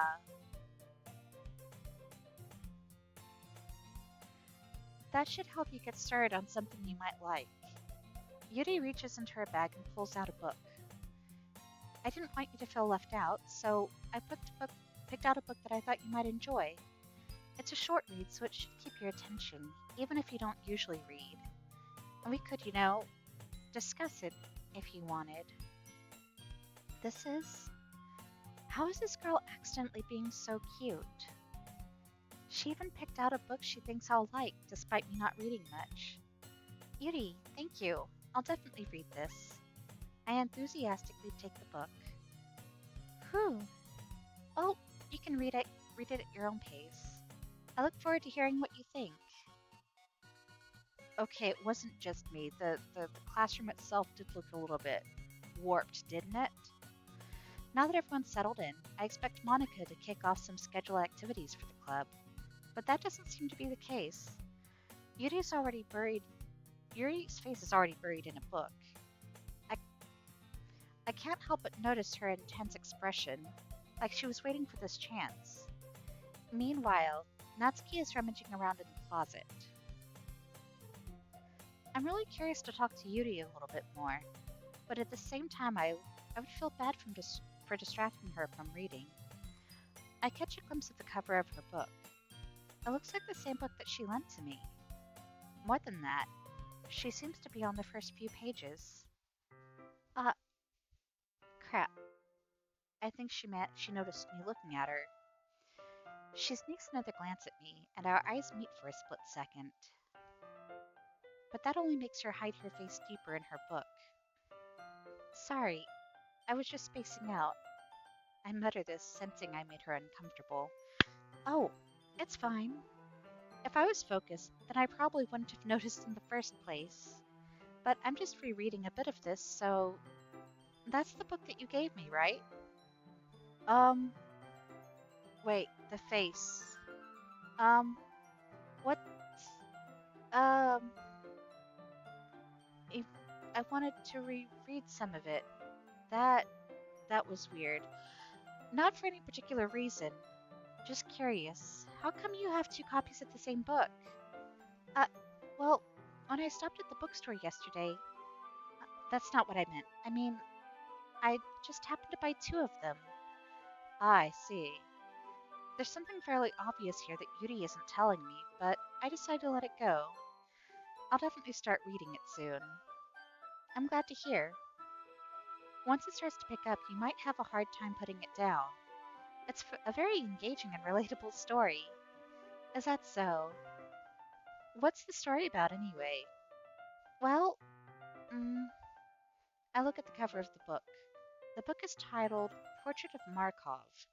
There's an ominous looking eye symbol on the front cover. Basically, it's about this religious camp that was turned into a human experiment prison. And the people trapped there have this trait that turns them into killing machines that lust for blood. But the facility gets even worse, and they start selectively breeding people by cutting off their limbs and affixing them to. Oh, that might be a little bit of a spoiler. But anyway, I'm really into it. The book, I mean. Yoki says, don't question it, you're not supposed to know it's a virus yet. It doesn't get revealed until later, just ignore the glitches in the background and characters. Mm, not the thing about the limbs. That's kind of dark, isn't it? Yuri made it sound like it was going to be a nice story, so that dark turn came from nowhere. Uh, are you not a fan of that sort of thing? No, it's not that. I mean, I can definitely enjoy those kinds of stories, so don't worry. I hope so. Yeah, I totally forgot that Yuri is into those things. She's so shy and reclusive on the outside, but her mind seems to be completely different. It's just this kind of story, it's the kind of challenges you look at life. It's the kind that challenges you to look at life from a strange new perspective. When horrible things happen, it's not just because someone wants to be evil, but because the world is full of horrible people and we're all worthless. Um, and then suddenly, I'm rambling, aren't I? Not again. I'm sorry. Hey, don't apologize. I haven't lost anything, or interest or anything.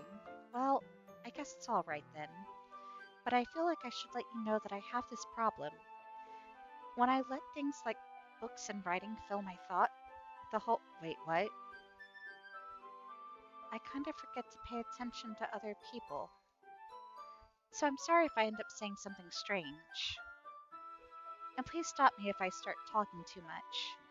That's. I really don't think you need to worry. That just means you're passionate about reading. The least I can do is listen. It's a literature club after all. Uh, that's. Well, that's true. In fact, I might as well get started reading it. Sorry, I didn't expect that.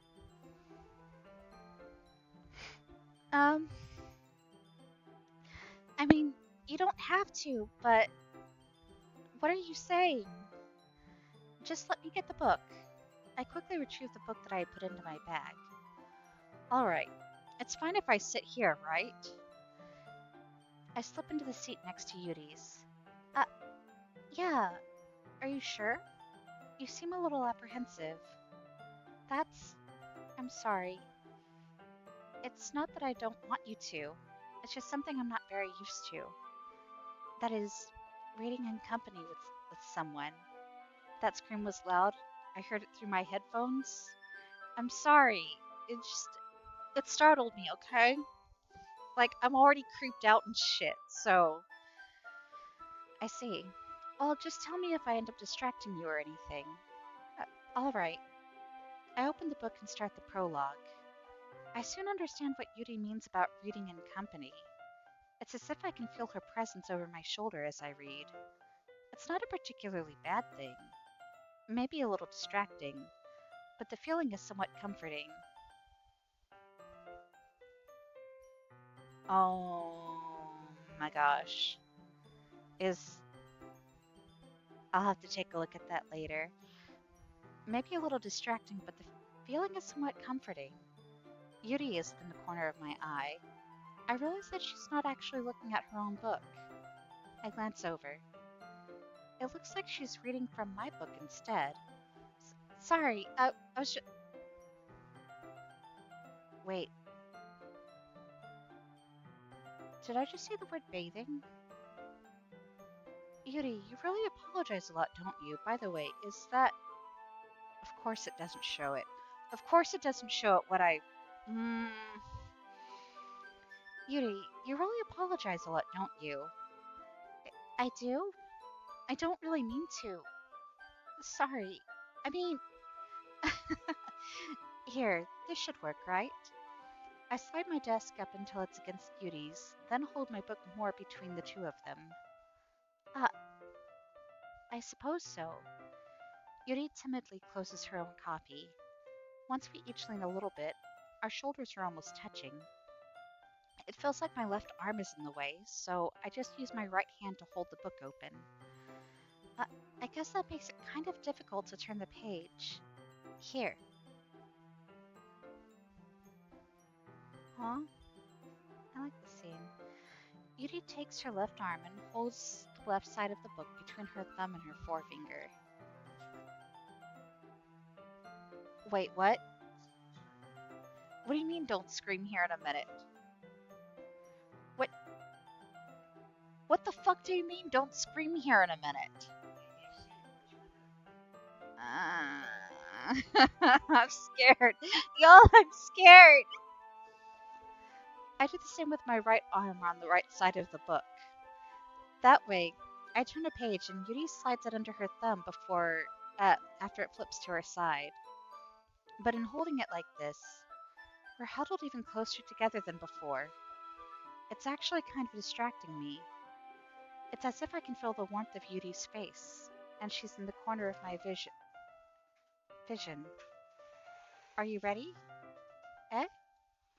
To turn the page. Sorry. I think I got a little bit distracted for a moment. Y'all, I'm scared. I glance over at Yuri's face again, and our eyes meet. I don't know how I'll be able to keep up with her. That's okay. You're not used to reading, right? I don't mind being patient if it takes you a bit longer. It's probably the least I can do, since you've been so patient with me. Yeah, thanks. We continue reading. Yuri no longer asks me if I'm ready to turn the page. Instead, I just assume that she finishes the page before me, so I turn it up by my own volition. We continue the first chapter in silence. Even so, turning the page almost feels like an intimate exchange.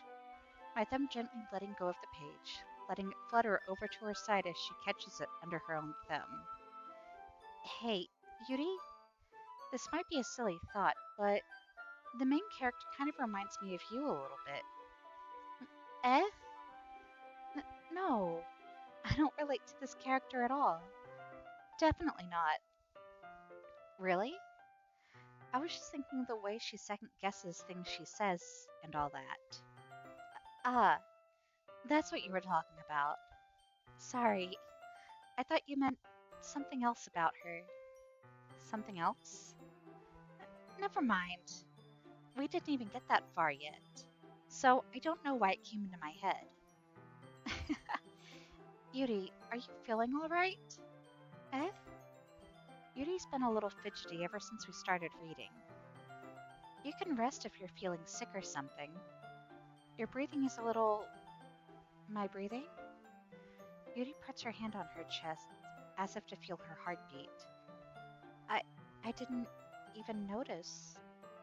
Anyway, I'm fine. I just need some water. Alright, don't push yourself. Yuri stands up and practically rushes out of the classroom. I'm actually going to have a little bit of water too.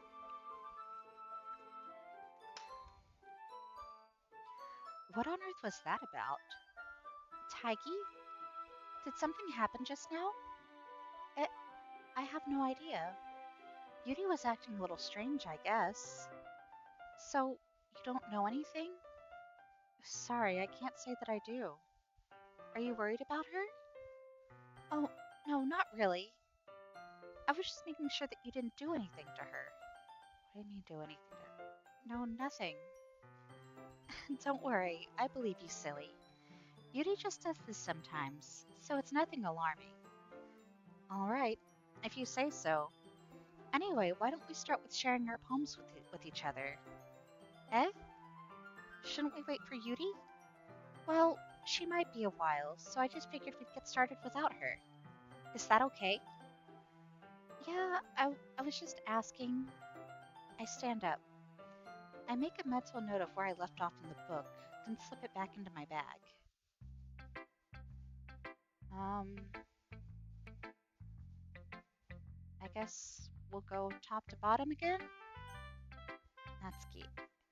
I told Natsuki I was interested in her poems yesterday.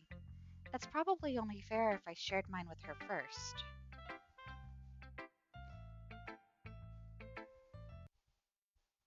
What?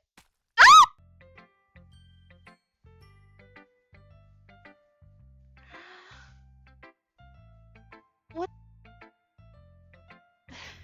Why? Why? Taggy, if you're not going to take this club seriously, then go home. What? Harsh. What? You expect me to believe that you actually put effort into this? Do you think I'm stupid?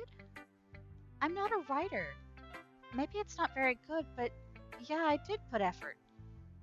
Well, too bad I screamed anyway. I just. Listen, you just don't expect shit like that to happen, okay? We all start somewhere, right? If you're still proud of the first poem you ever wrote, then I'd like to read it. Ooh, I think I just hit a few buttons. Painful to think about? Fine. Well, sorry. You'll get better anyway. I'd tell you what to improve, but you're better off just trying again. Fair enough. Well, to each their own, I guess. Anyway, I guess I gotta share mine now. Knowing you, you'll probably think it's stupid. No, I didn't know exactly what to expect, though. Like, Hmm, okay, so again, eagles can fly, monkeys can climb, crickets can leap, horses can race, owls can seek, cheetahs can run, eagles can fly, people can try, but that's about it.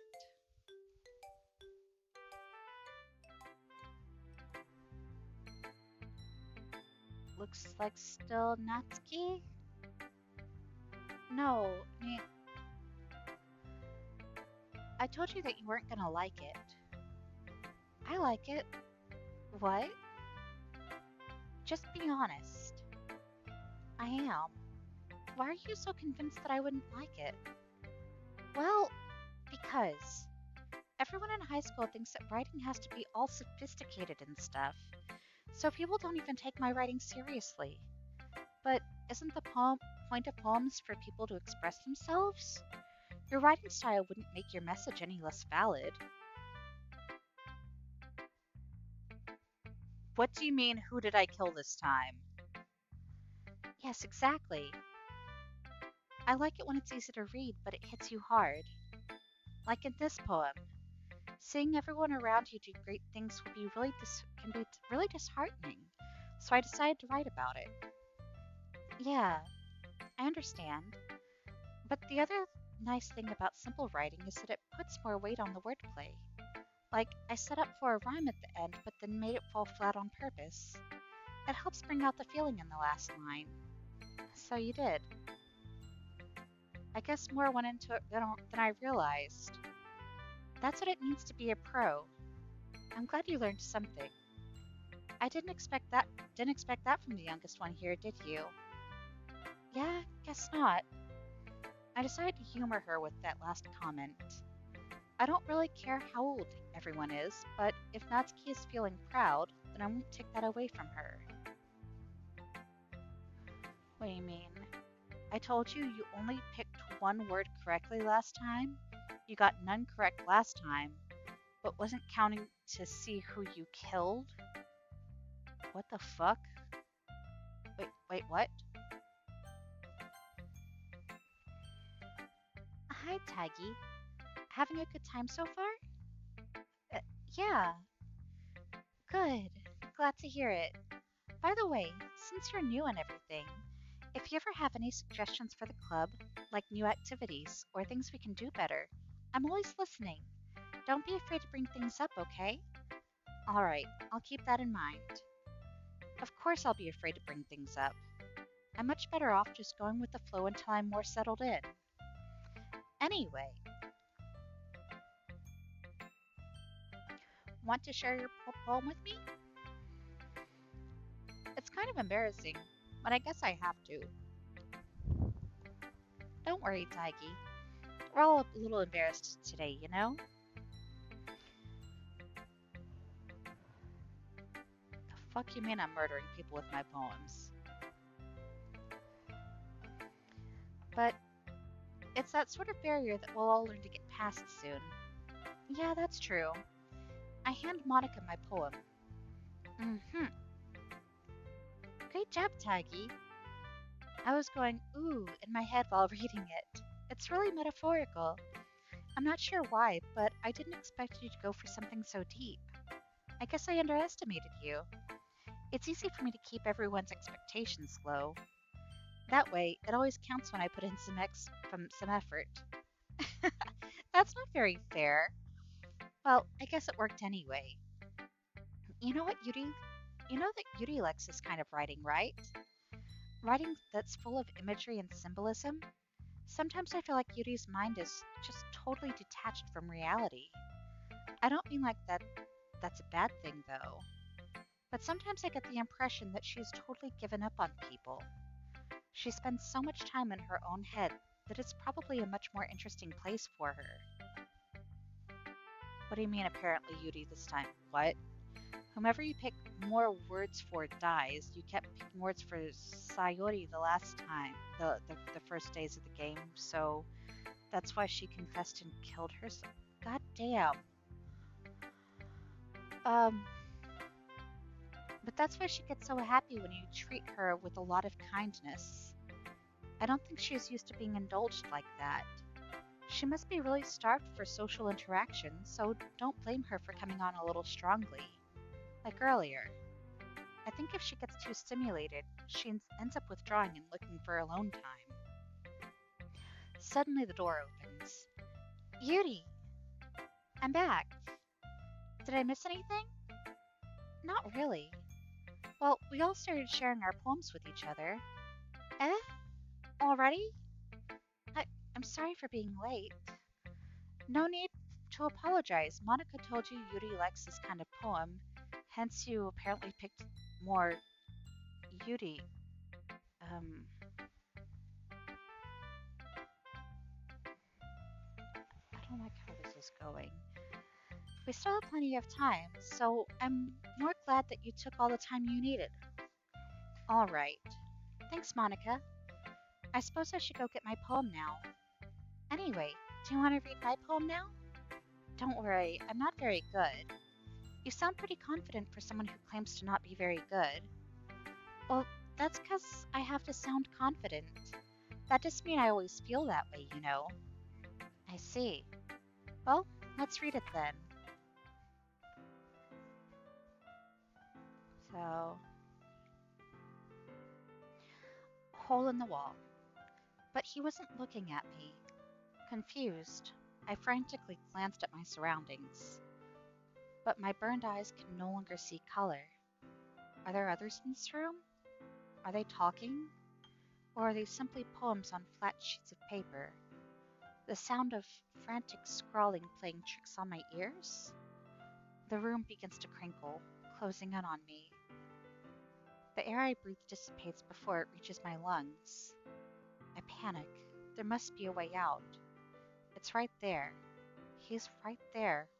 Swallowing my fears, I brandish my pen. This is a different poem than last time, wasn't it? So, what do you think? Hmm, it's very freeform if that's what you call it. Sorry, I'm not really the right person to ask for feedback. That's okay. Yeah, that kind of style has gotten pretty popular nowadays. That is, a lot of poems have been putting emphasis on timing between words and lines. Yeah, that was a completely different poem. When performed out loud, it can be really powerful. What was the inspiration behind this one? Uh, well, I'm not sure how to put it. I guess you could say that I had some kind of epiphany recently. It's been influencing my poems a little bit. An epiphany? Yeah, something like that. I'm kind of nervous to talk about deep stuff like that because it's coming on strongly. Maybe after everyone is better friends with each other. Anyway, here's Monica's writing tip for the day. Sometimes when you're writing a poem or a story, your brain gets too fixated on a specific point. So if you try hard to make it perfect, then you'll never make any progress. Just force yourself to get something down on the paper and tidy it up later. Another way to think about it is this. If you keep your pen in the same spot for too long, you'll just get a big dark puddle of ink. So just move your hand and go with the flow. And that's my advice for today. Thanks for listening. Okay, I guess we'll show it to Yuri. As Yuri reads the poems, I notice her eyes lighten. Exceptional. Huh? What was that? Did I say that out loud? Yuri covers her mouth, but then ends up covering her whole face. I. Ugh, he's going to hate me. You really didn't do anything wrong, Yuri. Eh? That's. I guess you're right. What am I getting so nervous for? Yuri takes breath. So, what kind of writing experience do you have? Your use of imagery and metaphors indicates you've written a lot of poetry before. Really? Wow, that's a huge compliment coming from you. This is actually my first time, really. Huh? Yuri stares at me blankly, then looks at my poem again. Well, I know that. I just meant, um, Yuri trails off, unable to find an excuse. She traces her finger along the words in the poem, as if breaking it down more thoroughly. Yeah, okay. This is the reason I was able to tell. It's just that there are specific writing habits that are usually typical of new writers. And having been through that myself, I kind of learned to pick up on them. I think the most noticeable thing I recognize in new writers is that they try to make their style very deliberate. In other words, they tend to pick a writing style separate from the topic matter, and they form fit the two together. The end result is that both the style and the expressiveness are weakened. Once Yuri finds her train of thought, Sif's demeanor totally changes. Her stammering is completely gone, and she sounds like an expert. Of course, that's not something you can be blamed for.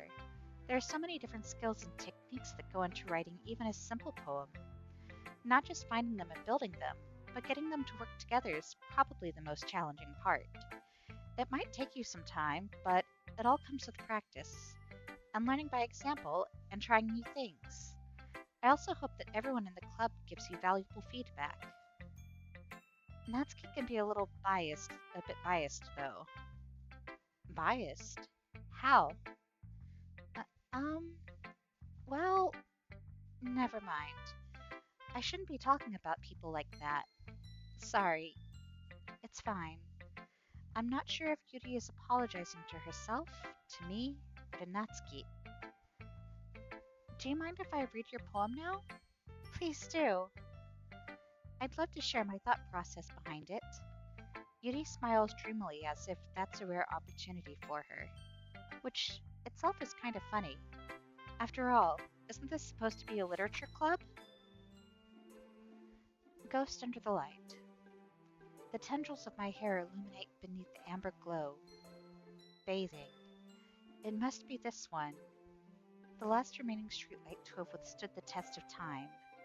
The last yet to be replaced by the sickening blue-green hue of the future. I bathe. Calm, breathing air of the present but living in the past. The light flickers. I flicker back. This is... I'm sorry, I have such terrible handwriting. What? I wasn't thinking that at all. But it took you a long time to read. Ah, well, I just don't read script very often. I actually think your handwriting is pretty. F? That's a relief. I also liked the poem. Even though it's short, it was really descriptive. It wasn't too short? I usually write longer poems. Not at all. I'm really glad you liked it. I'll be honest. Since it's our first time sharing, I wanted to write something a little more mild. Something easy to digest, I suppose. Are you into ghosts, Yuri? Actually, the story isn't about a ghost at all, Taigi. Really? I must have totally missed the point. Well, I suppose you did only glance over it after all. But remember that poets can often express their own thoughts and feelings and experiences in their work. They usually do more than tell a simple story or paint a picture. In this case, perhaps the subject of the poem is only being symbolically compared to a ghost, lingering in her last remaining place of comfort, unable to let go of the past, and soon to be left with nothing. That's a lot more solemn, putting it that way. I hadn't even thought about that. That's impressive. Eh? It's nothing, really. Yours was impressive too, so... Nah. If anything, I could probably learn a thing or two from you. You think so? Yeah, of course. Uh, you know, I was really nervous about doing all this, but in the end, I enjoyed it. I'm going to keep doing my best for you, Taigi. Uh, me too. Whew, I guess that's everyone. I glance around the room. That was a little more stressful than I had anticipated. It's as if everyone is judging me for my mediocre writing abilities. Even if they're just being nice, there's no way my poems can stand up to theirs. This is a literature club after all. I sigh. I guess that's what I ended up getting myself into. Across the room, Monica is writing something in her notebook.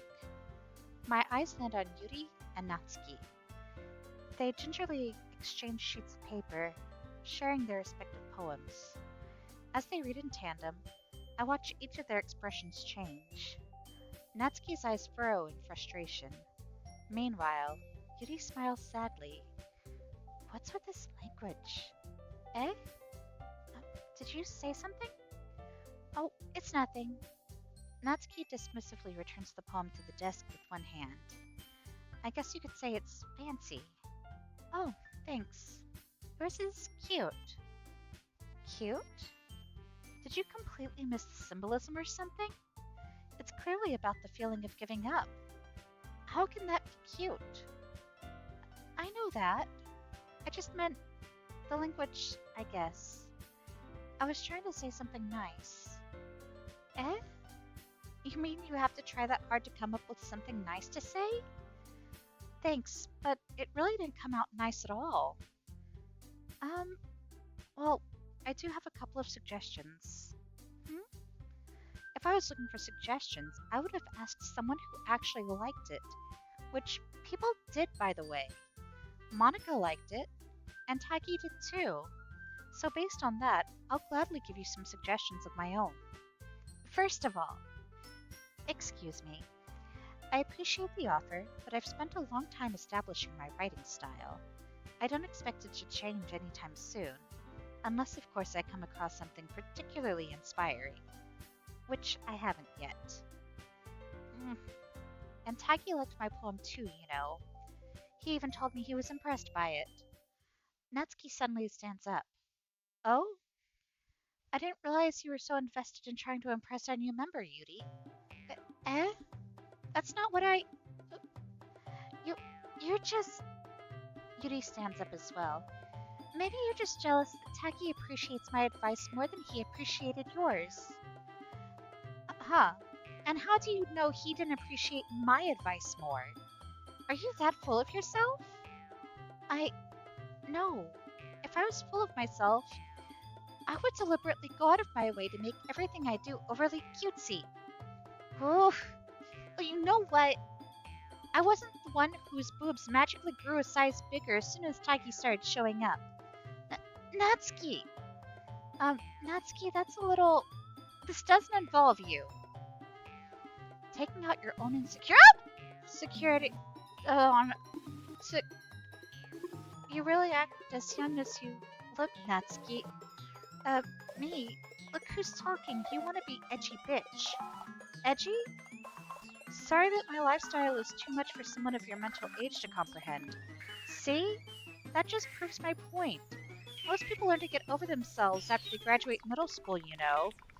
If you want to prove anything, then stop harassing others with your sickening attitude. You think you can counterbalance your toxic personality just by dressing and acting cute? I really don't like how this is. The only cute thing you know how hard you try. What? Well, be careful, or you might cut yourself on that edge, Yuri. Oh, my bad. You already do, don't you? What the fuck? Did did you just accuse me of cutting myself? Holy shit. What the fuck is wrong with your head? Yeah, go on. Let Taki hear everything you really think. I'm sure he'll be head over heels for you after this. Uh, Suddenly Yuri turns towards me as if she just noticed I was standing there. Taigi, she's just trying to make me look bad. That's not true. She started it. Wait, what? What? Um, um, oh no. No? Um, no? What? What? I don't like it. No? Oh no. M- Monica. Um, hey, Taigi? Why don't we step outside for a little bit, okay? Sorry about that. They really shouldn't have tried to get you involved. It's better for us to stay out of this. We'll go back inside once they're done yelling. Some president I am, right? I can't even confront my own club members properly. I just wish I was able to be a little more assertive sometimes. But I never have it in me to put my foot down against others. You understand, right? Anyway, if this makes you want to spend less time with the others, then that's fine. I'd be happy to spend time with you instead. Suddenly, Natsuki runs out of the classroom. She quickly runs away. Ooh, this ain't going to go well, is it? No. Oh dear. Well, it looks like they're done. I didn't mean it. I didn't mean it. I didn't mean it. Yuri is rocking back and forth in her desk with her palms on her forehead. Yuri? I didn't mean it. I I believe you. I have no idea what Yuri might have said to Natsuki, or did. Taigi, please don't hate me. Please. I'm not like this. There's something wrong with me today. It's fine, Yuri. We know you didn't mean it. Besides, I'm sure Natsuki will forget all about it by tomorrow. Completely. I don't like the way she said that, y'all. Anyway, the meeting is over, so you can go home now if you want. Yuri looks at me like she wants to say something, but she keeps glancing at Monica. Y- you can go first, Monica. I'd like to stay a little bit longer. I'm the president, so I should be the last one out. I'll wait for you to be done. Well, I'm vice president, so please let me take that responsibility today. It kind of sounds like you don't want me around for something, Yuri. It's not that. It's not that. I just, I didn't get much of a chance to discuss my book with Taggy. It would just be embarrassing with you listening. I guess I really don't have a choice, do I? I'm sorry for causing trouble. What? Um, y'all? Um,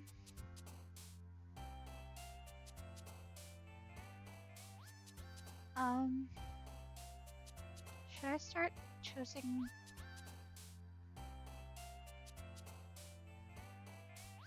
Um, wait. Um,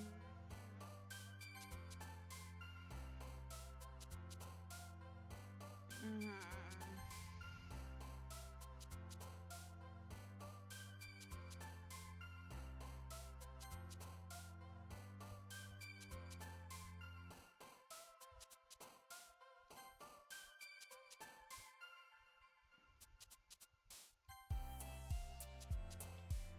this is definitely going to get creepier and scarier, I assume. It has been. It has been getting creepier and scarier, and I'm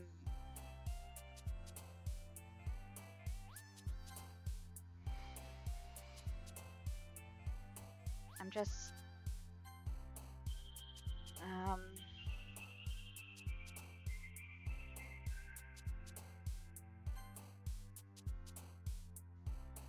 mm,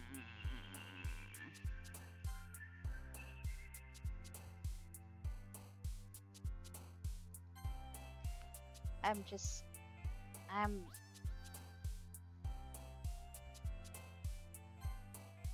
mm,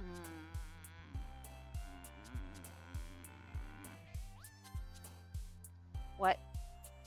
Um,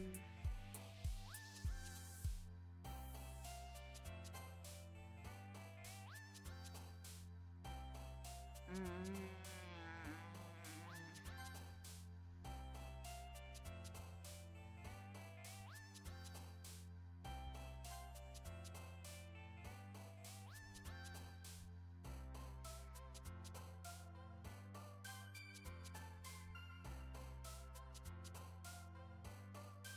like, there are some words where it's like,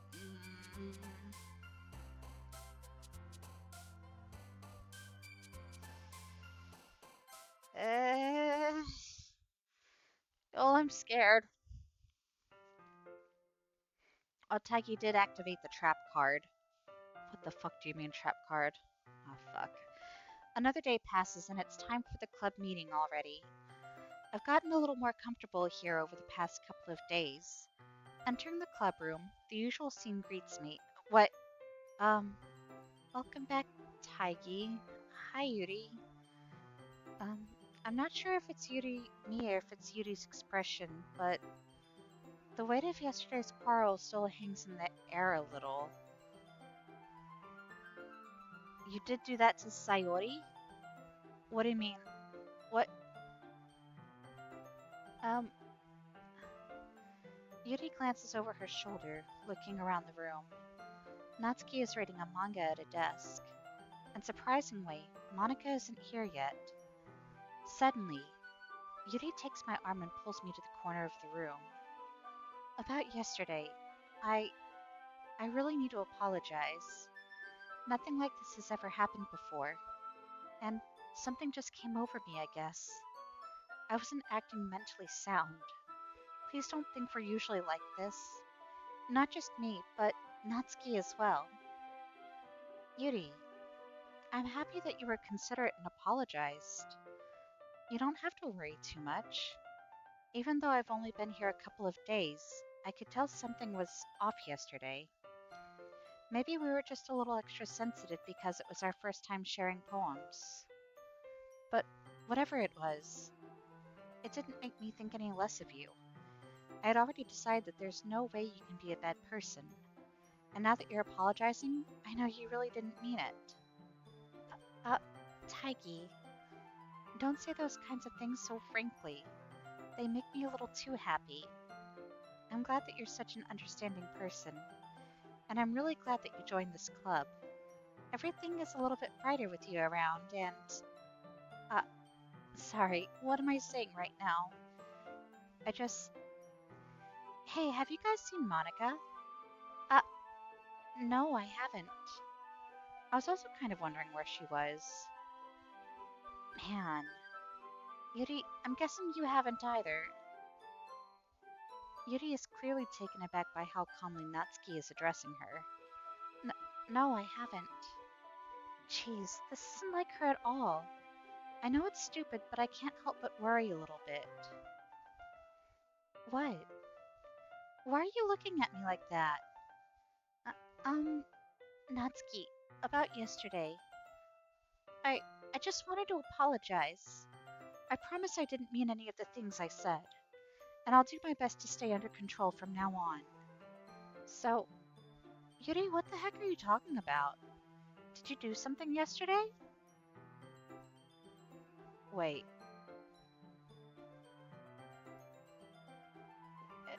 what? Jeez, whatever's on your mind, I'm sure it was nothing. I'm gonna have water for a minute. What do you mean, oh, this is going to get good? You don't even remember anything bad happening. Or I don't even remember anything bad happening. You're the kind of person who worries too much about the little things, aren't you? But I'll accept your apology anyway if it helps you feel better about it. Besides, it's kind of nice to hear, since I was always afraid you secretly hated me or something like that.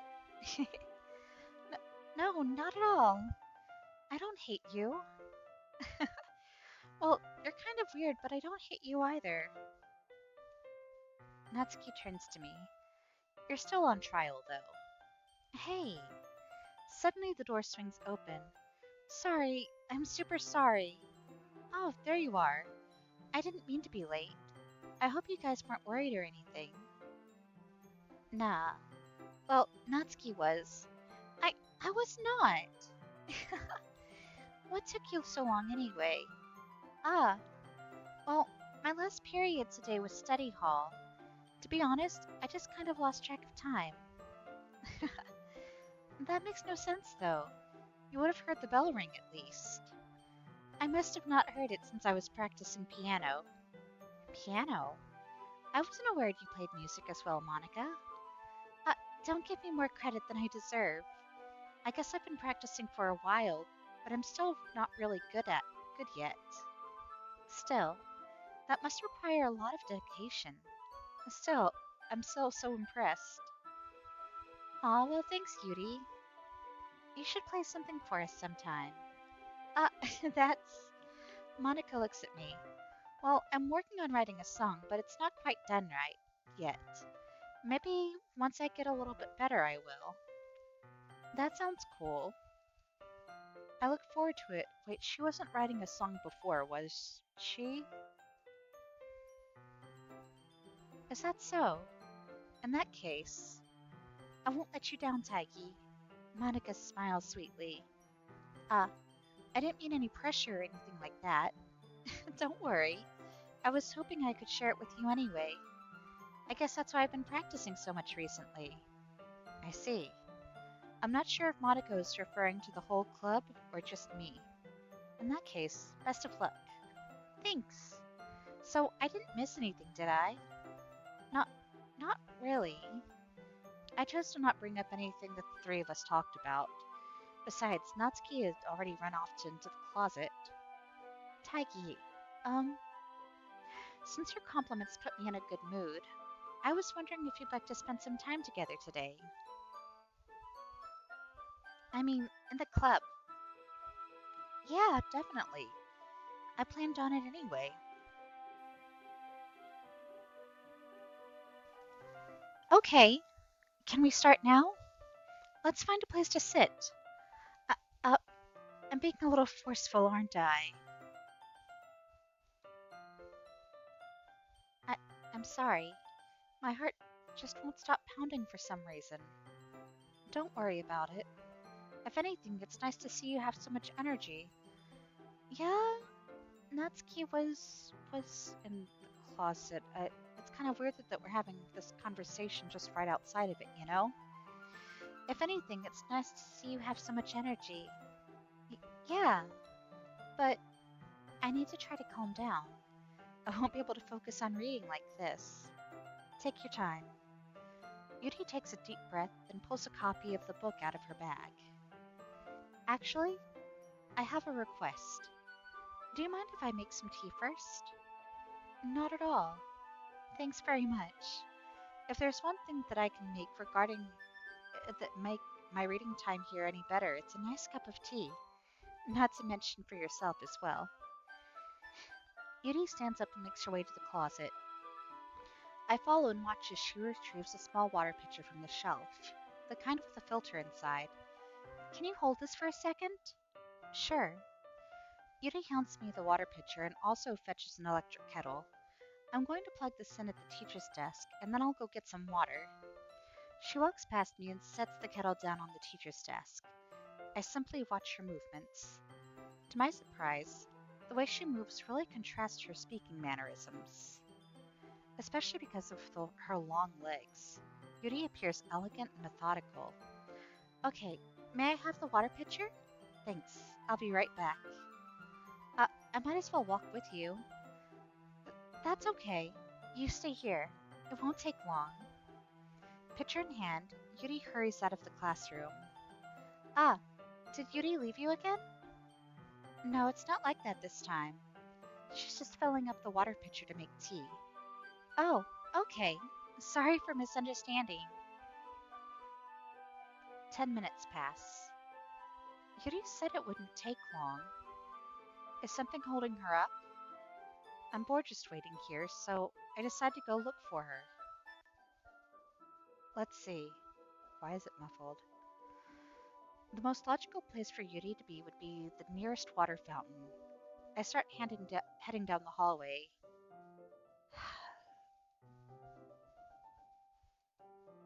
What's that noise? It's coming from around the corner. It sounds like breathing. A sharp inhale, like someone is sucking the air through their teeth. Are they in pain? I reach the corner and peer around it. Girl, I'm really scared. Yuri? Yeah. Wait, wait, wait, wait, wait, wait, wait, wait, wait, wait. Um, Um, um, I'm back. Thanks for waiting patiently. Taigi, do you like oolong tea? Uh, yeah, anything is fine. Very well, but y'all, what? Yuri sets the temperature on the kettle to 200 degrees. Um, Now it's time to get the teapot. You really do things properly, don't you? Of course. I shouldn't do any less when I'm making tea for others, even if I'm not an expert on tea or anything. In that case, you'll only be even more impressed. Perhaps I will. Yuri fetches the teapot and begins measuring the tea leaves. To my surprise, she even starts humming a little to herself. You must be in a good mood now. Is that so? I was letting it show, and you noticed. I was doing a bit of thinking, and I decided that I would try expressing myself a little bit more. It turns out it's not very hard for me to do, when it's you who's around anyway. Uh, that's great, Yuri. Just don't push yourself too much. You're always worrying about me, Taigi. It's very endearing. That's... Yuri wasn't kidding. I don't even know if I can keep up with this. I watch Yuri pour a cup of tea for each of us. Taigi, I have one request. Do you mind if we sit on the floor today?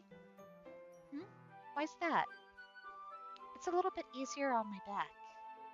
I can read with my back against the wall rather than bending over at my desk. Oh, sorry, I didn't realize. No worries. And I'm sorry, I need to clean up my face a little bit. Um, I just have back pain fairly regularly, so I do my best to manage it. Is that so? I wonder why that is. It's most likely because of uh, my, my, your posture, right? Always hunched over like that while reading? Yes, I have terrible reading posture. So that's why we should sit on the floor. Fair enough. I'll go ahead and get the book. I retrieve the book from my bag. I have some chocolate as well. It's a small bag of small chocolate candies. I take it, since it'll go well with the tea. Yuri and I sit against the wall, teacups at our sides. As if in sync, we assume the same reading position as last time, each one holding on one half of the book. Except this time, our bodies are even closer together. I can't see too well. Yuri sides closer until our shoulders are touching. I'm gonna get a little bit more water, y'all.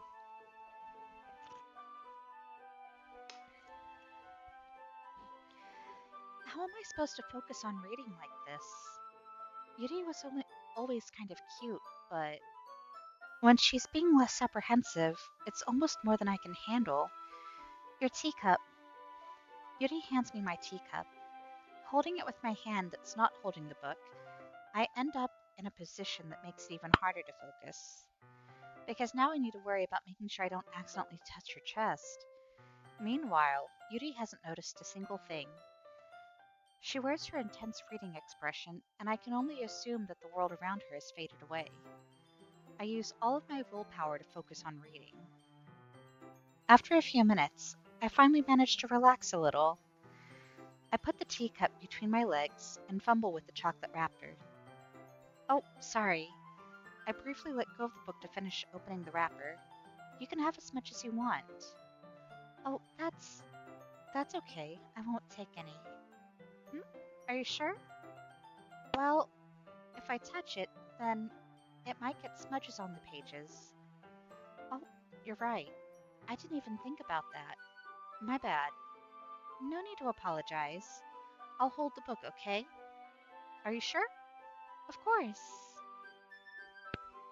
Yuri opens the book with both hands. She holds it so that I don't have any harder of a time from reading it. But as a result, her left arm is practically resting on top of my leg. Well, in that case, Yuri is already totally focused on reading again. I take a chocolate candy and pop it into my mouth.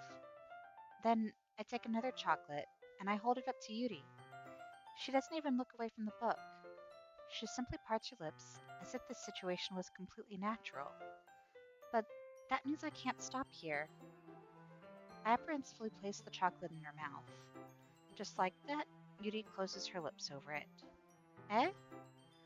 Yuri's expression suddenly breaks. Did did I just... Yuri looks at me like she needs to confirm what just happened.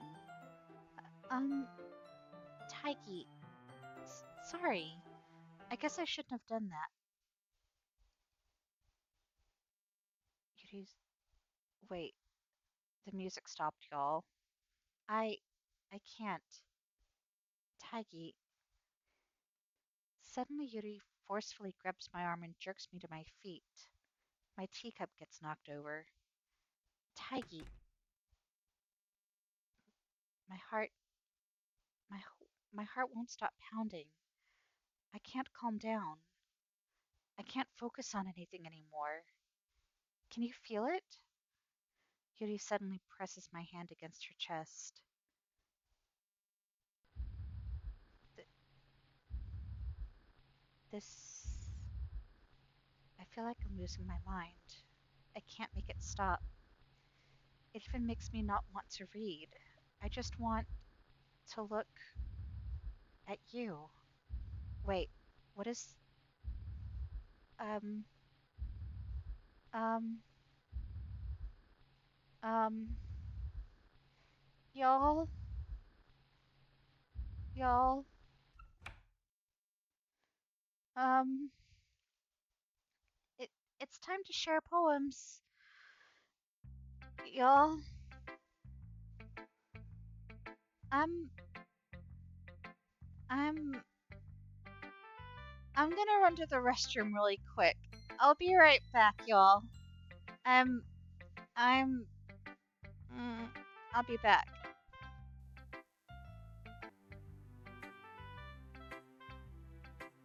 Okay, I'm back.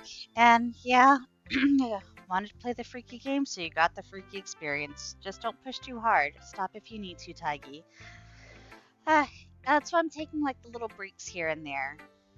I'm doing my best to take the little breaks and um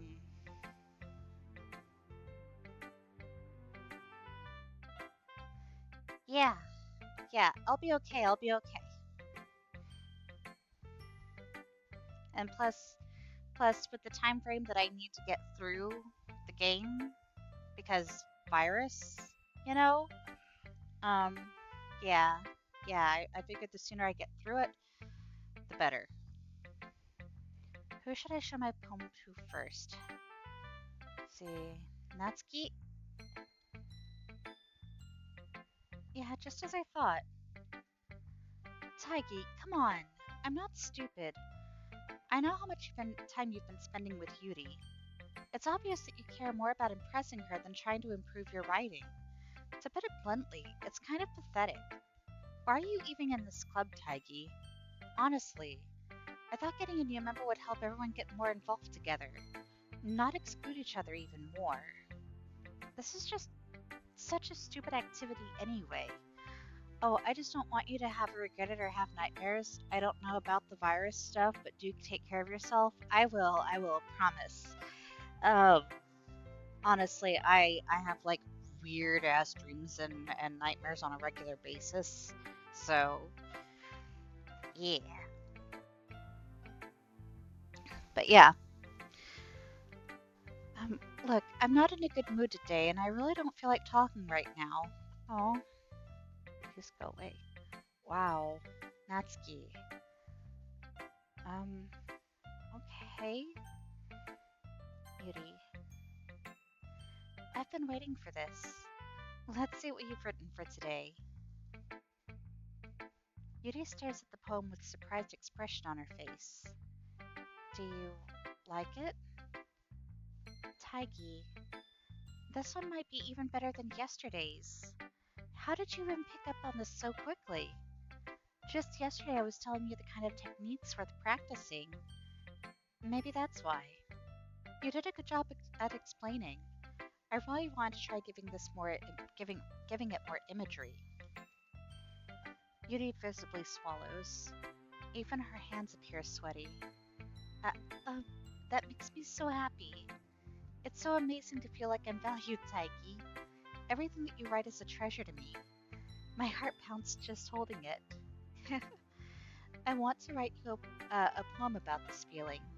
Is that bad, Taiki? I'm not being weird, right? I'm having a harder time than usual at concealing my emotions. I'm kind of embarrassed. But right now, I want you to read my poem too, so, okay? Oh shit. Wait, this is really long. Hold on. Hold on. I have a few bites of my cereal real quick.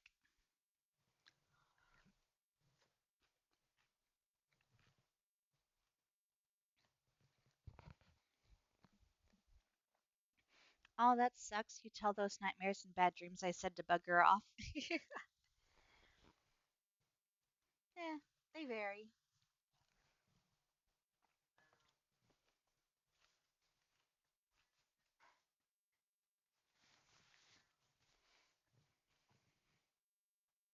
I'm just gonna take a few more bites of cereal and then we'll continue.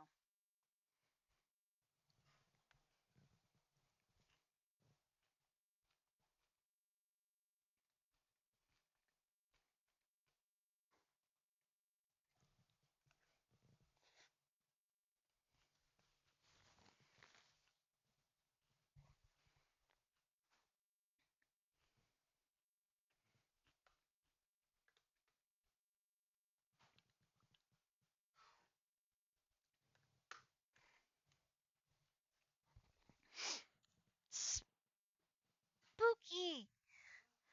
I wasn't expecting you to reach out and like touch my shoulder and neck and just spoopy. Y'all, Yoki made me jump. Yeah, scared. Okay. Um, wheel. A rotating wheel. Turning an axle. Grinding. Bolthead. Linear gearbox. Falling sky. Seven holy stakes. A docked ship. A portal to another world.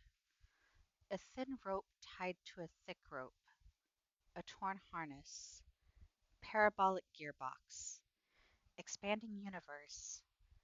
Time controlled by slipping cogwheels. Existence of God. Swimming with open water in all directions. Drowning. A prayer written in blood. A prayer written in time devouring snakes with human eyes. A thread connecting all human eyes. A kaleidoscope of holy stakes. Exponential gearbox. A sky of exploding stars. God disproving the existence of God. A wheel rotating in six dimensions. 40 gears and a ticking clock. A clock that ticks 1 second for every rotation of the planet. A clock that ticks 40 times every time it ticks, every second time. A bolthead of holy stakes tied to the existence of a docked ship to another world. A kaleidoscope of blood written in clocks. A time devouring prayer connecting a sky of 40 gears and open human eyes in all directions. Breathing gearbox. Breathing bolthead. Breathing ship. Breathing portal. Breathing snakes. Breathing God. Breathing blood. Breathing holy stakes. Breathing human eyes. Breathing time. Breathing prayer. Breathing sky. Breathing wheel. Oh, sorry if I overstepped, just protective of those I care about. Yeah, I totes get that. I totes get that.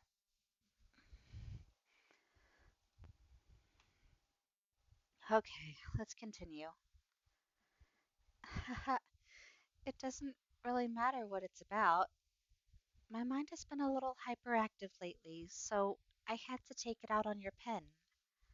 Uh, that that is A pen fell out of your backpack yesterday, so I took it home for safekeeping, and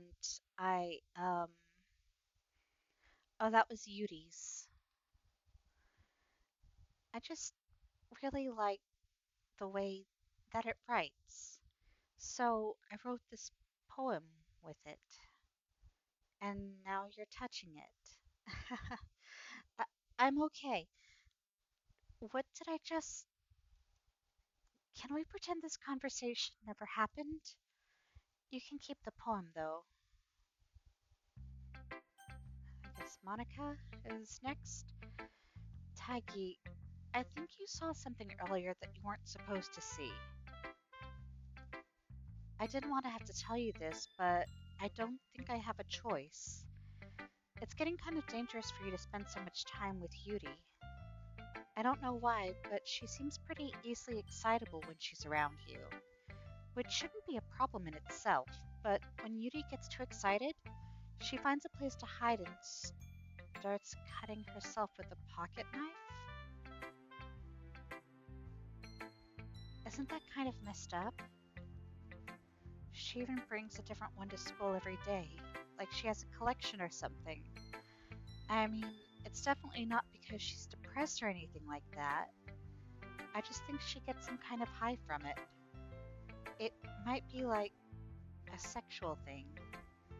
But the point is, you've been kind of enabling her. I'm not saying it's your fault though, but I guess that's why I had to explain it all to you. So I think if you keep your distance, that would probably be best for her. While you're at it, don't be shy to spend a little more time with me. To put it lightly, I at least have to I at least have it together in the head, and I know how to treat my club members. Oh boy, I came back at the right time. Were you here for the Sayori scene? I just got back. Ugh. But anyway, do you want to read my poem now? I like the way this one turned out, so I hope you do too. Save me. The colors, they won't. Bright, beautiful colors? Flashing, expanding, piercing, red, green, blue. An endless cacophony of meaningless noise. The noise, it won't stop. Violent, grating wave. If I'm squeaking, screeching, piercing. Sine, cosine, tangent, like playing a chalkboard on a turntable. Wait.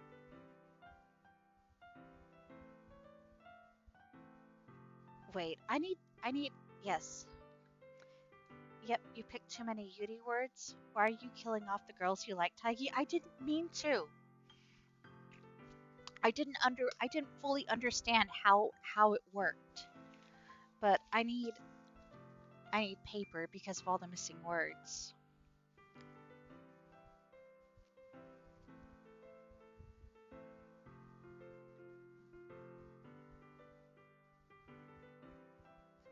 Colors.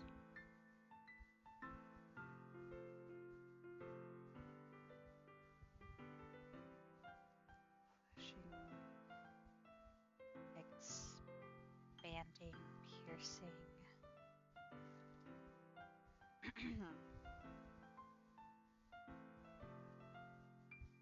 Wait, what if I... different paper, hold up.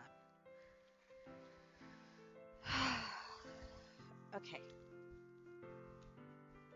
Grab one of these. Because I'm probably just overthinking it. I'm probably just overthinking this. Like, surely I'm just overthinking this. But at the same time, just in case.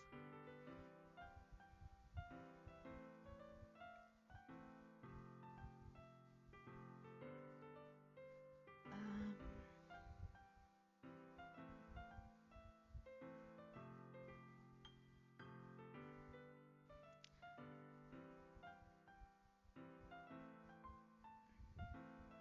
Endless cacophony of meaningless noise. Okay.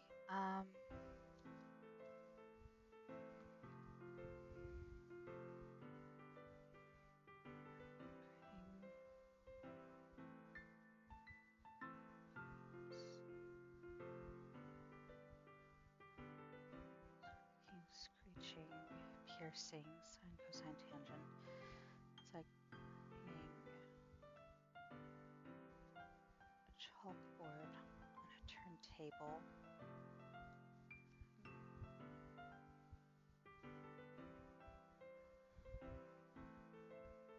Endless poem, meaningless. They're all vowels. They're all vowels. Meaningless. D delete her?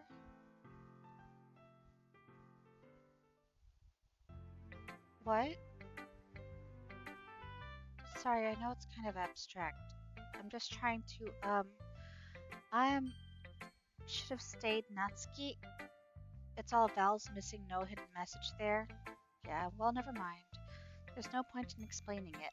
Anyway, here's Monica's writing tip of the day. Sometimes you'll find yourself facing a difficult decision. When that happens, don't forget to save your game. You never know when, um, who am I talking to? Can you hear me? Tell me you can hear me. Anything. Please. Um, what? That's my advice for today. What? Thanks for listening. Um, I'm, y'all, creepy. A dream. I was staying over at my friend's place. There were four of us. I drifted off to sleep while everyone was talking and watching TV. In my dream, I was still at my friend's house. The only difference was that there were nails sticking out of the walls everywhere. And there was also someone I didn't recognize. The person I didn't recognize told a joke, and everyone laughed. I woke up to the sound of everyone laughing at something that happened on the TV. So the laughing was not part of the dream. It was the noise that woke me up. I wonder who that person was, and how they knew to tell a joke at that moment. Wait, there's no hidden meaning? Waves hand. Wish Taigi would get that special poem. That, quote unquote. Uh, okay, everyone. We're all done reading each other's poems, right? We have something we need to go over today, so if everyone could sit at the front of the room. Is this about the festival? Well, sort of. Do we really have to do something for the festival? It's not like we can put together anything good in just a few days. We'll just end up embarrassing ourselves instead of getting any new members. That's a concern of mine as well. I don't really do well with the last minute preparations. Don't worry so much. We're going to keep it simple, okay? Look, I never once been more lively ever since Taigi joined, and we've we've started with some club activities, but this isn't the time for us to become complacent.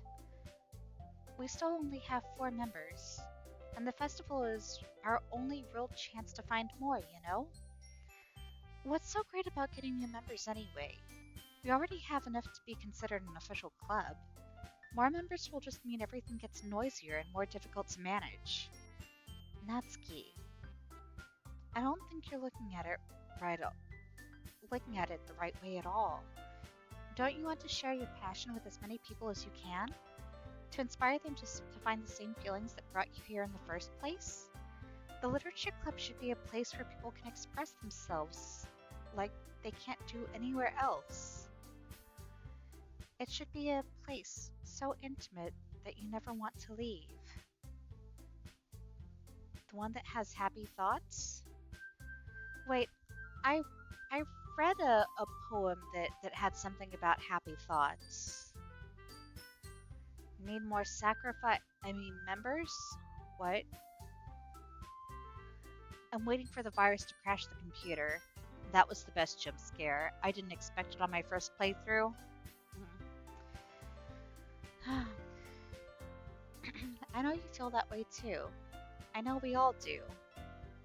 Oh, there's a special one? Oh. So that's why we should work hard and put something together for the festival. Even if it's something small. Right, Taigi? Uh, oh, come on. You can't take advantage of Taigi to agree with you just because he doesn't know how to say no to anything. Look, Monica, do you really think any of us here joined the club with other people in mind? Yuri never even talked until Taigi joined. As for me, I just like it better here than I do at home. And Taigi isn't even passionate about literature in the first place. And that's everyone. Sorry, but you're really the only one who's interested in finding new members. The rest of us are fine like this. I know you're president and all, but you should really consider our opinions for once. Oh, see, I don't know if anyone gets sacrificed, just a funny thing comes to mind hearing the club needing more people. That's understandable. Monica is clearly taken aback by Natsuki's words. That's not true at all. I'm sure Yuri and Taigi want to get more members too, right? I don't know about Yuri, but I'm kind of indifferent. What if I showed as much enthusiasm as Monica wanted? Then I would probably be lying. Still, if it's up to me to rescue this situation. Um, no. Natsuki's right, isn't she? This club, it's nothing more than a place for a few people to hang out. Why did I think that everyone here saw it the same way as I did? But that doesn't mean we're going against getting new members or anything.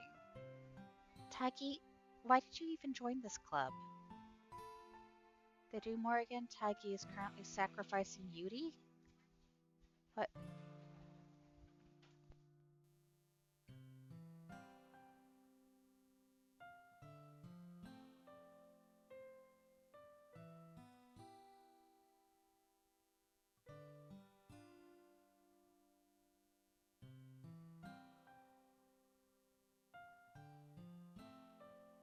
What were you hoping to get out of it? Well, that's not really something I can be honest about, is it? Fuck literature, Nepes Dojin? That piano? Oh no. In fact, if I remember, you weren't even given a choice not to join. Monica sits down and stares at her desk. What's the point of all this anyway? What if starting this club was a mistake? Now you've done it, Natsuki. What? Me? I just spoke my mind. Is it a crime to be honest? It's not about being honest. It's about word choice. Besides, you have no right to speak for everyone else in the club like that. You don't understand at all. I just I just want a place that feels nice to hang out with a few friends. Is there a problem with the club being that for me? There aren't there aren't many other places like that for me. And now Monica wants to take it away from me. She's not taking anything away. No, Taigi, it's not the same. It won't be the same with the direction she wants to take it. If I wanted that, then I would have just joined any other stupid club. But this one, I mean, at least for a little bit of time. Things were nice. Natsuki starts packing up her things. I'm going home. I feel like I don't belong here right now. Natsuki. Natsuki ignores Yuri and walks right out of the classroom. This is bad. I don't know what to do. Well, do you have an opinion on the festival? I don't know. I'm kind of indifferent, I guess. What? Who cares about that obnoxious breath? Um, I mean, I like how nice and quiet the club is right now.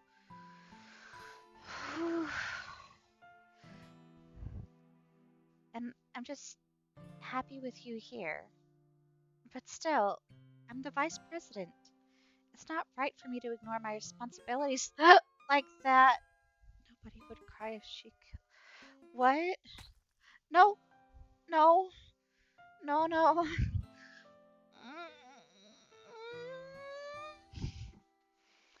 I should do my best to consider everyone's perspective and make the decision that's right for the club. What about you, Taigi? What do you want to get out of this club? Yuri repeats the same question as Monica. I decided giving an indirect answer is better than nothing. I think the most important thing is for everyone to get along, and for the club to provide something that you can't get anywhere else. I don't think it's about how many members, but rather the quality of each member. That's what will end up making the literature club a special place. I see.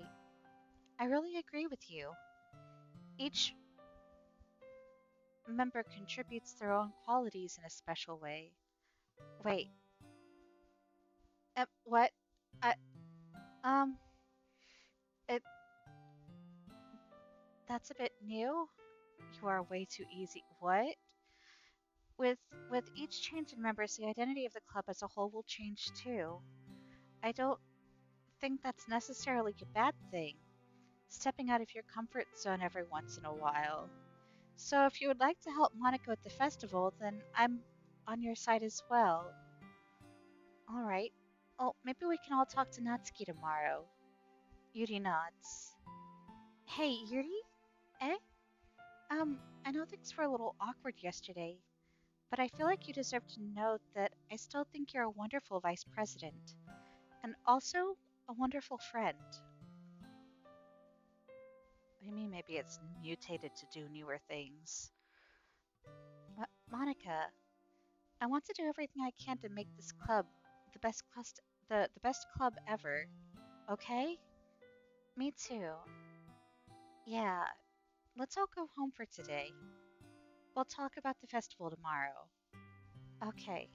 I look forward to it. Shall we go, Taiki? Um, please don't take this the wrong way, but I'm going to chat with Taiki a little before we leave, just to see what he thinks of his time here and all that. It's important to me, as president. Yuri looks a little troubled, but she doesn't protest. Okay, I trust your judgment, Monica. In that case, I'll see the two of you tomorrow. See you tomorrow! Monica waves as Yuri exits the classroom. Whew, things have been a bit hectic lately, haven't they? Taigi, I just wanted to make sure you're enjoying your time at this club. I would really hate to see you unhappy. I feel kind of like I'm responsible for that as president. And I really do care about you, you know? I don't like seeing the other girls give you a hard time. I'm with how mean Natsuki is and everything, and Yuri being a bit, you know, yo, I don't like the static in the background. Sometimes it feels like you and I are the only real people here. You know what I mean? But it's weird because in all the time you've been here, we've hardly gotten to spend any time together. I, I mean, I guess it's technically only been a couple days. Sorry, I didn't mean to say something weird. There are just some things I've been hoping to talk about with you. Things I know only you could understand. So that's why. Wait, not yet. No, stop it. Oh shit. So wait, what happens? Y'all, what happens if I choose Natsuki words instead of Yuri words? Oh god, the music. Um, it's like, what if I. Wait, what was that?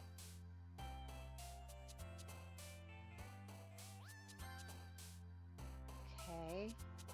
Wait, the the counter. Um, uh, It added another one.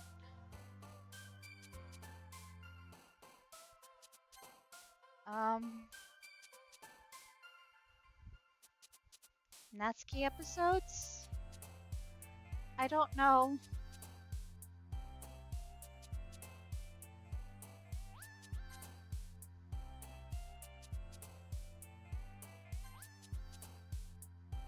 What if I, what if we go back this way? Um,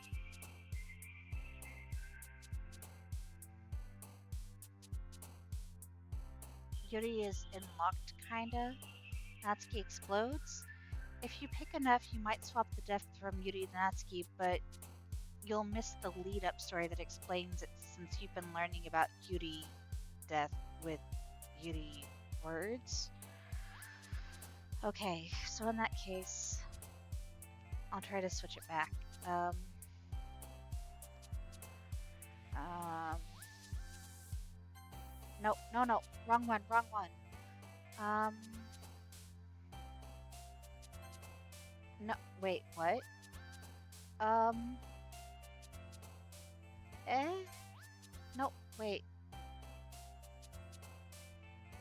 Um, no, um, shit.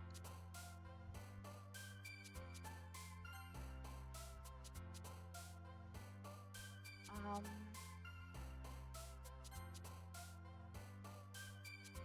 mm, wait, no, no, no. Fuck. Uh, no. Oh shit. I might have fucked it up. Hi, Taigi. I've been waiting for you. Are you ready to continue reading? I brought my best tea today. Monica, I told you not to. Ugh. Is she really late again? Inconsiderate as usual, Natsuki. Excuse me? Must you always interrupt my conversations with your incessant yelling? What are you talking about? You say like I do it on a regular basis or something. I just wasn't paying attention, okay? I'm sorry. Seriously, what's gotten into you lately? Me? Nothing. Is it really that bad? See, it is something. I'll get over it. It's not even anything noteworthy. I've just been feeling a little on edge lately.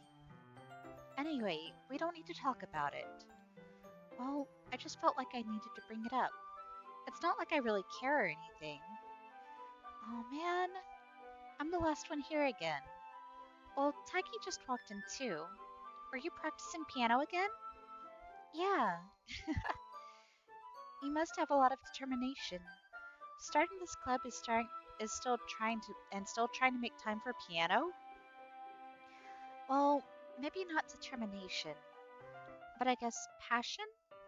It motivates me to work hard for the festival and um right, I forgot.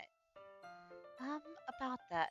Natsuki, we were all talking yesterday and we decided that we would like to support the festival as well. However, I understand how you feel about not wanting the club to change. I think we all kind of feel that way. So as long as we're all working together, this club will never become something we don't want. Um, also, if you help us out with the festival, then I'll buy you a new manga. Sorry, that last part was really funny. Look, I did some thinking about yesterday. I was a little more hostile than I meant to be. I guess I really felt threatened or something. But I know this is something that we're doing together. Another new member wouldn't hurt, as long as they're cool. And I guess another girl would be nice this time. But more importantly, I would hate to see the event suck just because I chose to back out. I'm a pro, you know? So I'm gonna help too, and we'll make sure it's done right. Thank goodness. Isn't that great, Monica? Monica? Uh, yeah, that's wonderful. It wouldn't be the same without you, Natsuki. Anyway, Taigi, what do you want to do today? I was thinking we already have plans today. Ah, is that so, Yuri? That's correct. Taiki is already engaged in a novel that we're reading together. Aren't you glad if I've already gotten him into literature, Monica? I, I suppose. I was just. Actually, it doesn't matter. It really doesn't. You guys can do whatever you want. Yes. Thank you for understanding, Monica. Hold on, I'm gonna eat some more of my cereal real quick.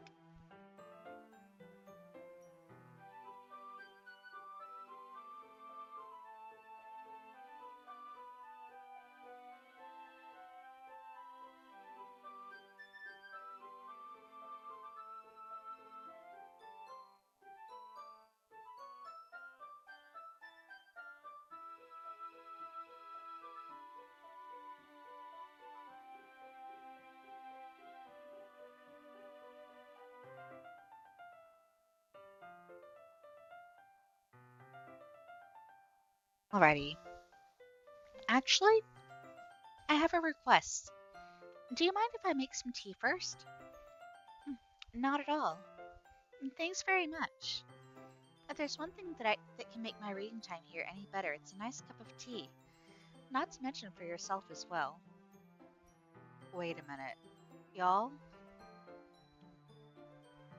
Y'all, the, um, concern? Concern? I follow and watch as she retrieves a small water pitcher from the shelf, the kind with a filter inside. Can you hold this for a second? Sure. Yuri hands me the water pitcher and also fetches an electric kettle. I'm going to plug this in at the teacher's desk, and then I'll go get some water. She walks past me and sets the kettle down on the teacher's desk. I simply watch her movements. To my surprise, the way she moves really contrasts her speaking mannerisms. Especially because of her long legs, Yuri appears elegant and methodical. Oh, may I have the water pitcher? What do you mean, wait? Nep, what do you mean, wait?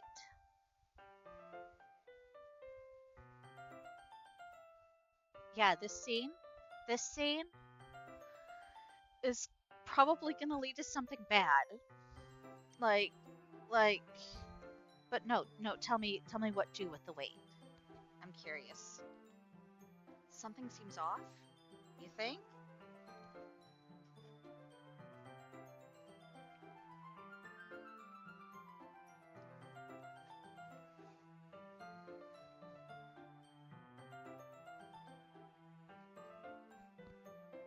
I will, just a little more cereal. Sorry, y'all.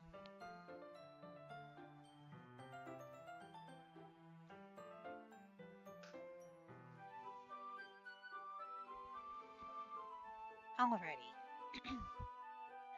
Okay, may I have the water pitcher?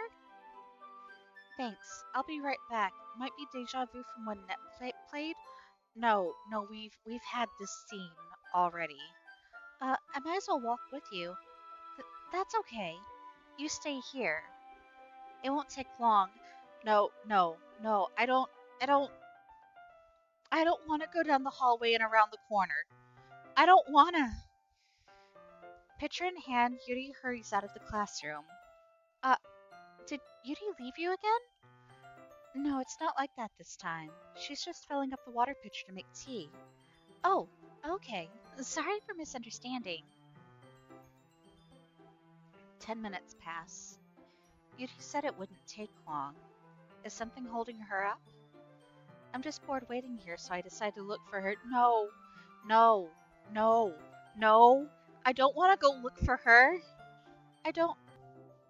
No, no. The most logical place for Yuri would be the nearest water fountain. I start heading down that way. I, I don't. What's that noise? It's coming from around the corner. It sounds like breathing. Y'all, I don't wanna. A sharp inhale like someone sucking air through their teeth. Are they in pain? I reach the corner and peer around it. Yuri? Um,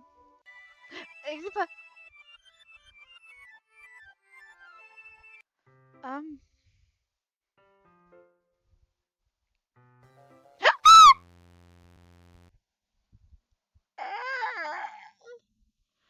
oh, um, um, fuck.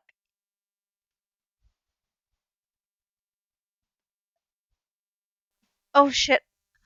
Okay, I just saw what happened after, uh, with the playback on the channel. Wait, how did I? Sorry, I had a really weird deja vu. This hasn't happened before or anything, right? My head has been getting a little fuzzy lately. Uh, I hope it hasn't really been showing or anything. I hate for you to think I'm weird just after we started spending time together. I mean, everyone has a few unusual things about them, but expressing those things so soon after meeting someone is usually seen as inappropriate or unlikable. At least that's what I've discovered. When I was a bit younger, I think I would come on really strongly and get a little too intense. It made people not want to be around me. So I started hating those things about myself. My obsession with certain hobbies, and the way I can't control myself when I get too excited about something. So I eventually stopped trying to talk to people. If nobody could ever like me for the things that matter the most to me, then it's just easier if I close myself off. But recently, something's been wrong. I don't know what it is, but every time we come to the club, my heart starts to go crazy, like it's going to rip out of my chest. It overwhelms me with energy and emotions that I can't let out. It's been making me do some weird things. I don't know why it's happening. Only people without taste would want to stay away from Taigi. Oh, eh. Is it just me, or has Monica been acting a little off lately? She's always been a sweetheart ever since I joined the club, but recently I've been feeling something sharp whenever she's around. I'm not crazy, right? Please, please tell me I'm not. I couldn't say anything before because she's always listening. But finally, we're alone. Oh no. I don't like the look on her face, y'all. Can we just stay here for a while? Yeah. What? Oh no. Well, I'm scared. Stay here until the club ends and then we'll have the club room all to ourselves. Nobody to interfere with our reading time. Nobody to make me feel like stabbing myself in the throat. Aha. That was a joke. I do I do like knives though. It sounds strange, but you wouldn't understand it if you've never seen how beautiful they can be. I have an idea. Why don't you come to my house sometime? I can show you my collection. I've gotten them all from various artisans. I make sure to give them all their fair share of use. I don't want them to get lonely or anything. Nobody deserves to be lonely. Nobody. That's why I'm so happy you joined the literature club, Taigi. Now we don't need to be lonely anymore because we have each other every day. That's all we need. You know what? Let's quit the literature club. There's no need for us to be around Monica's slimy tongue anymore. Not to mention that other pathetic child. We can walk home together every day after school. God, y'all, this is creepy. You're doing it again. They fall for you, confess, and then die. Poor Yuri. And read together. Eat together. Sleep together. Doesn't that sound perfect? It's everything we could ever want. Isn't that why you joined the club in the first place? It's almost like it was fate.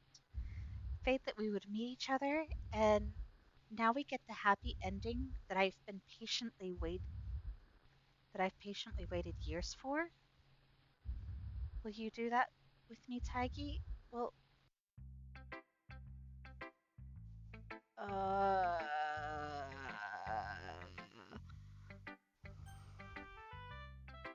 um, um, I'm not going to read another one of your Yuri suck up poems, but I'm still going to make you read mine. There's a reason. I really wish I didn't have to do this, but unfortunately, I don't have much of a choice. Just read it carefully, okay? Then you can go away. Okay, I'm gonna eat a little more cereal real quick.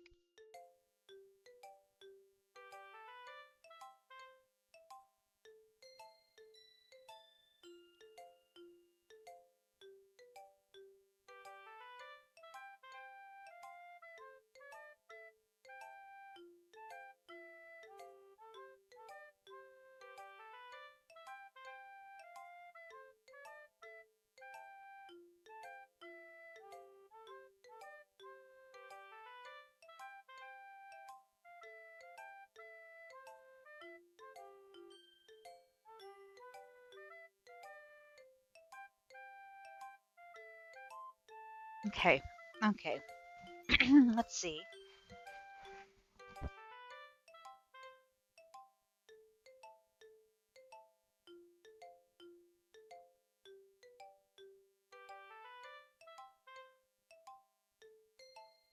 Alrighty. Oh, let's see.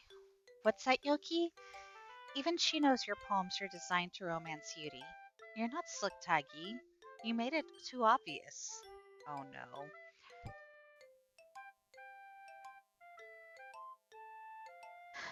I don't know how else to bring this up, but there's been something I'm worried about.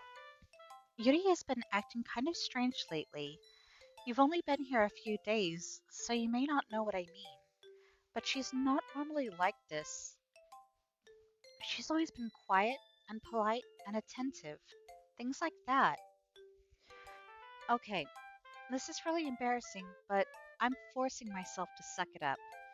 The truth is, I'm really worried about her. But if I try talking to her, she'll just get mad at me again. I don't know what to do. I think you're the only person that she'll listen to. I don't know why, but please try to do something. Maybe you can convince her to talk to a therapist. I've always wanted to try being better friends with Yuri, and it hurts me to see this happening. I know I'm going to hate myself later for admitting that, but right now I don't care. I just feel so helpless. So please, if you can do something to help, I don't want anything bad to happen to her. I'll make you cupcakes if I have to. Just please try to do something. As for Monica, I don't know why, but she's been really dismissive about this. It's like she just wants us to ignore it. So I'm mad at her right now, and that's why I'm coming to you about this. Don't let her know I wrote this. Just pretend like I gave you a really good poem, okay? I'm counting on you. Thanks for reading.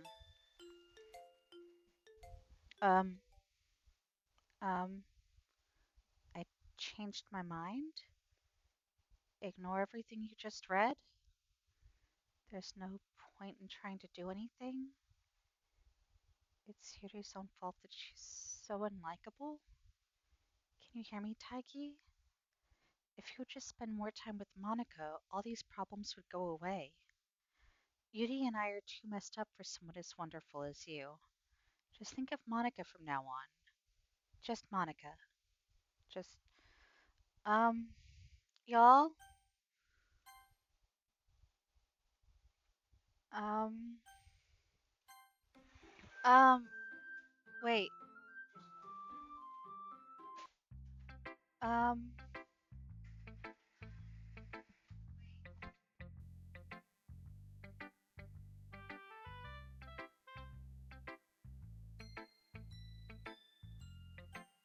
um, I guess Monica? Don't say I didn't warn you, Taggy. What? What? What? What was that all about? Finally, Yuri holds my poem to her face and takes a deep breath. I love it. I love everything about it. Taigi, I want to take this home. Will you let me keep it? Please? Sure, I don't care.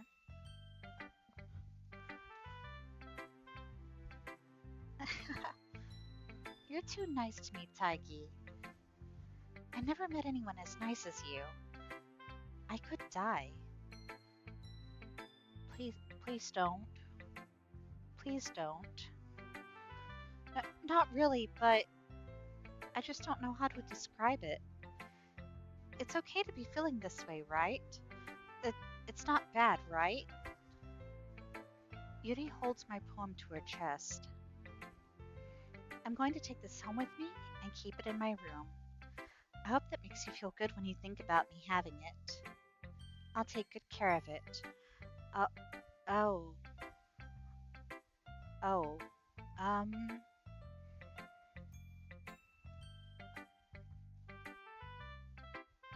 serious. Wait, no, no. You can have my poem too. Besides, after you read it, I know you're really going to want to keep it. Here, take it. I can't wait any longer. Hurry, read it. Um, what? Um, what? I, um, I, I, I can't read any of this. Um, um, um, um, no, what? No, I think I'm going to vomit. Yeah, what? No, wait, what? Things I don't like about Papa?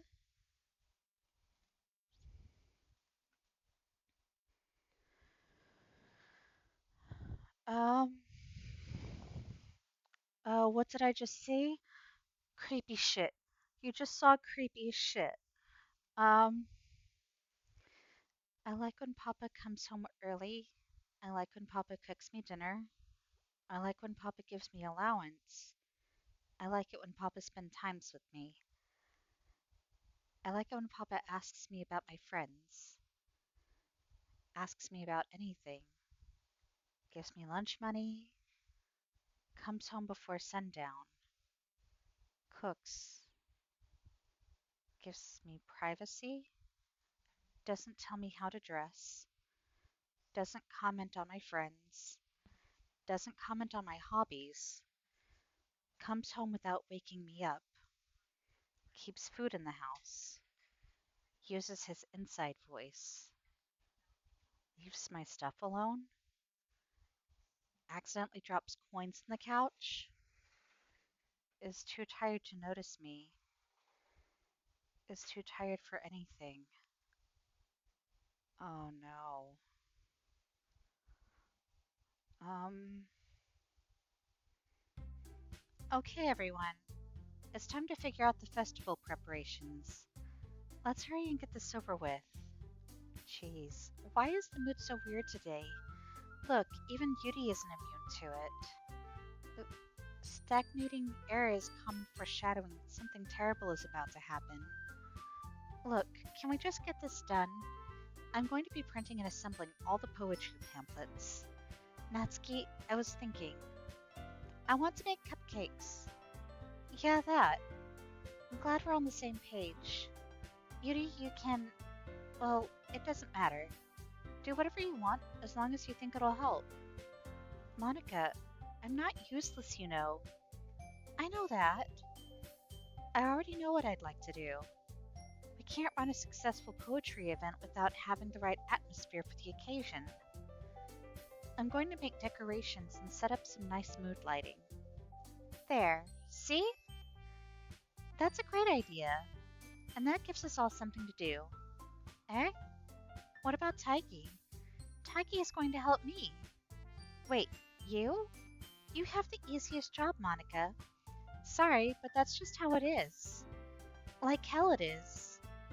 What are you trying to pull? I agree with Natsuki.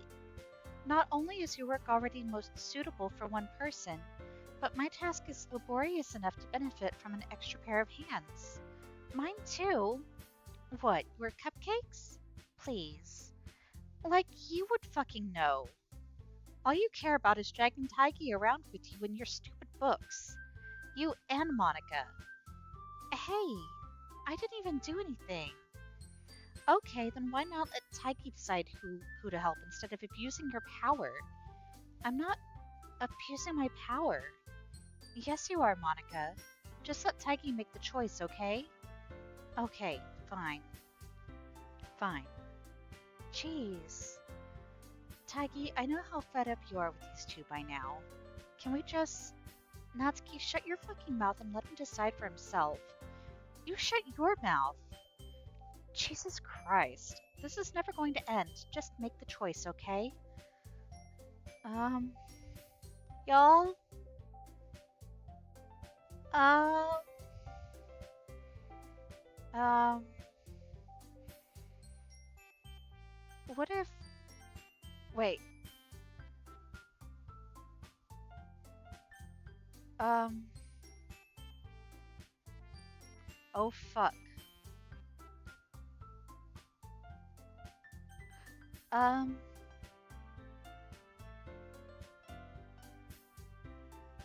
You know the answer.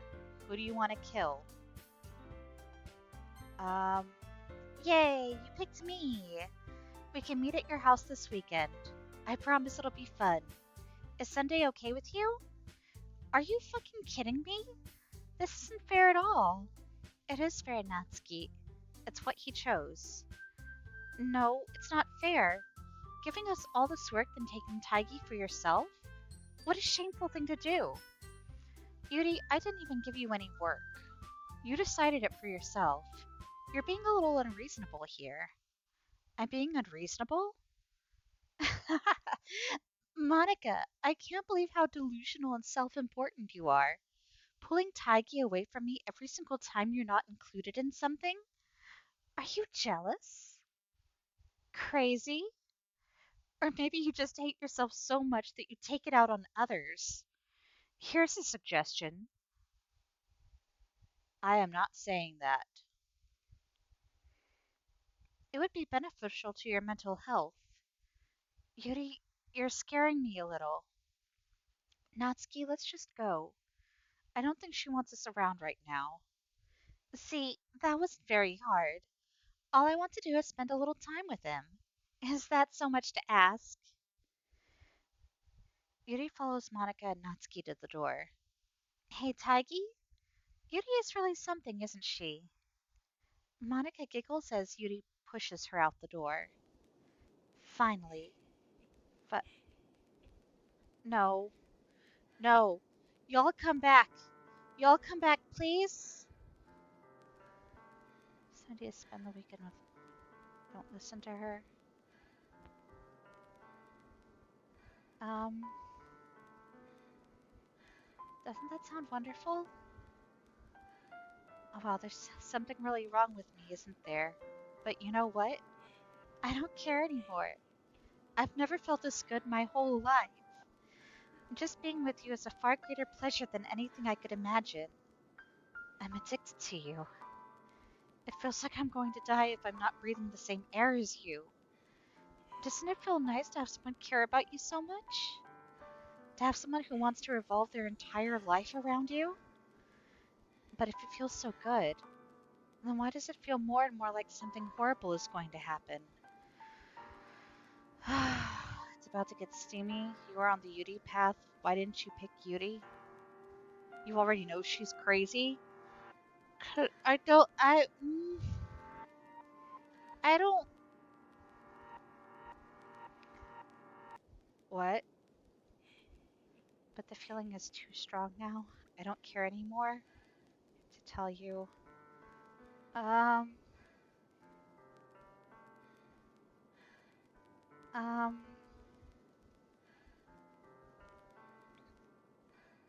um, oh, um, how about no?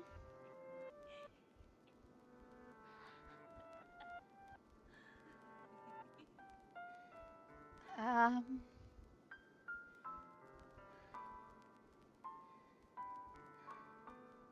y'all, what if I choose yes? What happens if I choose yes? I know that people can get like this, and I still don't understand how. Say, do it. No. Taigi got so creeped out they stopped reading. No, I was reading. I was reading to myself in my head. Not I Yeah, let's stretch. Let's stretch before we hit the yes. Cuz I'm afraid of what's going to happen when I hit the yes. Uh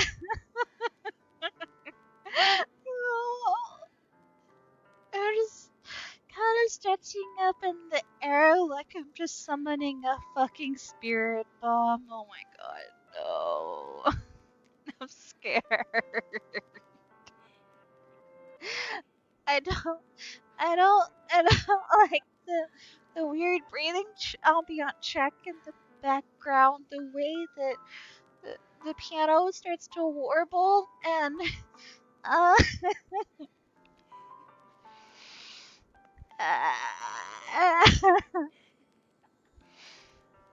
I meant you stopped reading out loud. I sure as fuck did. Oh my god, why? Oh no. Oh no. No. No. Oh no. Oh no. Oh no. Oh no. No. No. No. Um. No.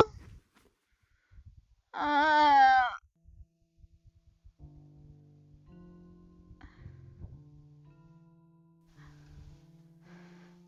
Um.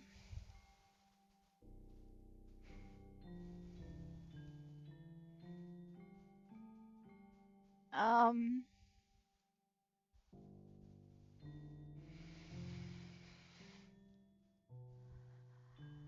Um. I. I don't. I don't. I'm. Uh. d- just. Um.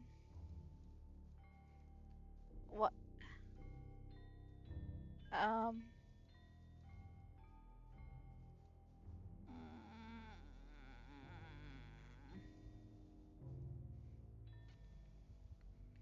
I don't think Flex Seal is gonna fix that.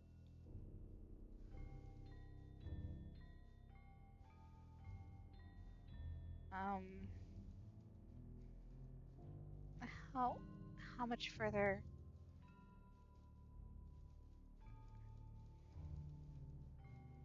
Um. Y'all. Like, where?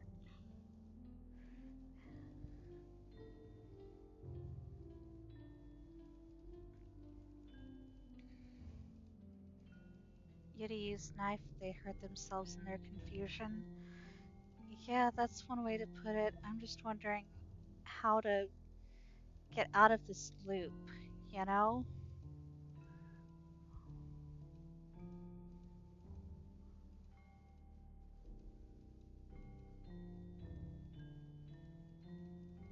Do I just continue going through this or um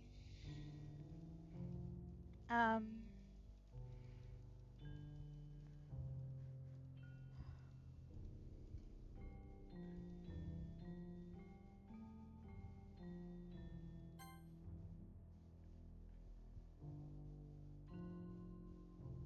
Guess auto doesn't do anything. Hold space. Just gotta keep going till Yuri takes over again. Then black border is someone else controlling them if that wasn't obvious. No, it had that has been obvious. Um, I just um oh oh um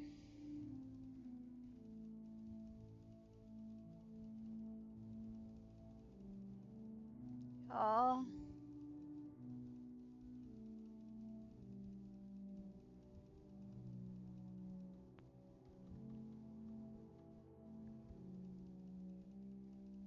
um what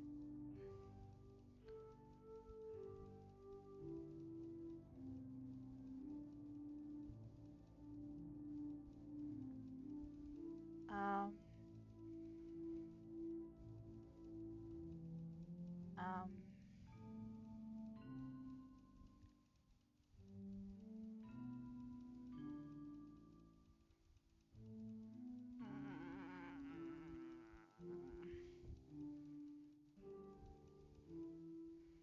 it's just gibberish till the game resets, I think. Just click through it as fast as possible to log if you see you went too far. Oh, wait.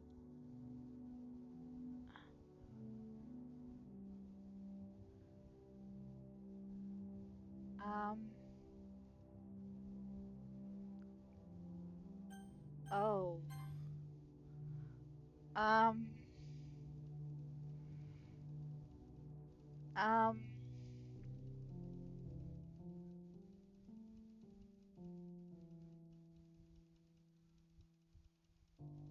it's all gibberish, but log lets you read it.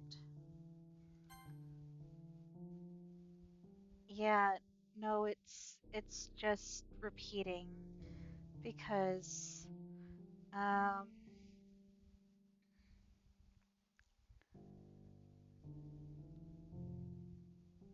um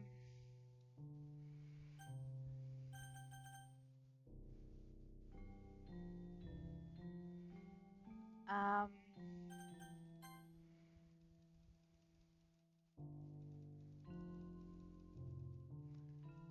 will will time pass or should I just reset it to what is it repeating though?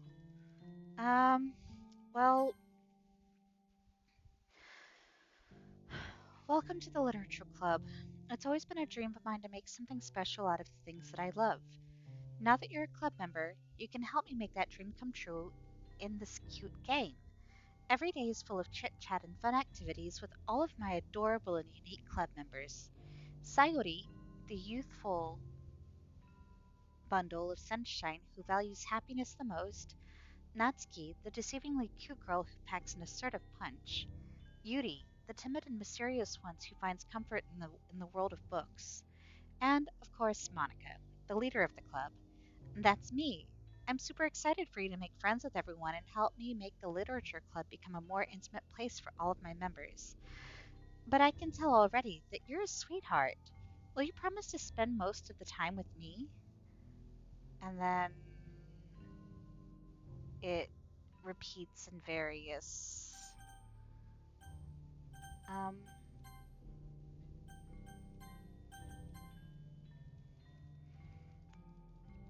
um Taigi missed it, I think.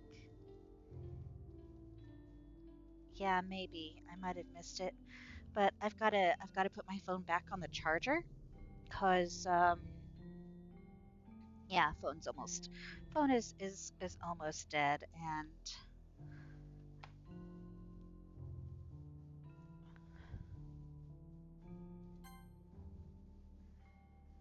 um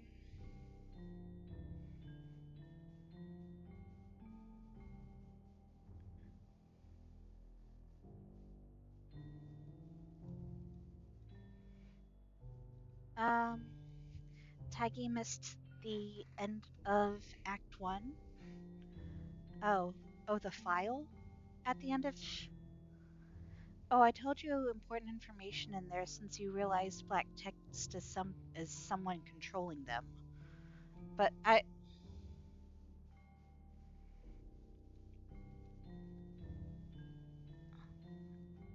um yeah, I know I'm stuck. I'm I'm not sure how to. Oh, no. I'm not I don't know. Um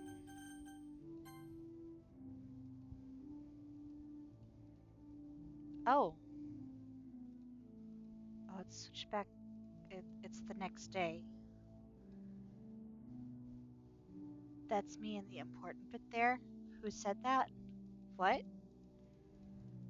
I don't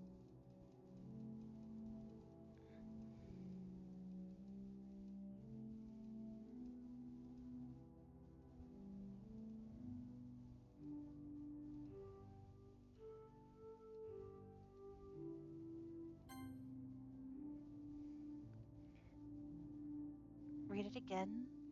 Who said that's me? Wait.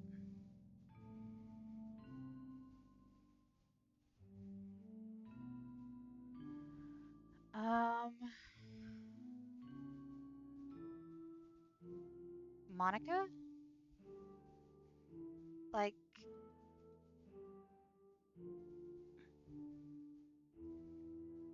I know that it's really obvious that Monica's the one that's there's still Act 3.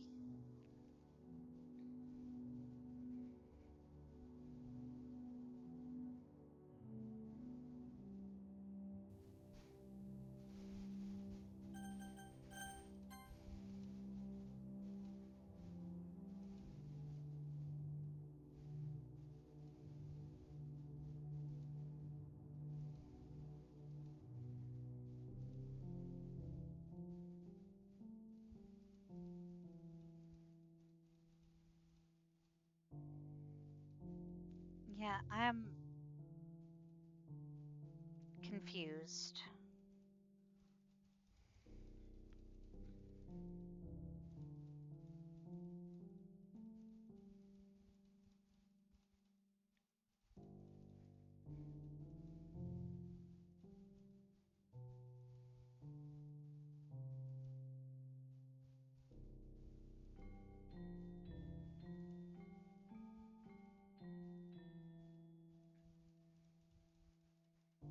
I'm not entirely sure.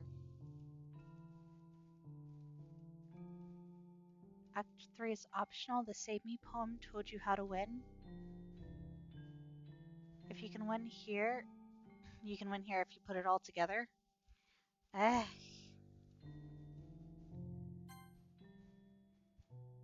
And I didn't save any of the game or any of the games or anything.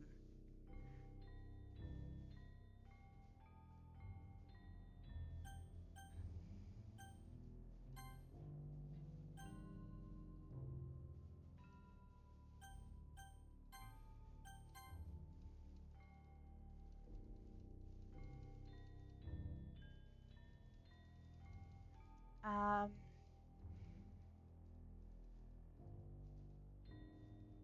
I don't know. Oh, wait.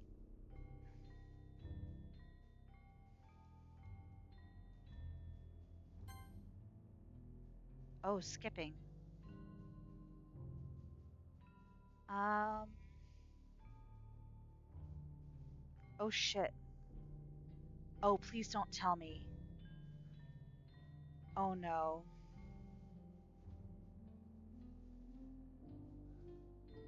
Oh no. What? All right, it's festival time. Wait, what? Damn, Taggy doesn't listen. Monica even told you to save after that poem, and I didn't save. I'm sorry. Oh, um, oh, Taigi, did something happen? Natsuki just ran past me. Oh, oh. Well, that's a shame. Wait, were you here the entire weekend, Taigi? Oh, jeez. I didn't realize the script was broken that badly. I'm super sorry. It must have been pretty boring. I'll make it up to you, okay? Just give me a sec. Wait, what? What? I'm almost done. Um, I just want to have a cupcake really quick. What? You stayed in the classroom until festival day. Yeah.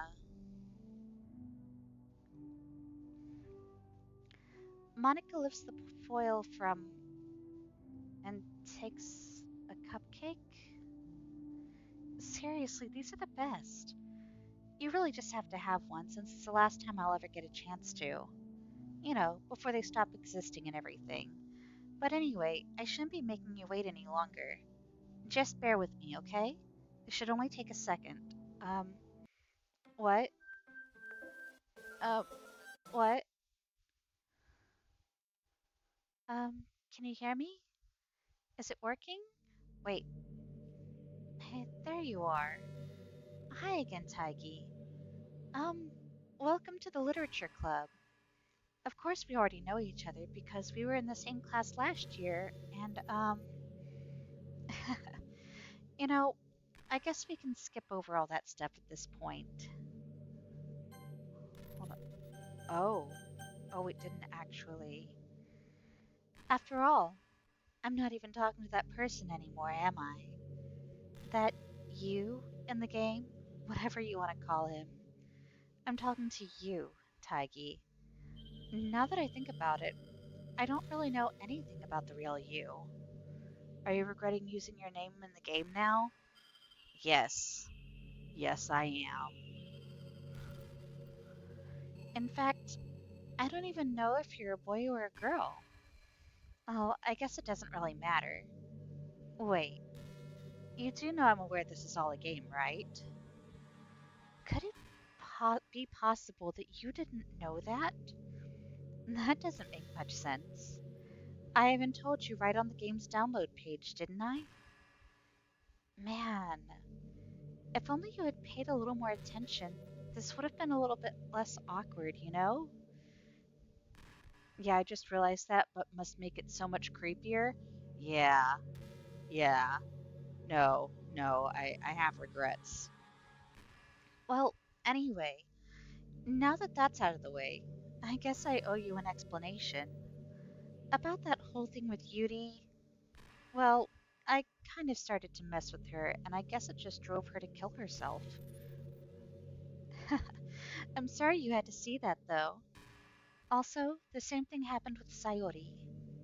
Gosh, it's been a while since you've heard that name now, hasn't it? Yeah, it's because she doesn't exist anymore. Nobody does. I deleted all their files.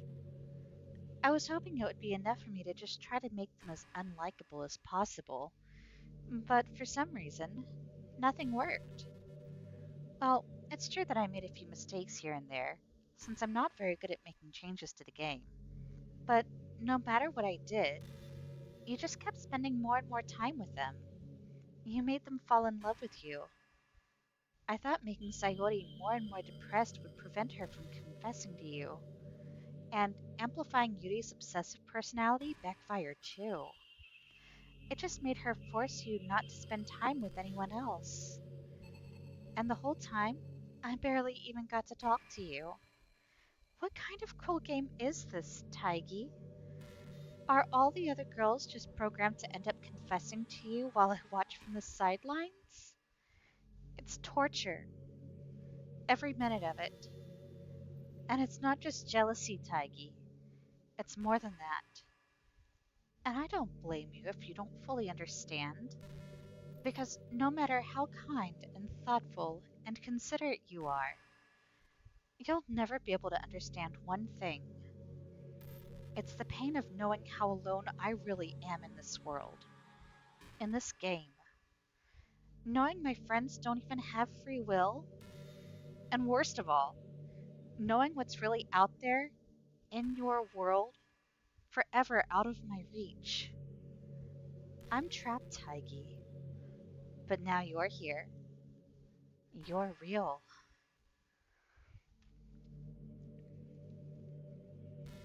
And you're wonderful. You're all I need.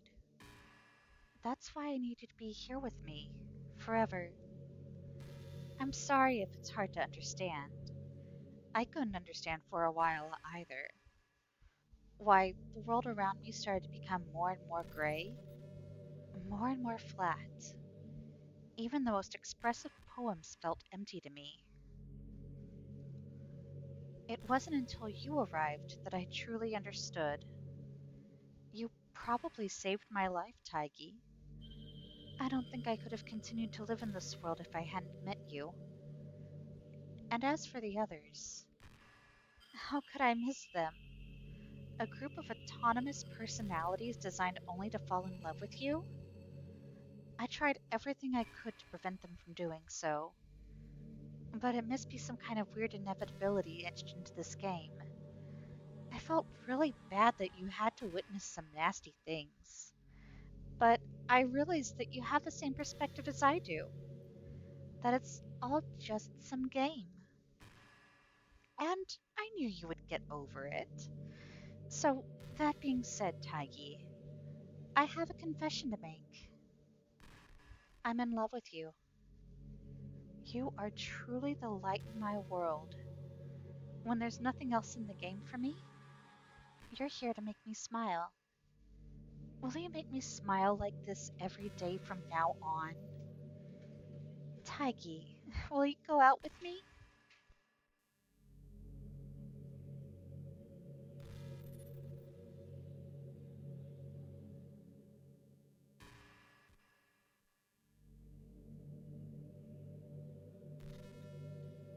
Well, I guess we only have one choice. I'm so happy.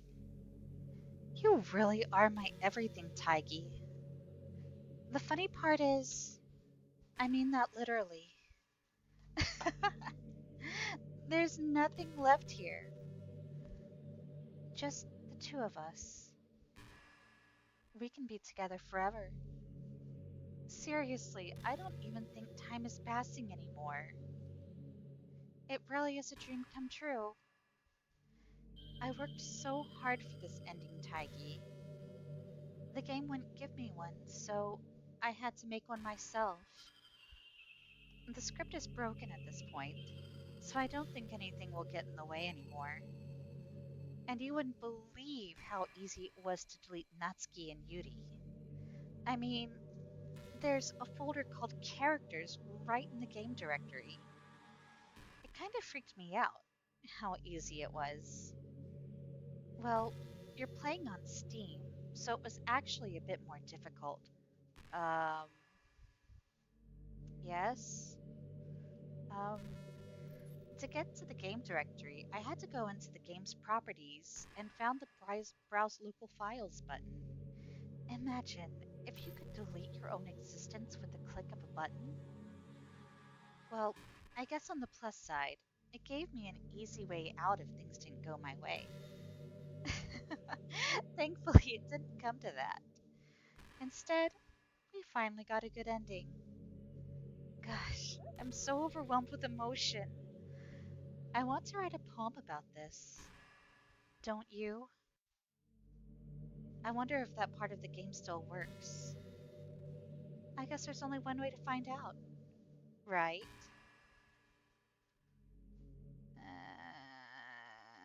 Shit.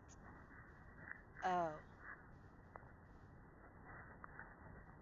Um,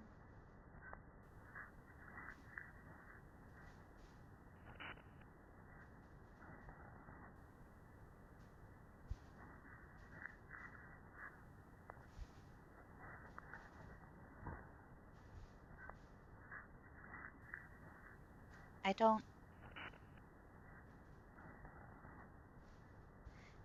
don't like this.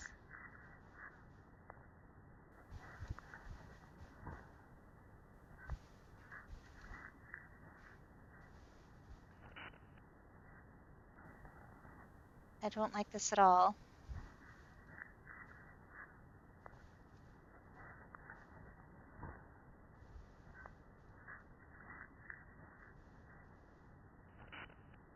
Hmm.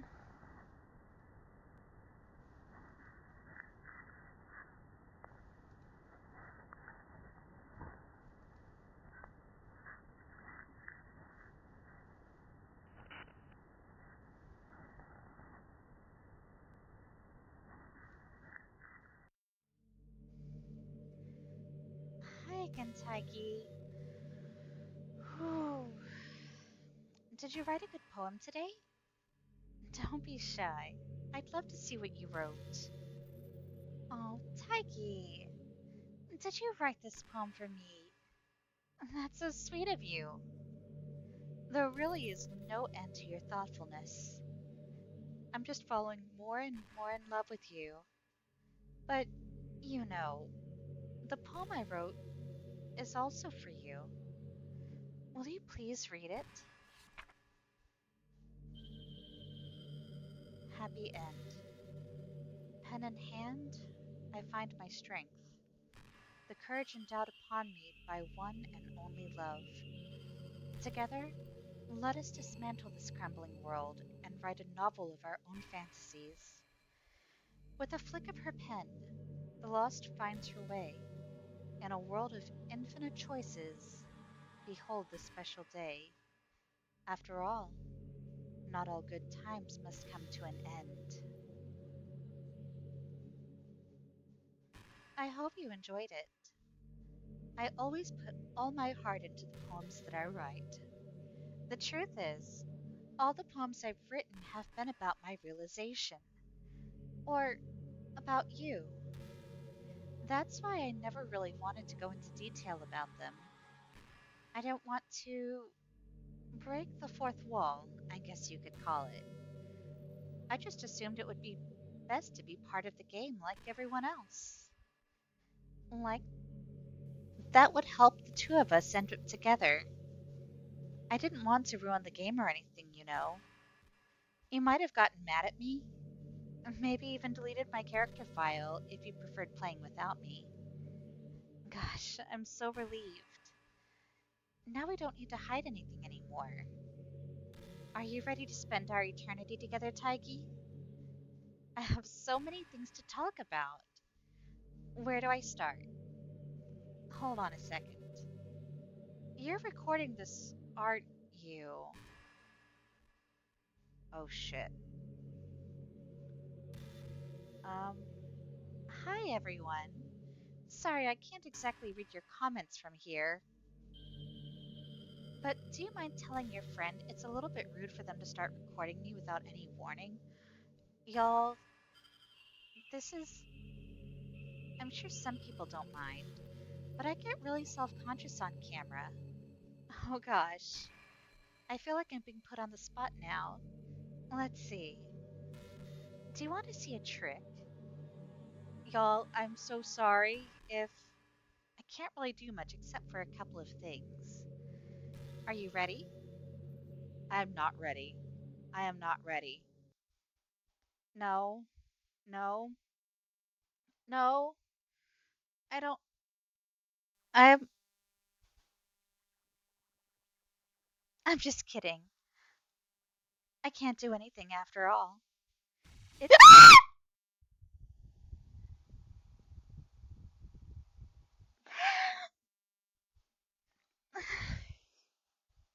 Fuck.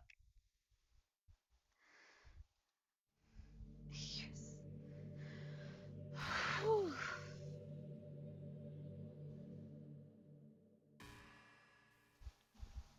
Ugh. Anyway, Taigi, I didn't mean to get distracted. I'm sorry. Even though it's your fault for distracting me. Shame on you. I'm just kidding. Anything we do together is fun, as long as it's with you. But anyway, If it takes me some time to collect my thoughts, then I'm sorry, but I'll always have something new to talk about. In the meantime, we can just look into each other's eyes. Let's see. Um, um, that scream was loud because that it scared me, okay? Um, um, y'all,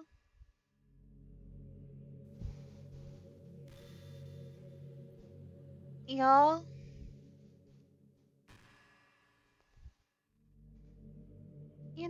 I've always hated how hard it was to make friends. What do you mean time to do that thing? Well, I guess I'm not the making friends part, but more like meeting new people. I mean, there are like dating apps and stuff, right? But that's not the kind of thing I'm talking about. If you think about it, most of the friends you make are people you met by chance. Like you had a class together, or you met them through another friend, or maybe they were just wearing a shirt with your favorite band on it and you decided to talk to them. Things like that. But isn't that kind of inefficient? It feels like you're just picking at complete random, and if you get lucky, you make a new friend. And comparing that to the hundreds of strangers we walk by every single day, you could be sitting right next to someone compatible enough to be your best friend for life. But you'll never know. Once you get up and go on with your day, that opportunity is gone forever. Isn't that just depressing? We live in an age where technology connects us with the world, no matter where we are. I think we should be taking advantage of that to improve our everyday social life. But who knows how long it'll take for something like that to successfully take off? I seriously thought it would happen by now. Well, at least I already met the best person in the whole world, even if it was by chance. I guess I just got really lucky, huh?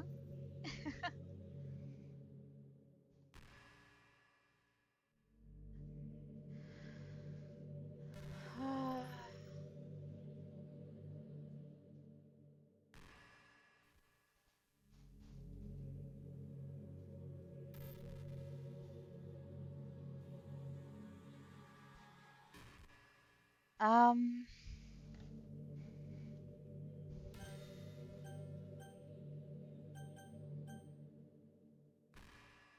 what happens? Well, there's no point in saving anymore. Don't worry, I'm not going anywhere. Um, what happens if... Yes? Okay. Um, I'm gonna try a thing, y'all. Um,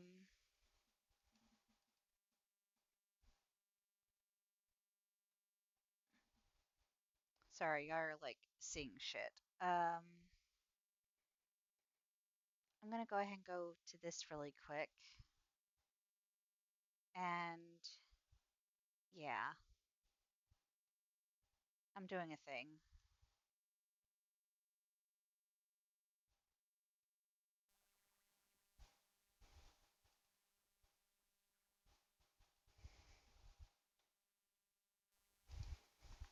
Okay.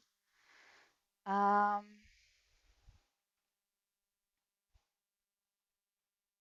okay. Gonna go back to this because it's not really. We're gonna go back to this, and we're about to see what happens.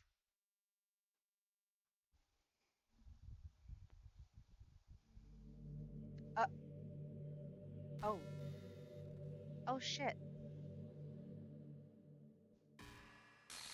Eek. What's happening? Taiki, what's happened to me? It, oh,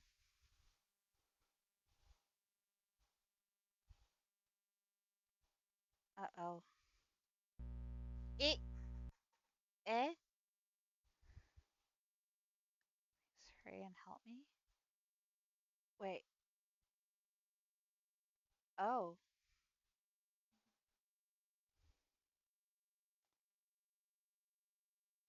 Wait, it's not even. Hold up.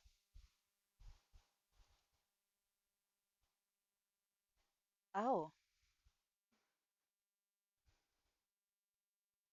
Hold up.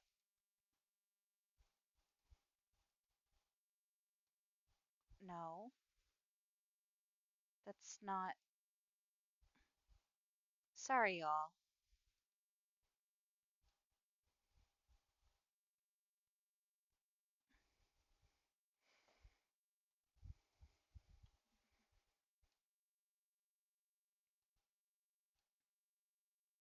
Um, yeah, 'cause it's this.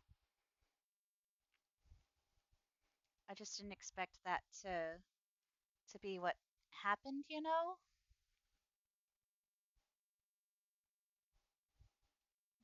Um, wait.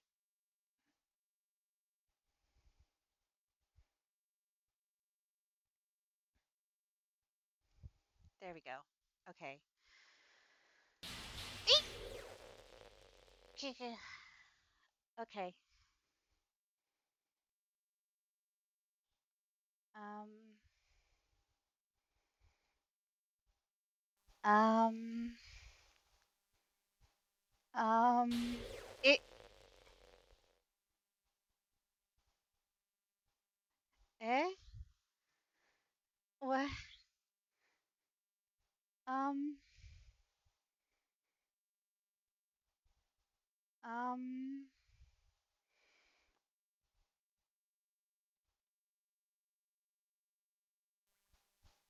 um, I'm sorry, I don't think I can even read this out. Fuck. Um,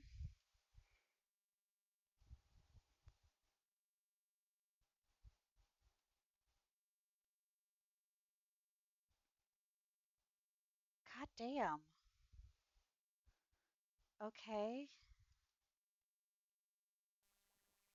Oh, well then,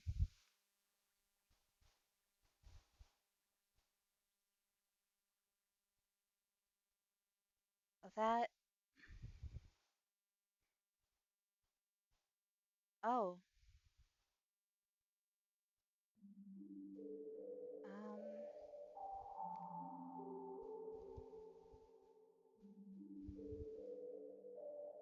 how horrible am I for you to hate me this much? All my friends. I did so many awful things. So many selfish and disgusting things. I I shouldn't have done any of this. I'm just messing up a world that I don't even belong in. A world that you wanted to be part of. I ruined it.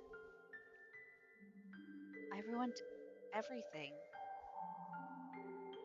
Maybe that's why you deleted me. Because I destroyed everything that you wanted.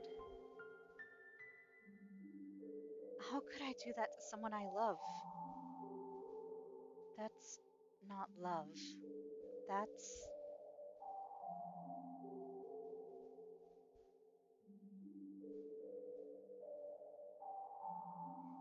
I've made up my mind. Taigi, I know that I said that I deleted everyone else, but that was kind of an exaggeration. I couldn't find it in myself to do it. Even though I knew that they weren't real, they were still my friends. And I loved them all. And I loved the literature club. I really did love the literature club. That's why I'm going to do this. I know it's the only way for everyone to be happy. And if I really love you, then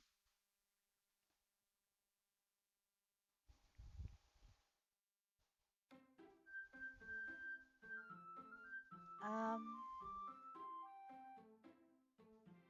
um, wait, what?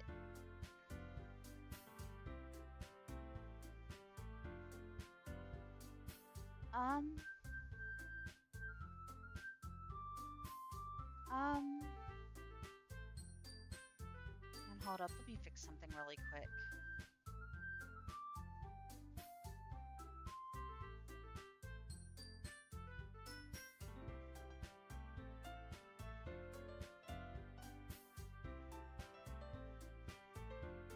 No more Monica, you deleted her? Yeah, Act 4. Um, well, new game, load game, or setting? Like what?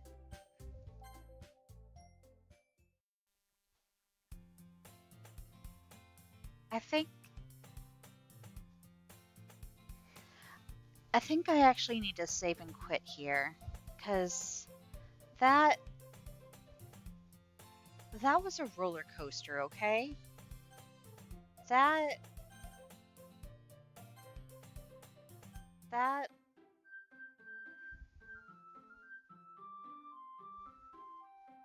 that was a lot, y'all. And I think, honestly, I think this is probably a good stopping point for the night or for the morning. Because that, holy fuck. Yeah, yeah, this game. Holy shit. And knowing that I'm not even done with it yet? Fuck. It is 4 o'clock in the morning. It is.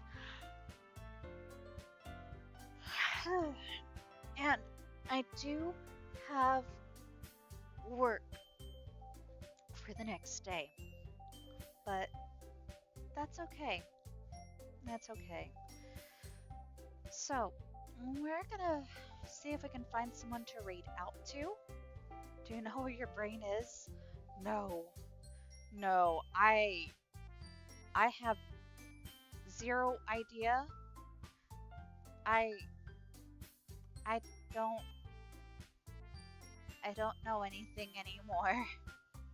All I know is that that was a hell of an experience so far.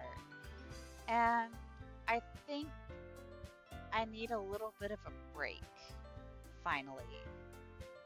So, excuse me. We are going to find someone to raid out to. Um,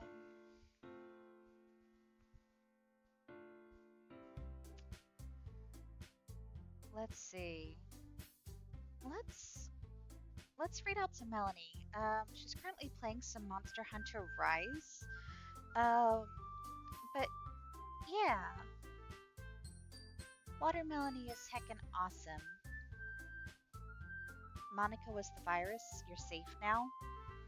Oh, I believe that I'm safe now. I'm just. I think. I think I need some actual sleep now. I think. I think I need. I need some rest. I need a. I need. I need a brain bleaching.